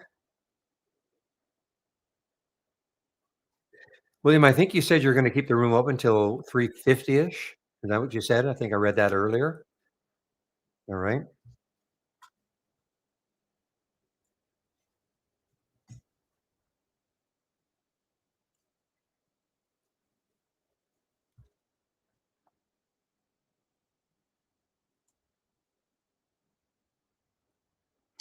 Okay, guys, here's how you can take out a subscription. Clicking on my homepage link, you'll save 15%, 1 5. off a monthly, first month only for the entire year. So if you save my link, that's how you get into the trading room. Okay. If you want to be in the main room, if you want to stick in YouTube, that's fine. But that's how you get into the main room. Save my link. You have to do that every day anyway. And all I ask, use my code, whatever it is. Right now it's 15%, but whatever it is, helps to keep the room free. Company tracks the promo codes. They see my code being used enough, they'll keep the room free. Scroll down, keep it simple, get the trade of the week. Well, it is working now, guys. For use is definitely working. 1170 was the trigger. It did trigger yesterday, pulled back, and then a big, nice news release for today. Steve didn't know that was going to happen, of course, but great, nice move for you. Sign up for the trade of the week and you don't think you're getting it, please check your spam folder. If you have Gmail, check your promotions folder. Do that before you contact us, okay? If you don't have it in either locations, yes, by all means, contact us. Education section. First thing to do, if you do take out a subscription, right here, getting started with trade ideas, short videos. If you don't have trade ideas and you're wondering about the program, I would start off on that second video. And again, look at all the videos. They're very short. That should give you an idea about whether or not this is the right fit for you. Back to basics, all free. This is for those of you who are new to trading, and it's free. And last, if you're looking for my scans, click on my homepage link, scroll down, middle section, here they are. This is this one up here, most up in 5 minutes. It's actually this, it's the change in 5 minutes. Could be positive, could be negative. This is the 2-minute version of it. If you want to have that instead, biggest gainers from the start of the race. This is my go-to one now, guys, really. Pre-market act is up and down. Pre-market act is up and down. This is what I use in the pre-market, obviously. And these are, you know what? I really haven't been able to pay that much attention to either of these, but this is the gap continuation or reversal scan. And then this is the combo scan, the Pepe combo scan. I could almost, to be honest, get rid of both of those. And maybe just if I'm looking for shorts, just keep this one and just look at these two all day. So if you have any questions about any of these, oh, this is the momentum scan. Okay. I don't have it up and running, but this is the momentum scan. Boy, it's going to be more now, guys. 25 minute. Now they're just not going to let it open. I mean, now it's getting crazy. 68.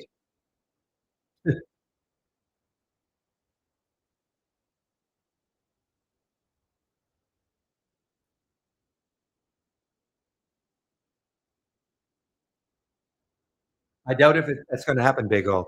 I just doubt it. You may be wrong, but usually when you see this, this is the reason why this is way more than a 5 minute halt. We're approaching 25 minutes now. The market makers are not willing to budge yet.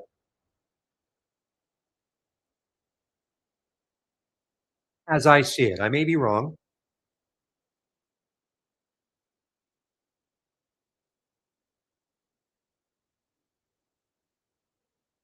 You know, the interesting thing, it's shortable for me at Interactive Brokers. There are 44,000 shares available. Now, I'm very surprised. Well, maybe I shouldn't be. You know, there are 47 million in the float. This is not a crazy low floater. That's what makes this even crazier. Well,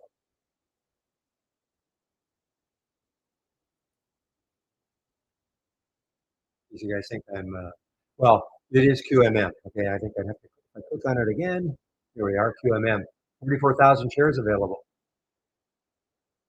And look, the buy rate, I mean, it's not even that crazy.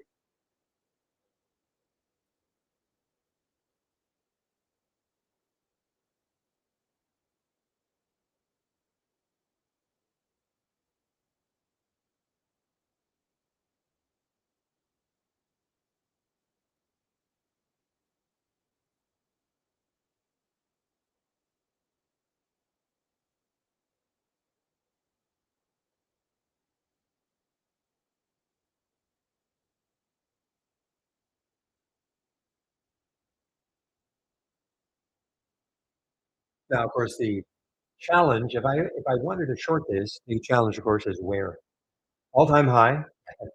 So it has, but we know that at some point it's going to have a massive collapse. But where?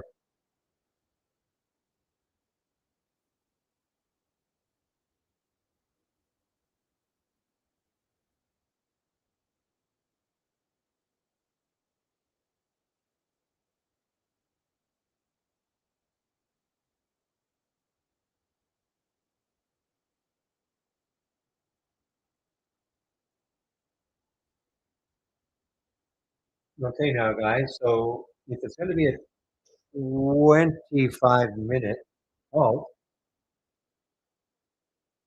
we've got another 40 seconds or so. If it's a 25-minute halt.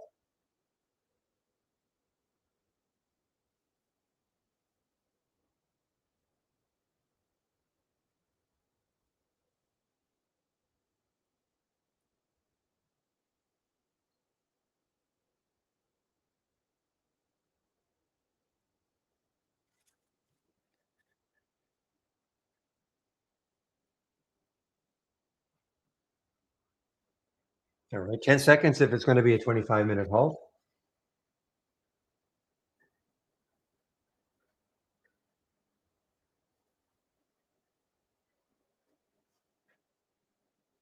Nope. That's 25 minutes. So now it looks like a 30-minute halt.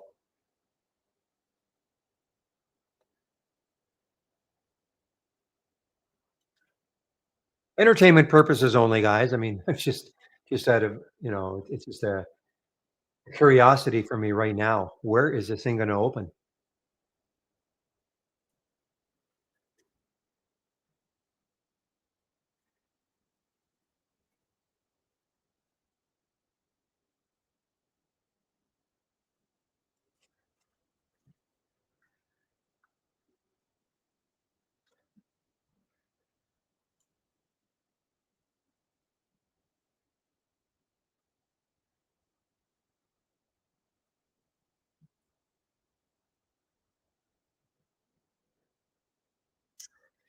It may be the longest halt I've seen, KVG, for a volatility halt. Trying to remember the last one that has gone 30 minutes for a volatility halt. We've seen obviously news halts that can last a whole day, but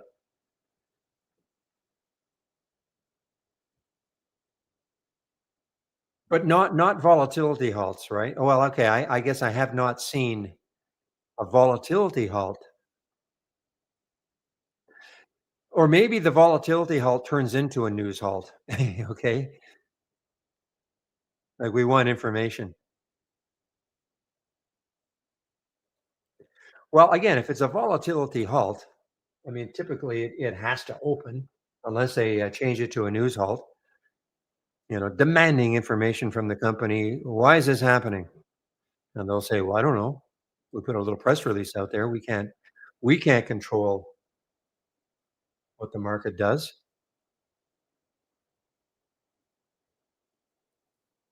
I just have the feeling though, they just won't let it open that far away from the halt price.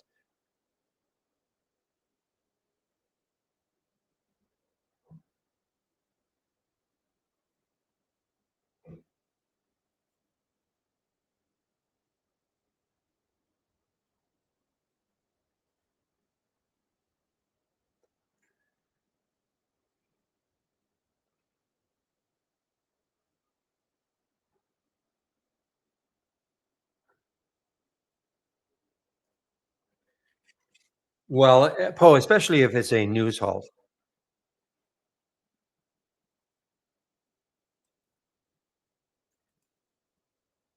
because you don't have any I mean, you don't have any control over the halt anyway, but you certainly don't have any control over the news, and you hope maybe it got halted on the way up on news as opposed to halted on the way down on news. But okay, you see, we're starting to drift a little bit down, 63, a little bit.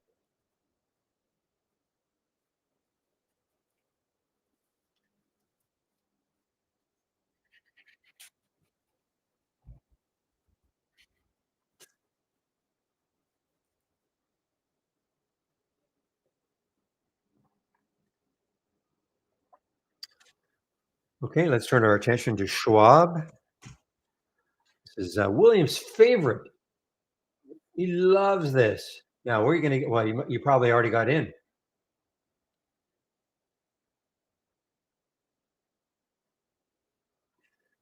Let's see if it's all the brokers.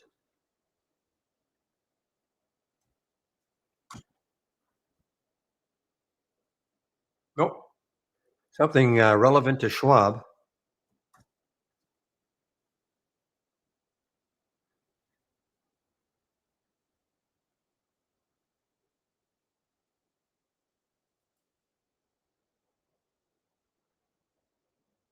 Well, it seems reasonable to see blues.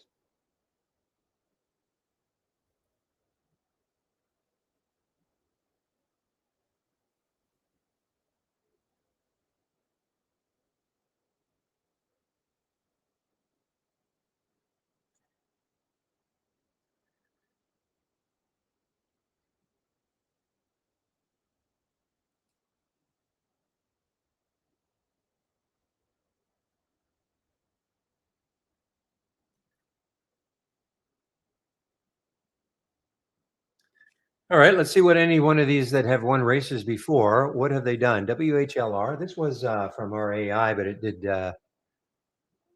nothing. Absolutely nothing. UL was a big one at the beginning of the day, but nope. I mean, look at this, guys. I mean, it got up to 439 and it's sitting, cut in half.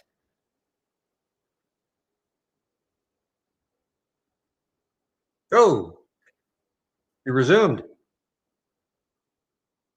So I was completely and utterly wrong. I was completely and utterly wrong. Not only did it open above the 65 or 63, it got up to 69. So I was wrong completely. I just did not think they would open it that high.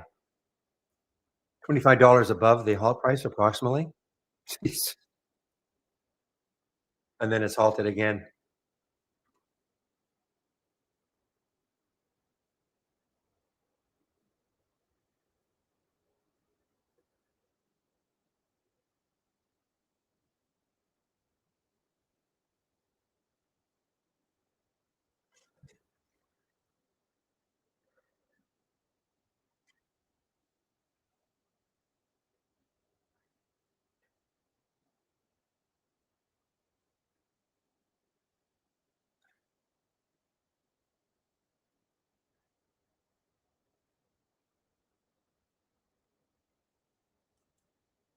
I mean, this is even better than the Octo yesterday. Better in terms of, well, no, not in terms of a percentage move, but because it started today at $8. So Octo yesterday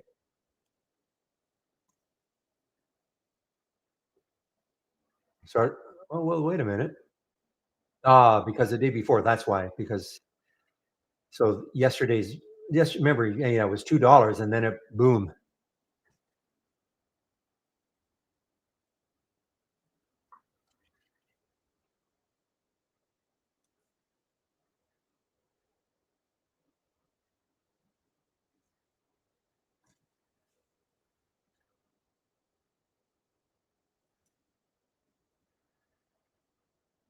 Okay, now this seems more reasonable. Okay, here's your halt, 69.19. I'd be hard. I mean, it's hard to believe that now nobody at Interactive Brokers was able to get one sniff of a short.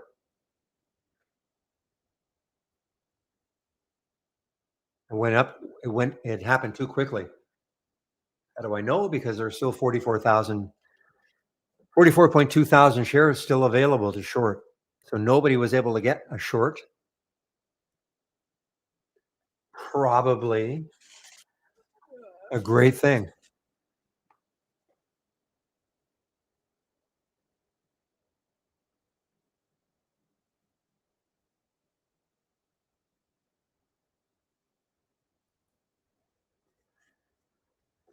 Yeah, CNM, that's one I think I talked about that in the pre-market. This is an earnings play, CNM.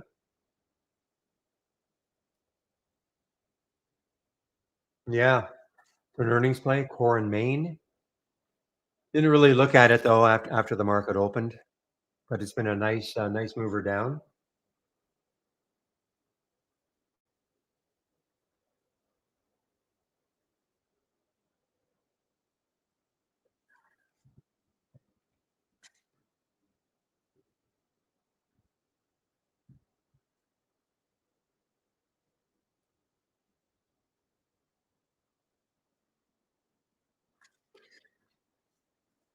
So let's see if I'm somewhat right. Will this only be a 5 minute halt just because the bid ask is a little bit closer? Maybe they just gave up after 30 minutes and said, you know what?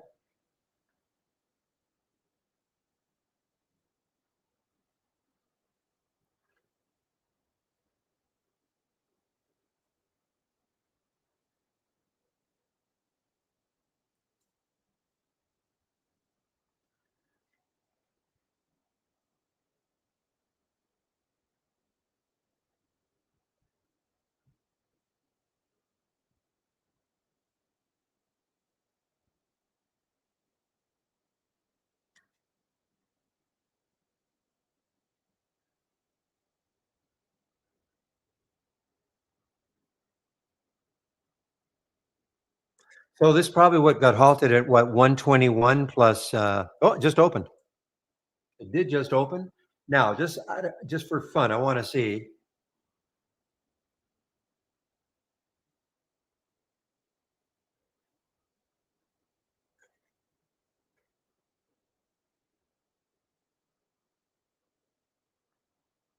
Maybe people are chicken to try to short this now.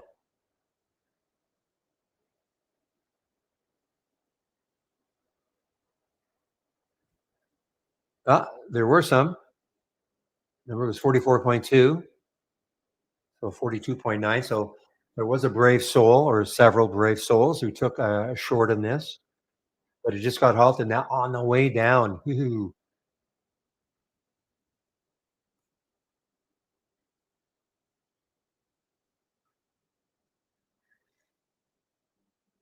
Oh my goodness. I hope those people covered just because, I mean, if this holds,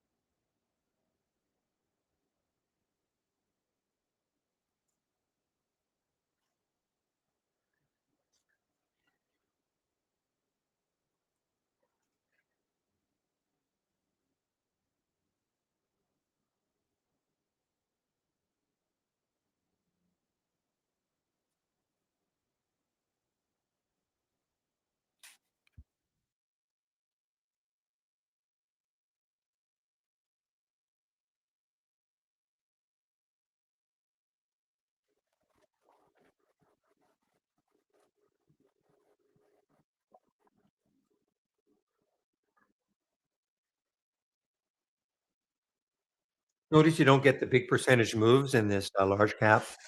Losers from the start of the race is like only 0.16% down.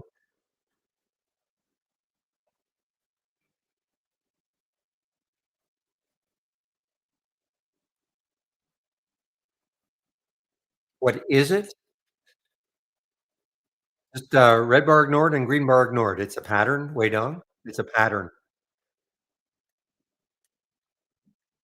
And as I've now know, even though I know it said premium earlier, but I thought I didn't. I thought it was part of our standard. But so it's red bar ignored and green bar ignored. So imagine if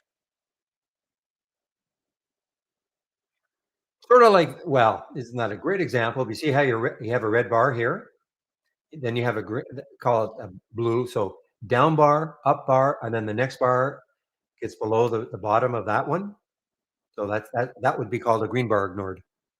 So think of it this way. In fact, that's a good one on the daily. You've got a downtrend, a pause in the downtrend continues. That's what a green bar ignored would look like. A red bar ignored, you just flip it. Not this one, but you'd have an uptrend, pause in the uptrend with a red bar, and then the trend continues. So you can load them. We have the different time frames. I think 5. What do we I don't think we have a daily. Yeah, we have up to 30 minutes. So on a day that the market now is starting to move higher, you probably want to take a look at the red bar ignored more. The market's moving higher. So let's see what happens.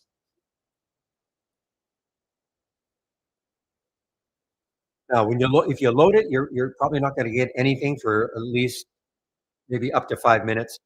Remember, and there may be no patterns. There may be no patterns that fit.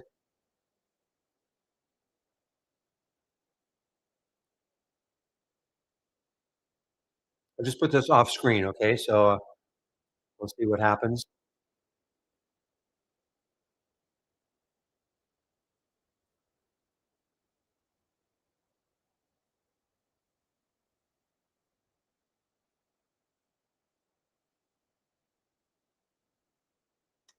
Yeah, that stupid VWAP, anchored VWAP comes back.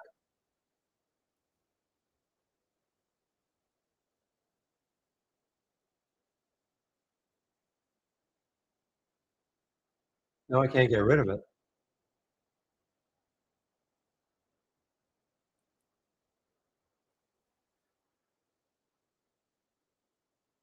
What if I do it from here?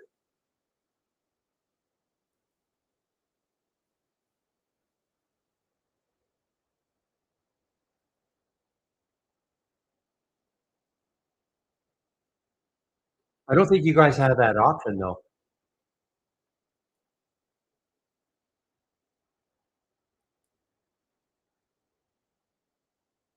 No, still comes back.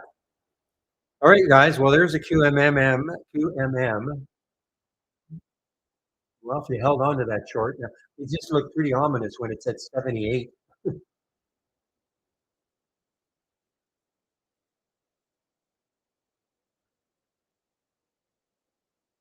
Okay, so here is one. Okay, so let's take a look at what it looks like, RDTL on a 5-minute chart. You can see what the pattern looks like. I mean, it's not, you see, you have a blue bar, call that a green bar, red bar, and a blue bar. Now, is it awesome? Probably not, but this is granite or 2 times long, Reddit. But that's what it'll look like.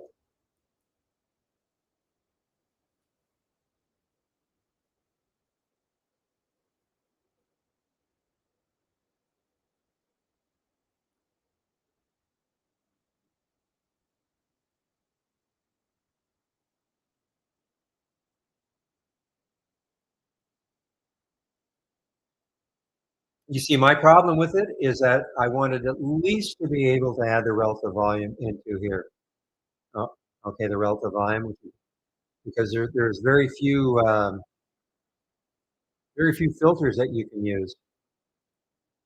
Just the price, minimum volume. I mean, I guess you could use you could kind of, let me do this. I'm going to put 100%, 150%. I don't like using that.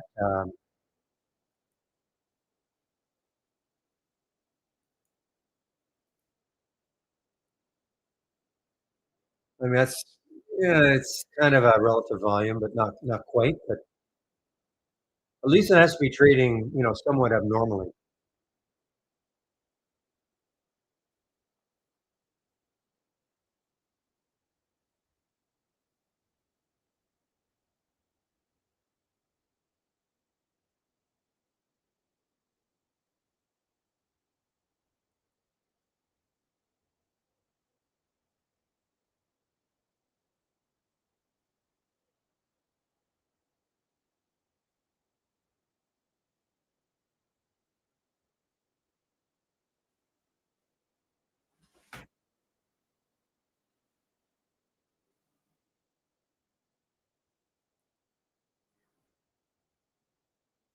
All right, ISBC actually was halted on the way up.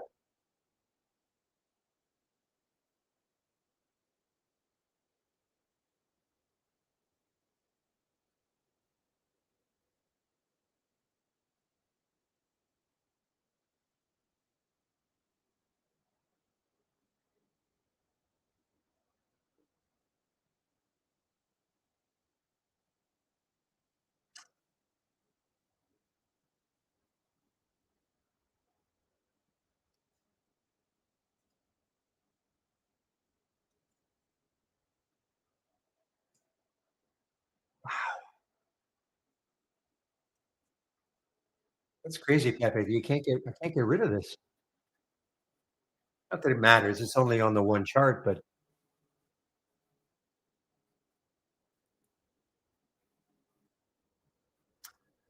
Apple event. Yeah, somebody said there was an Apple event coming up today, I guess.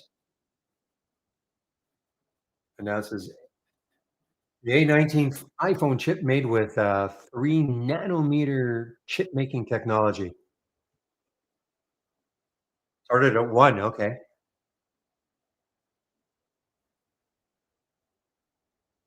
That's why Shady is shorted.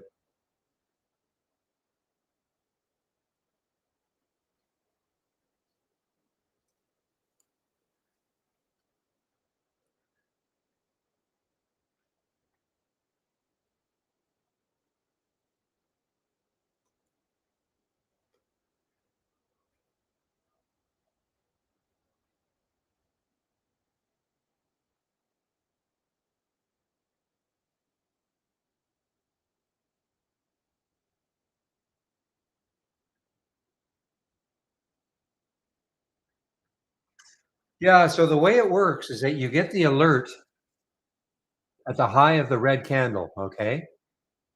And that's what, so there was the alert at 63.15 and the stop, I mean, a pretty tight stop, 7 cents away, which is the low of the red candle.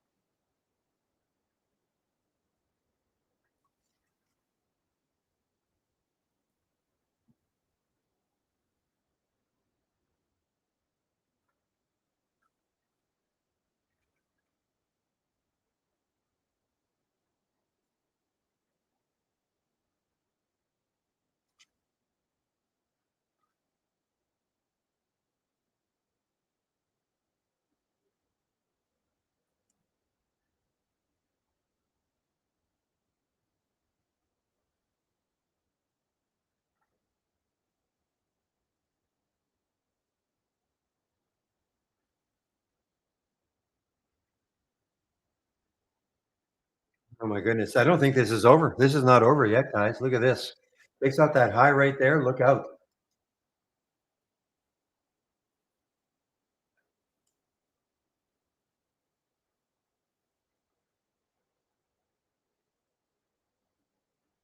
But it just got halted.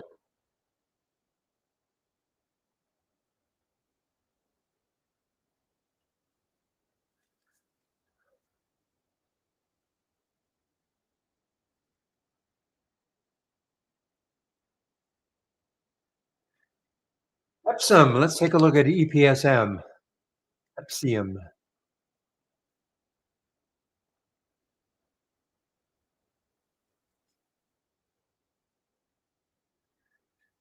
Pretty ugly, guys. Look at that spread 30, 33.50. What's the volume like? Well, the volume isn't terrible, but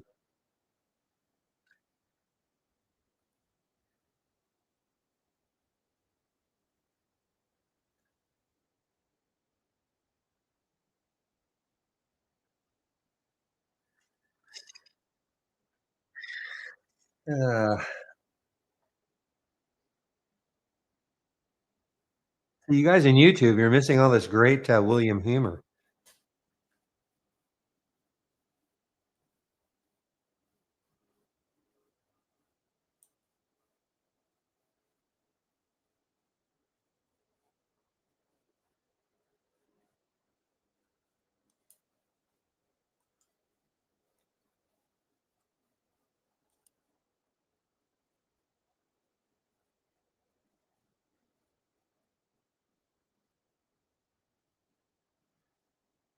All right, guys, 1:39. So, around 2 o'clock, I start thinking about leaving. So, but I'll always say if there are questions.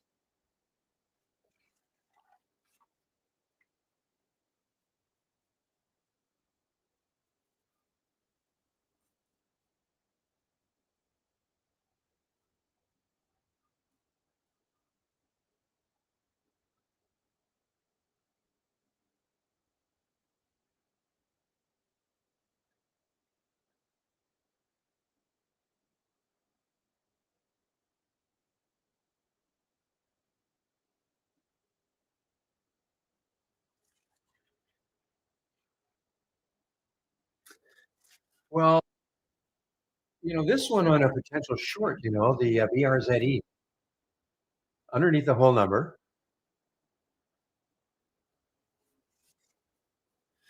Looking left, I mean, the next low looking left, other than today's low, is down here around 30.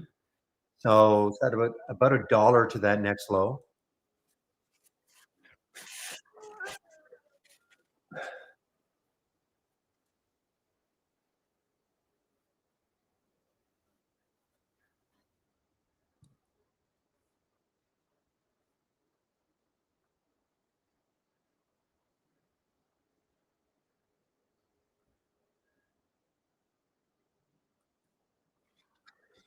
So what I'm clicking on in these ones, I'm looking on stocks that are just underneath the whole number. So when I see something just under the whole number, I'll click on it and see what's happening.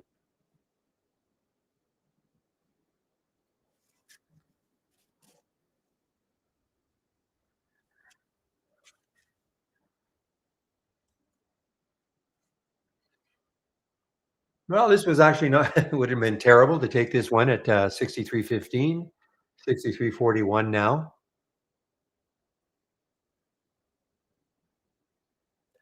Notice since I added the 150% of normal in terms of volume, I'm getting nothing.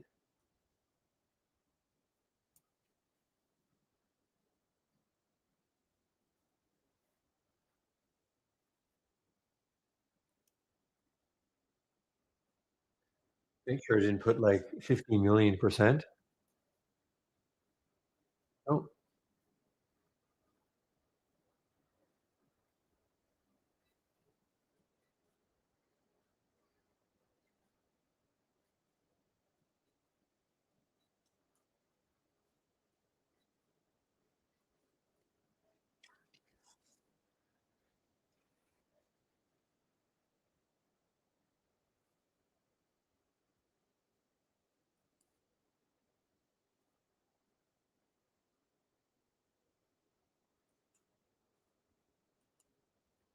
ooh, ENGS guys, look at this one. So we've got a lot of room here. 940 is the next high looking left on the weekly chart. We're at 514 right now, and it's starting to move. Yeah, uh, look at the spread. I just want to get all excited about it. 501, 537.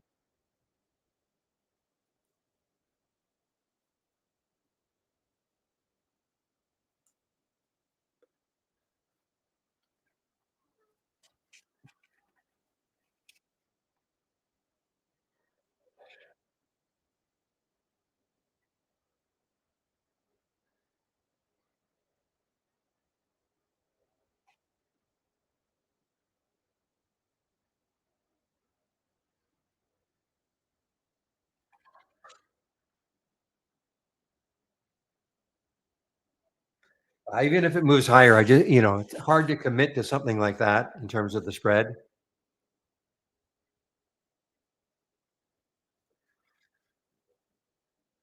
Very light on the volume, also. Yes, no volume burst.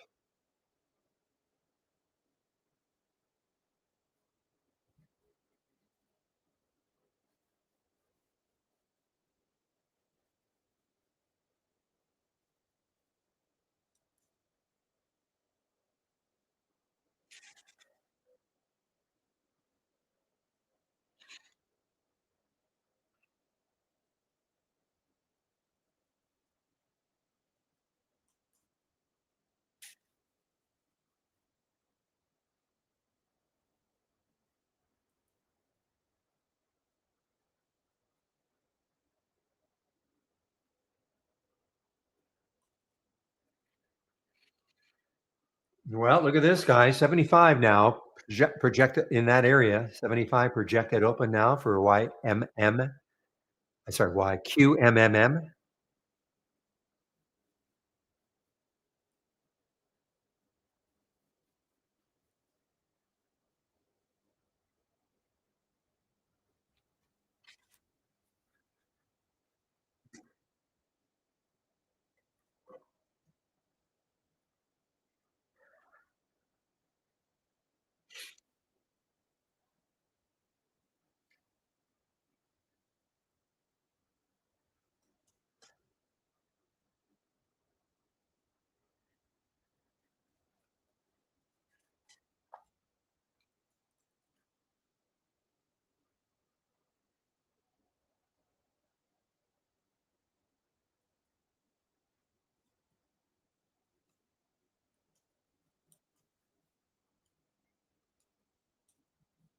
Well, as a matter of fact, when I was in the lineup at my local Safeway, I heard somebody asking for a thinner iPhone.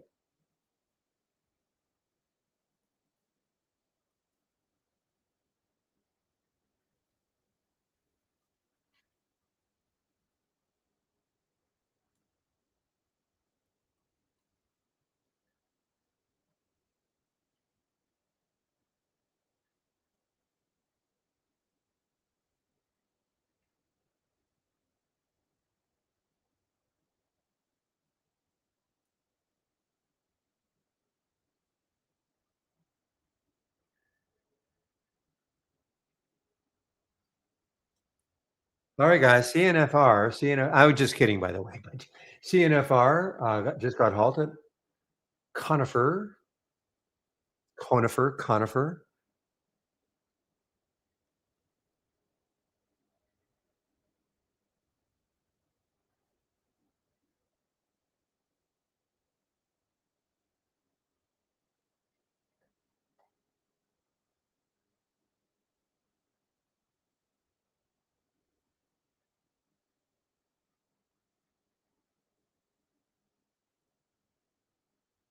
IB is starting to surprise me a little bit. I mean, they're starting to have, shorts for these, low floaters. This is for the, CNFR, 216,000 available.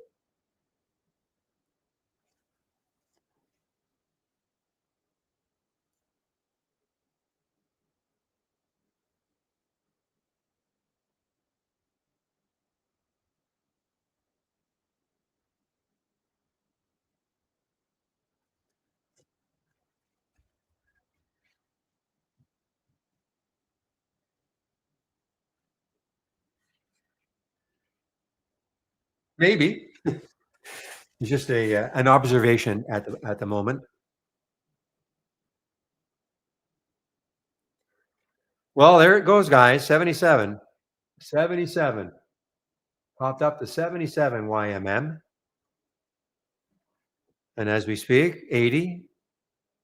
Ooh, and there are people that have taken shorts now. Remember, there were 44,000, now they're 29,000, and when they took them, of course, is another issue, when they took them. This is Interactive Brokers. I can only speak for Interactive Brokers.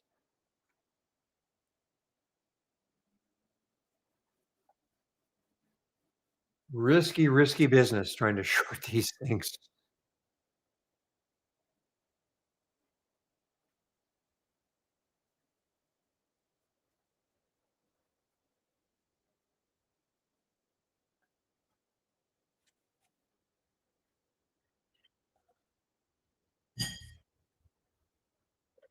Did Octo get that high?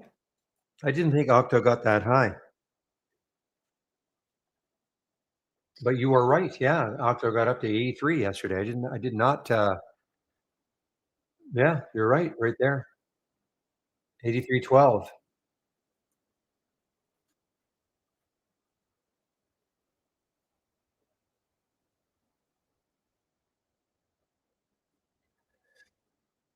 Well, do we have 100, guys? Do we have 100? Halted again on the way up.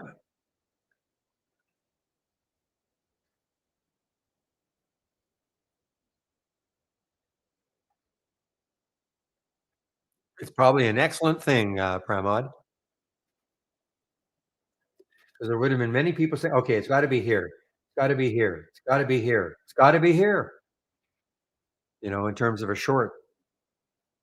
Eventually, you're going to be right.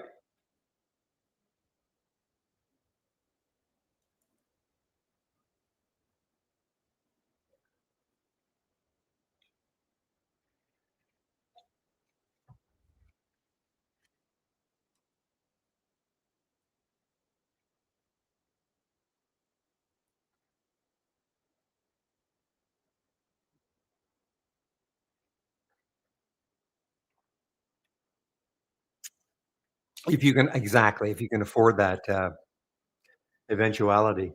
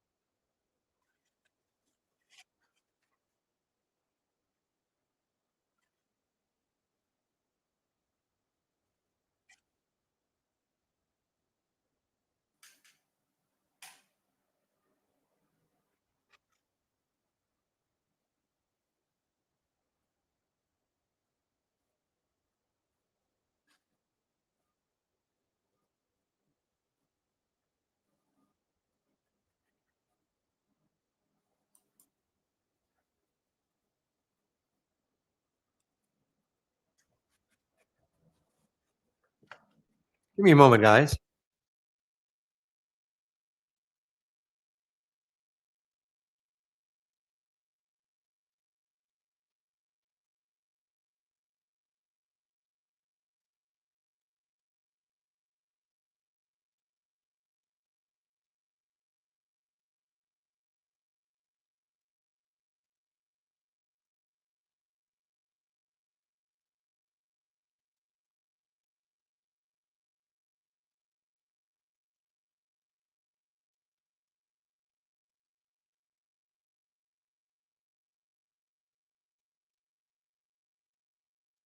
So, just out of curiosity, Rick, what question are you asking Gemini regarding? I just tried. I just wanted to see what question are you asking Gemini for the that it's giving you 105.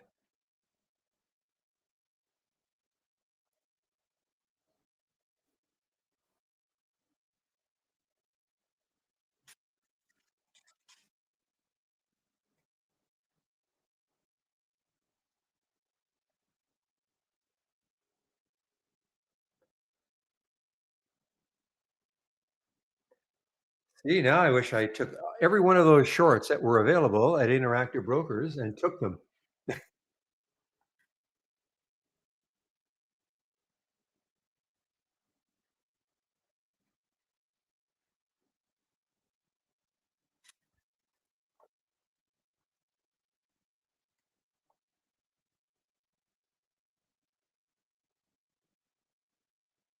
Oh, really?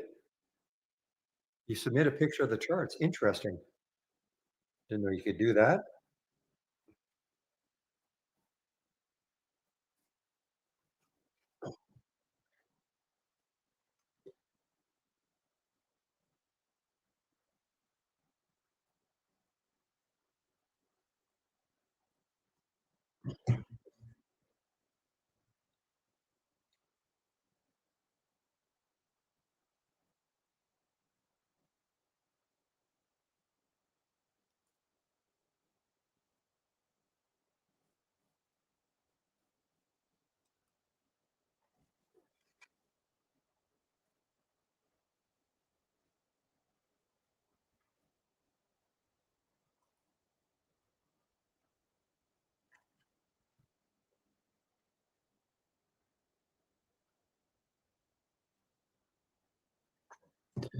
All right, where's it going, guys? Resumed at 89.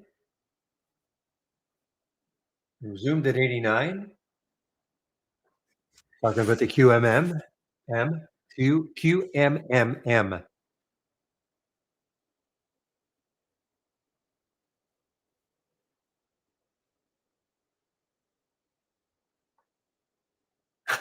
5290s. I'm going to put a price alert at 100.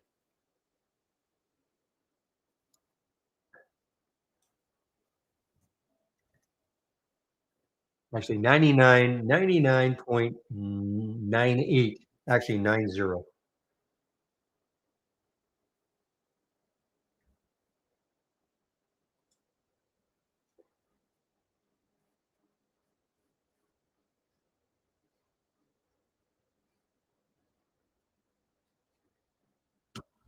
No, I'm going to take all the shorts available, 29,000.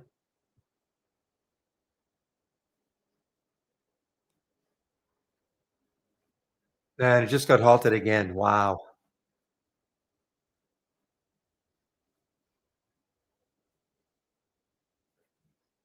Oh, I see. So it is not really Gemini. Okay. 'Cause I'm trying to figure out on my phone where I could actually insert a graph or chart.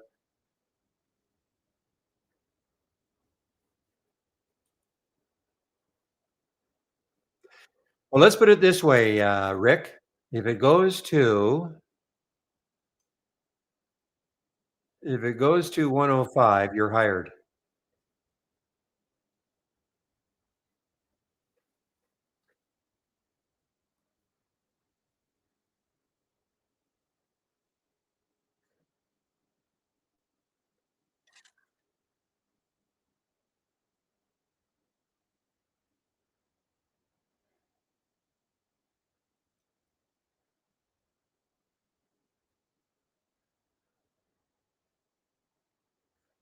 Oh, I know that. I'm just trying. I was trying to see where I could do it on my phone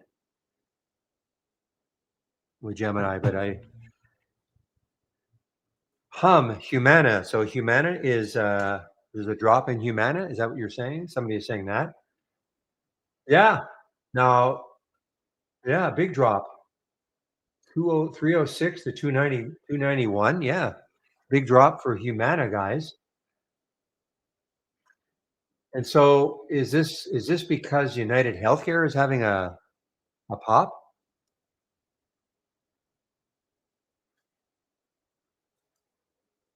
competition, I guess, in your country?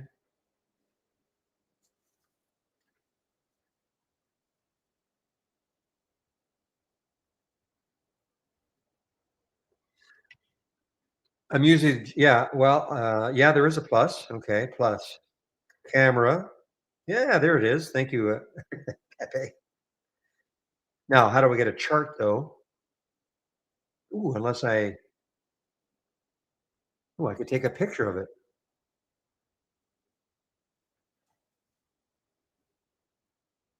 Oh, cool.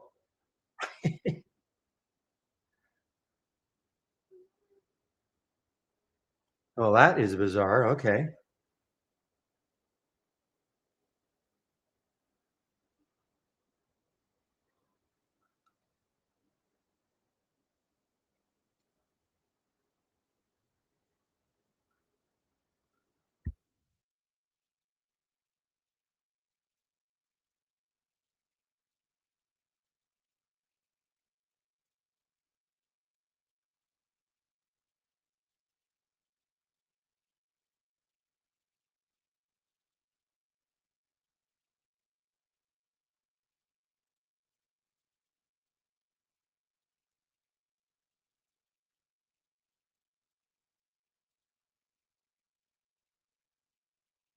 bullish candlesticks.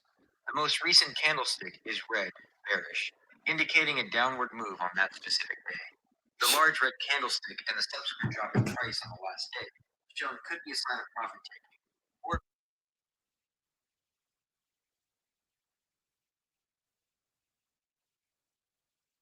Okay, guys, I'm out of a job.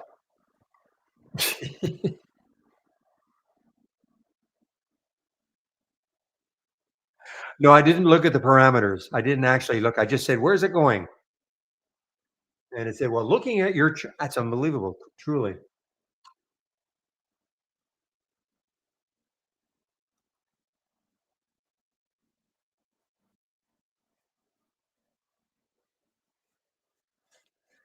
Well, you could probably you're talking about what I asked. I'm using Gemini, but I'm sure you can use anything.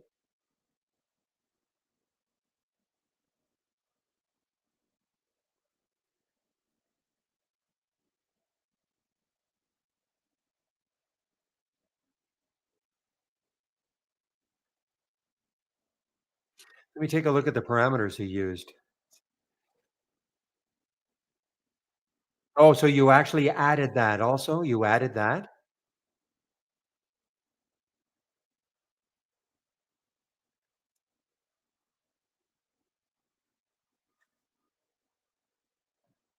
All right, guys, QMMM. Where is it?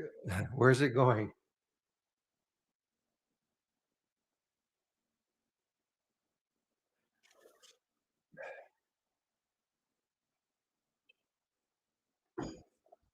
There we go. It hit 100, guys. It did hit 100, like right on the penny. 100.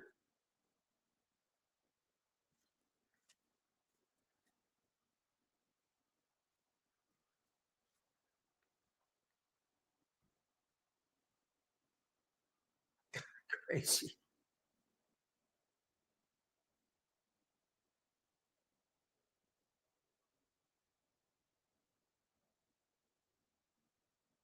Again, entertainment purposes only. I'm really intrigued to see if it hits 115. So I'll put a price alert above 100.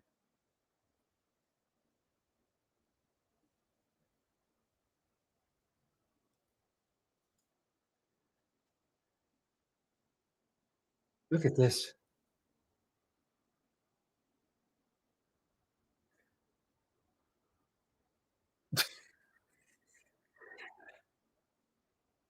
Tell you what, Rick, $8 more and you're completely hired. I'm leaving.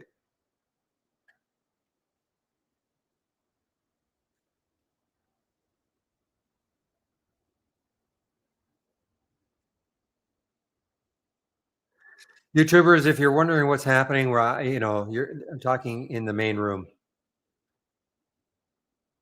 Halted again, I'm sure. Yeah, it definitely halted. How can you tell? Because the spread is a penny. Here we go. Now, Rick, did you act on that?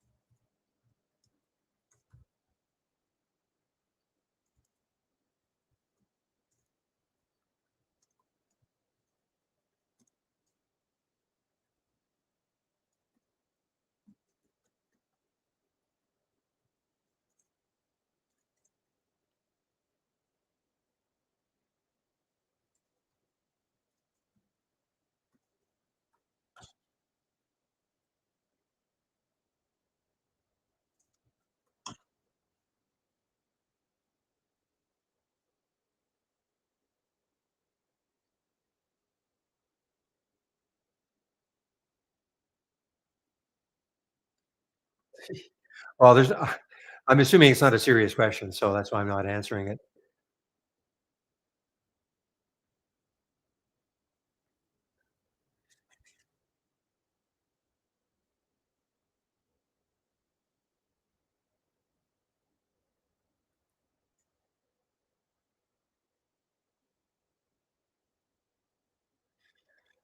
Well, this takes the cake, guys, for the nonsensical trade of the day for sure.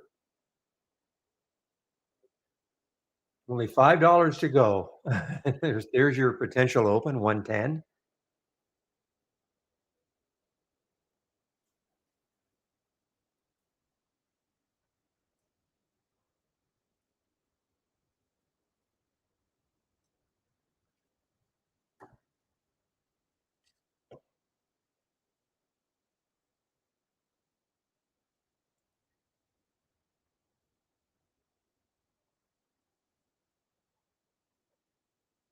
Yep, 29,000 still.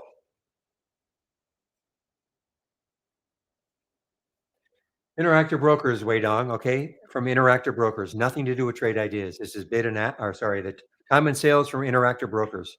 Nothing to do with trade ideas. The blue window. I usually only show it when a stock gets halted. And that tells you where it could potentially open this column. I don't know if it's short restricted. I mean, if it's short restricted, they usually say usually it'll be a big red message saying we are not allowing you to short.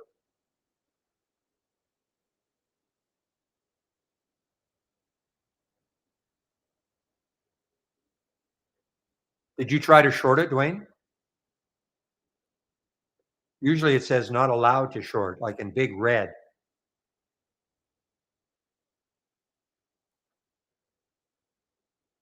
Mm, closing. Oh,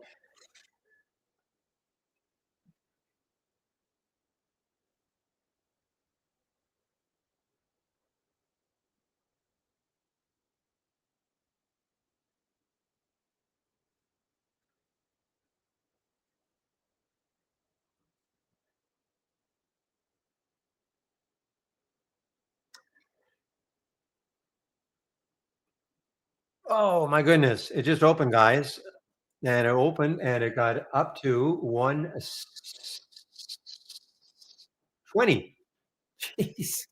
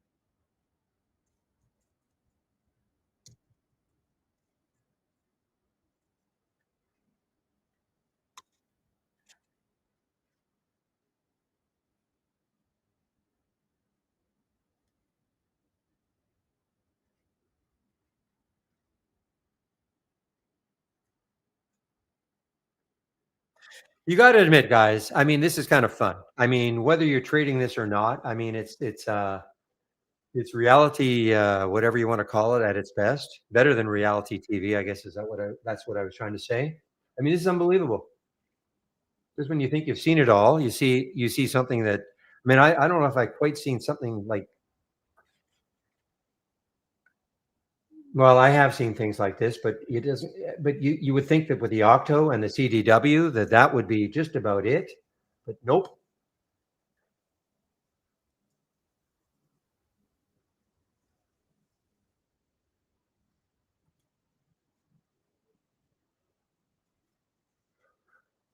Well, it appears that IB has shorts for it, but somebody's saying but they won't let you. What they won't let you short it.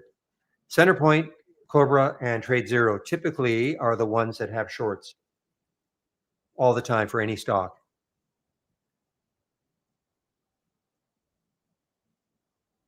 But I'll take your word for it, even though it says there are. But it's funny because the shorts have been snapped up. I mean, there were 44,000 before, so I don't know what to say. Now they're 29,000.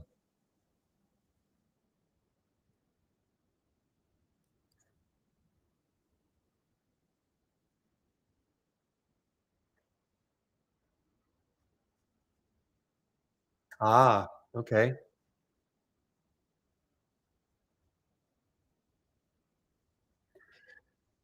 Well, the news on it was I have to go way back. Look at all the halts.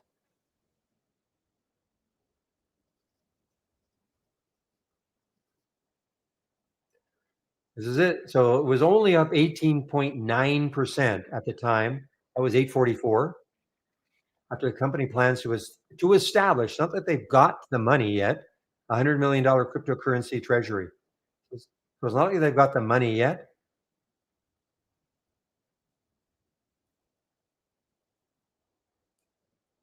but that was the news this morning.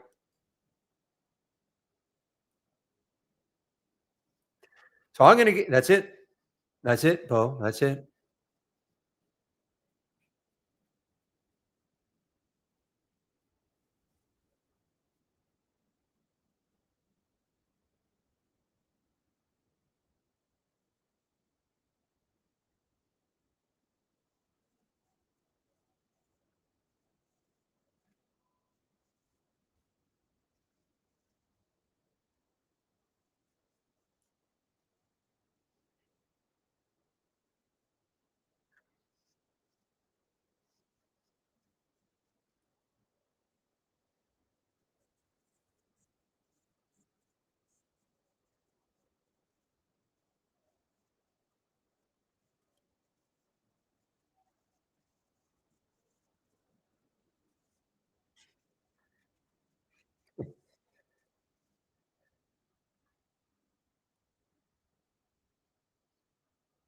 Look at this. 127. 125 opens at 125. Yeah, good luck trying to. What are they going to do though with a Reddit group? What are they going to really do? Shut it down? Another one pops up with another stock. No, it's 139.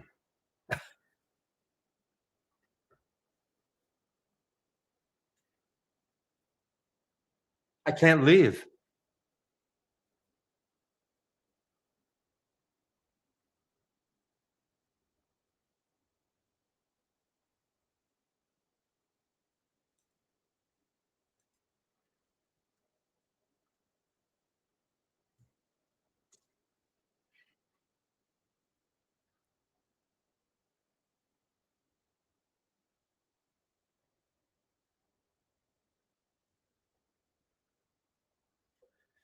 Yeah, I mean, if you had shorts available from any of your brokers, I mean, yeah, in theory you could put a stop, but it could blow right through your stop.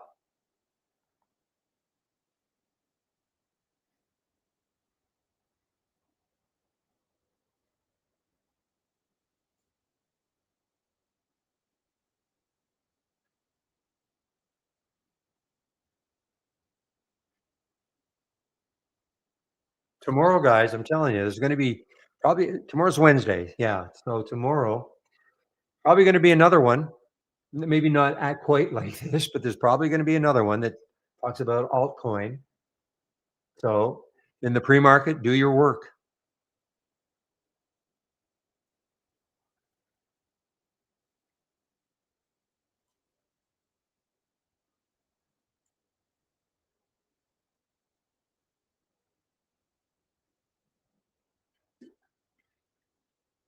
So you actually had shorts available when it was 63.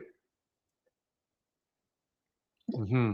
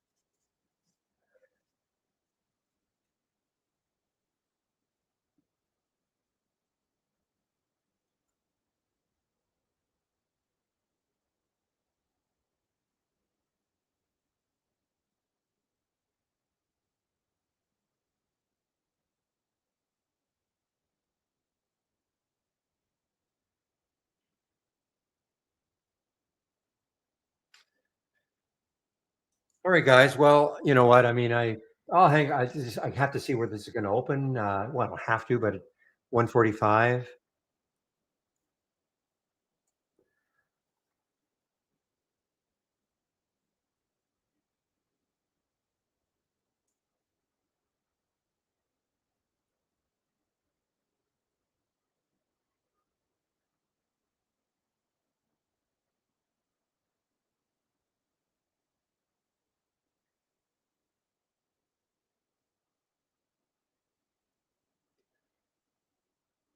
This is so out.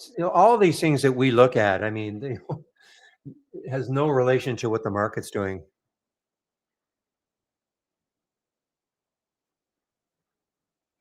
That's the beauty of trade ideas.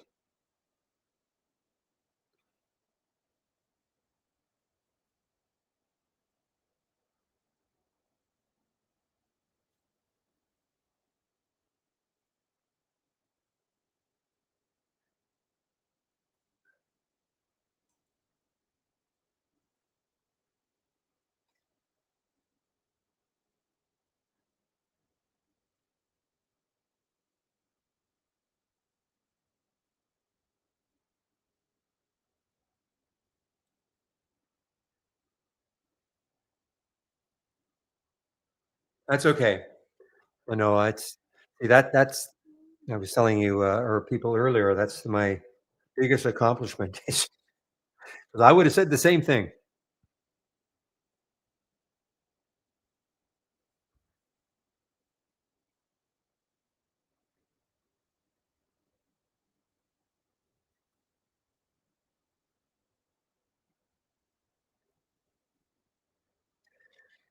Only in the States, Barry, not in Canada.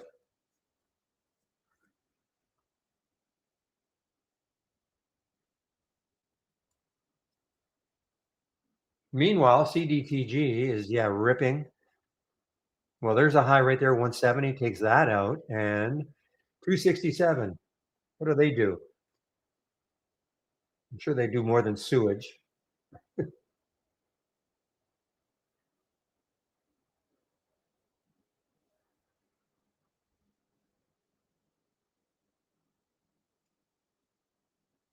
Oh, wow, it just opened.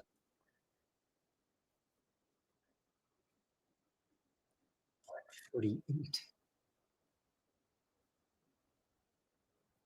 Gonna get halted right now. How can you tell? Because, 21, 22, there's no way in the world that a stock like that is going to be have a spread of a penny.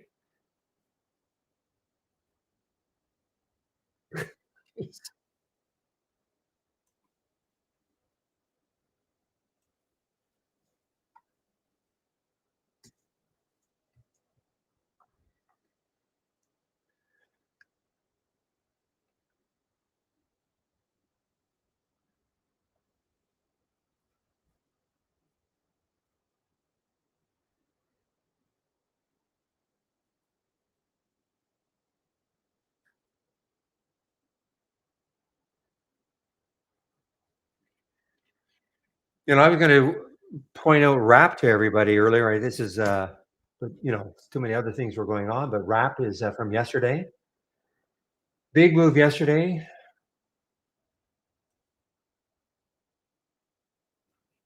Big move yesterday, but it closed not. I'm even close to holding its highs, and now getting close to the low of yesterday.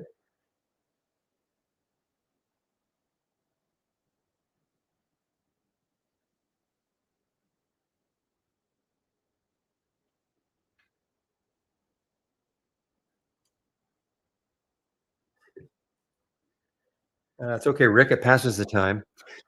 Wow.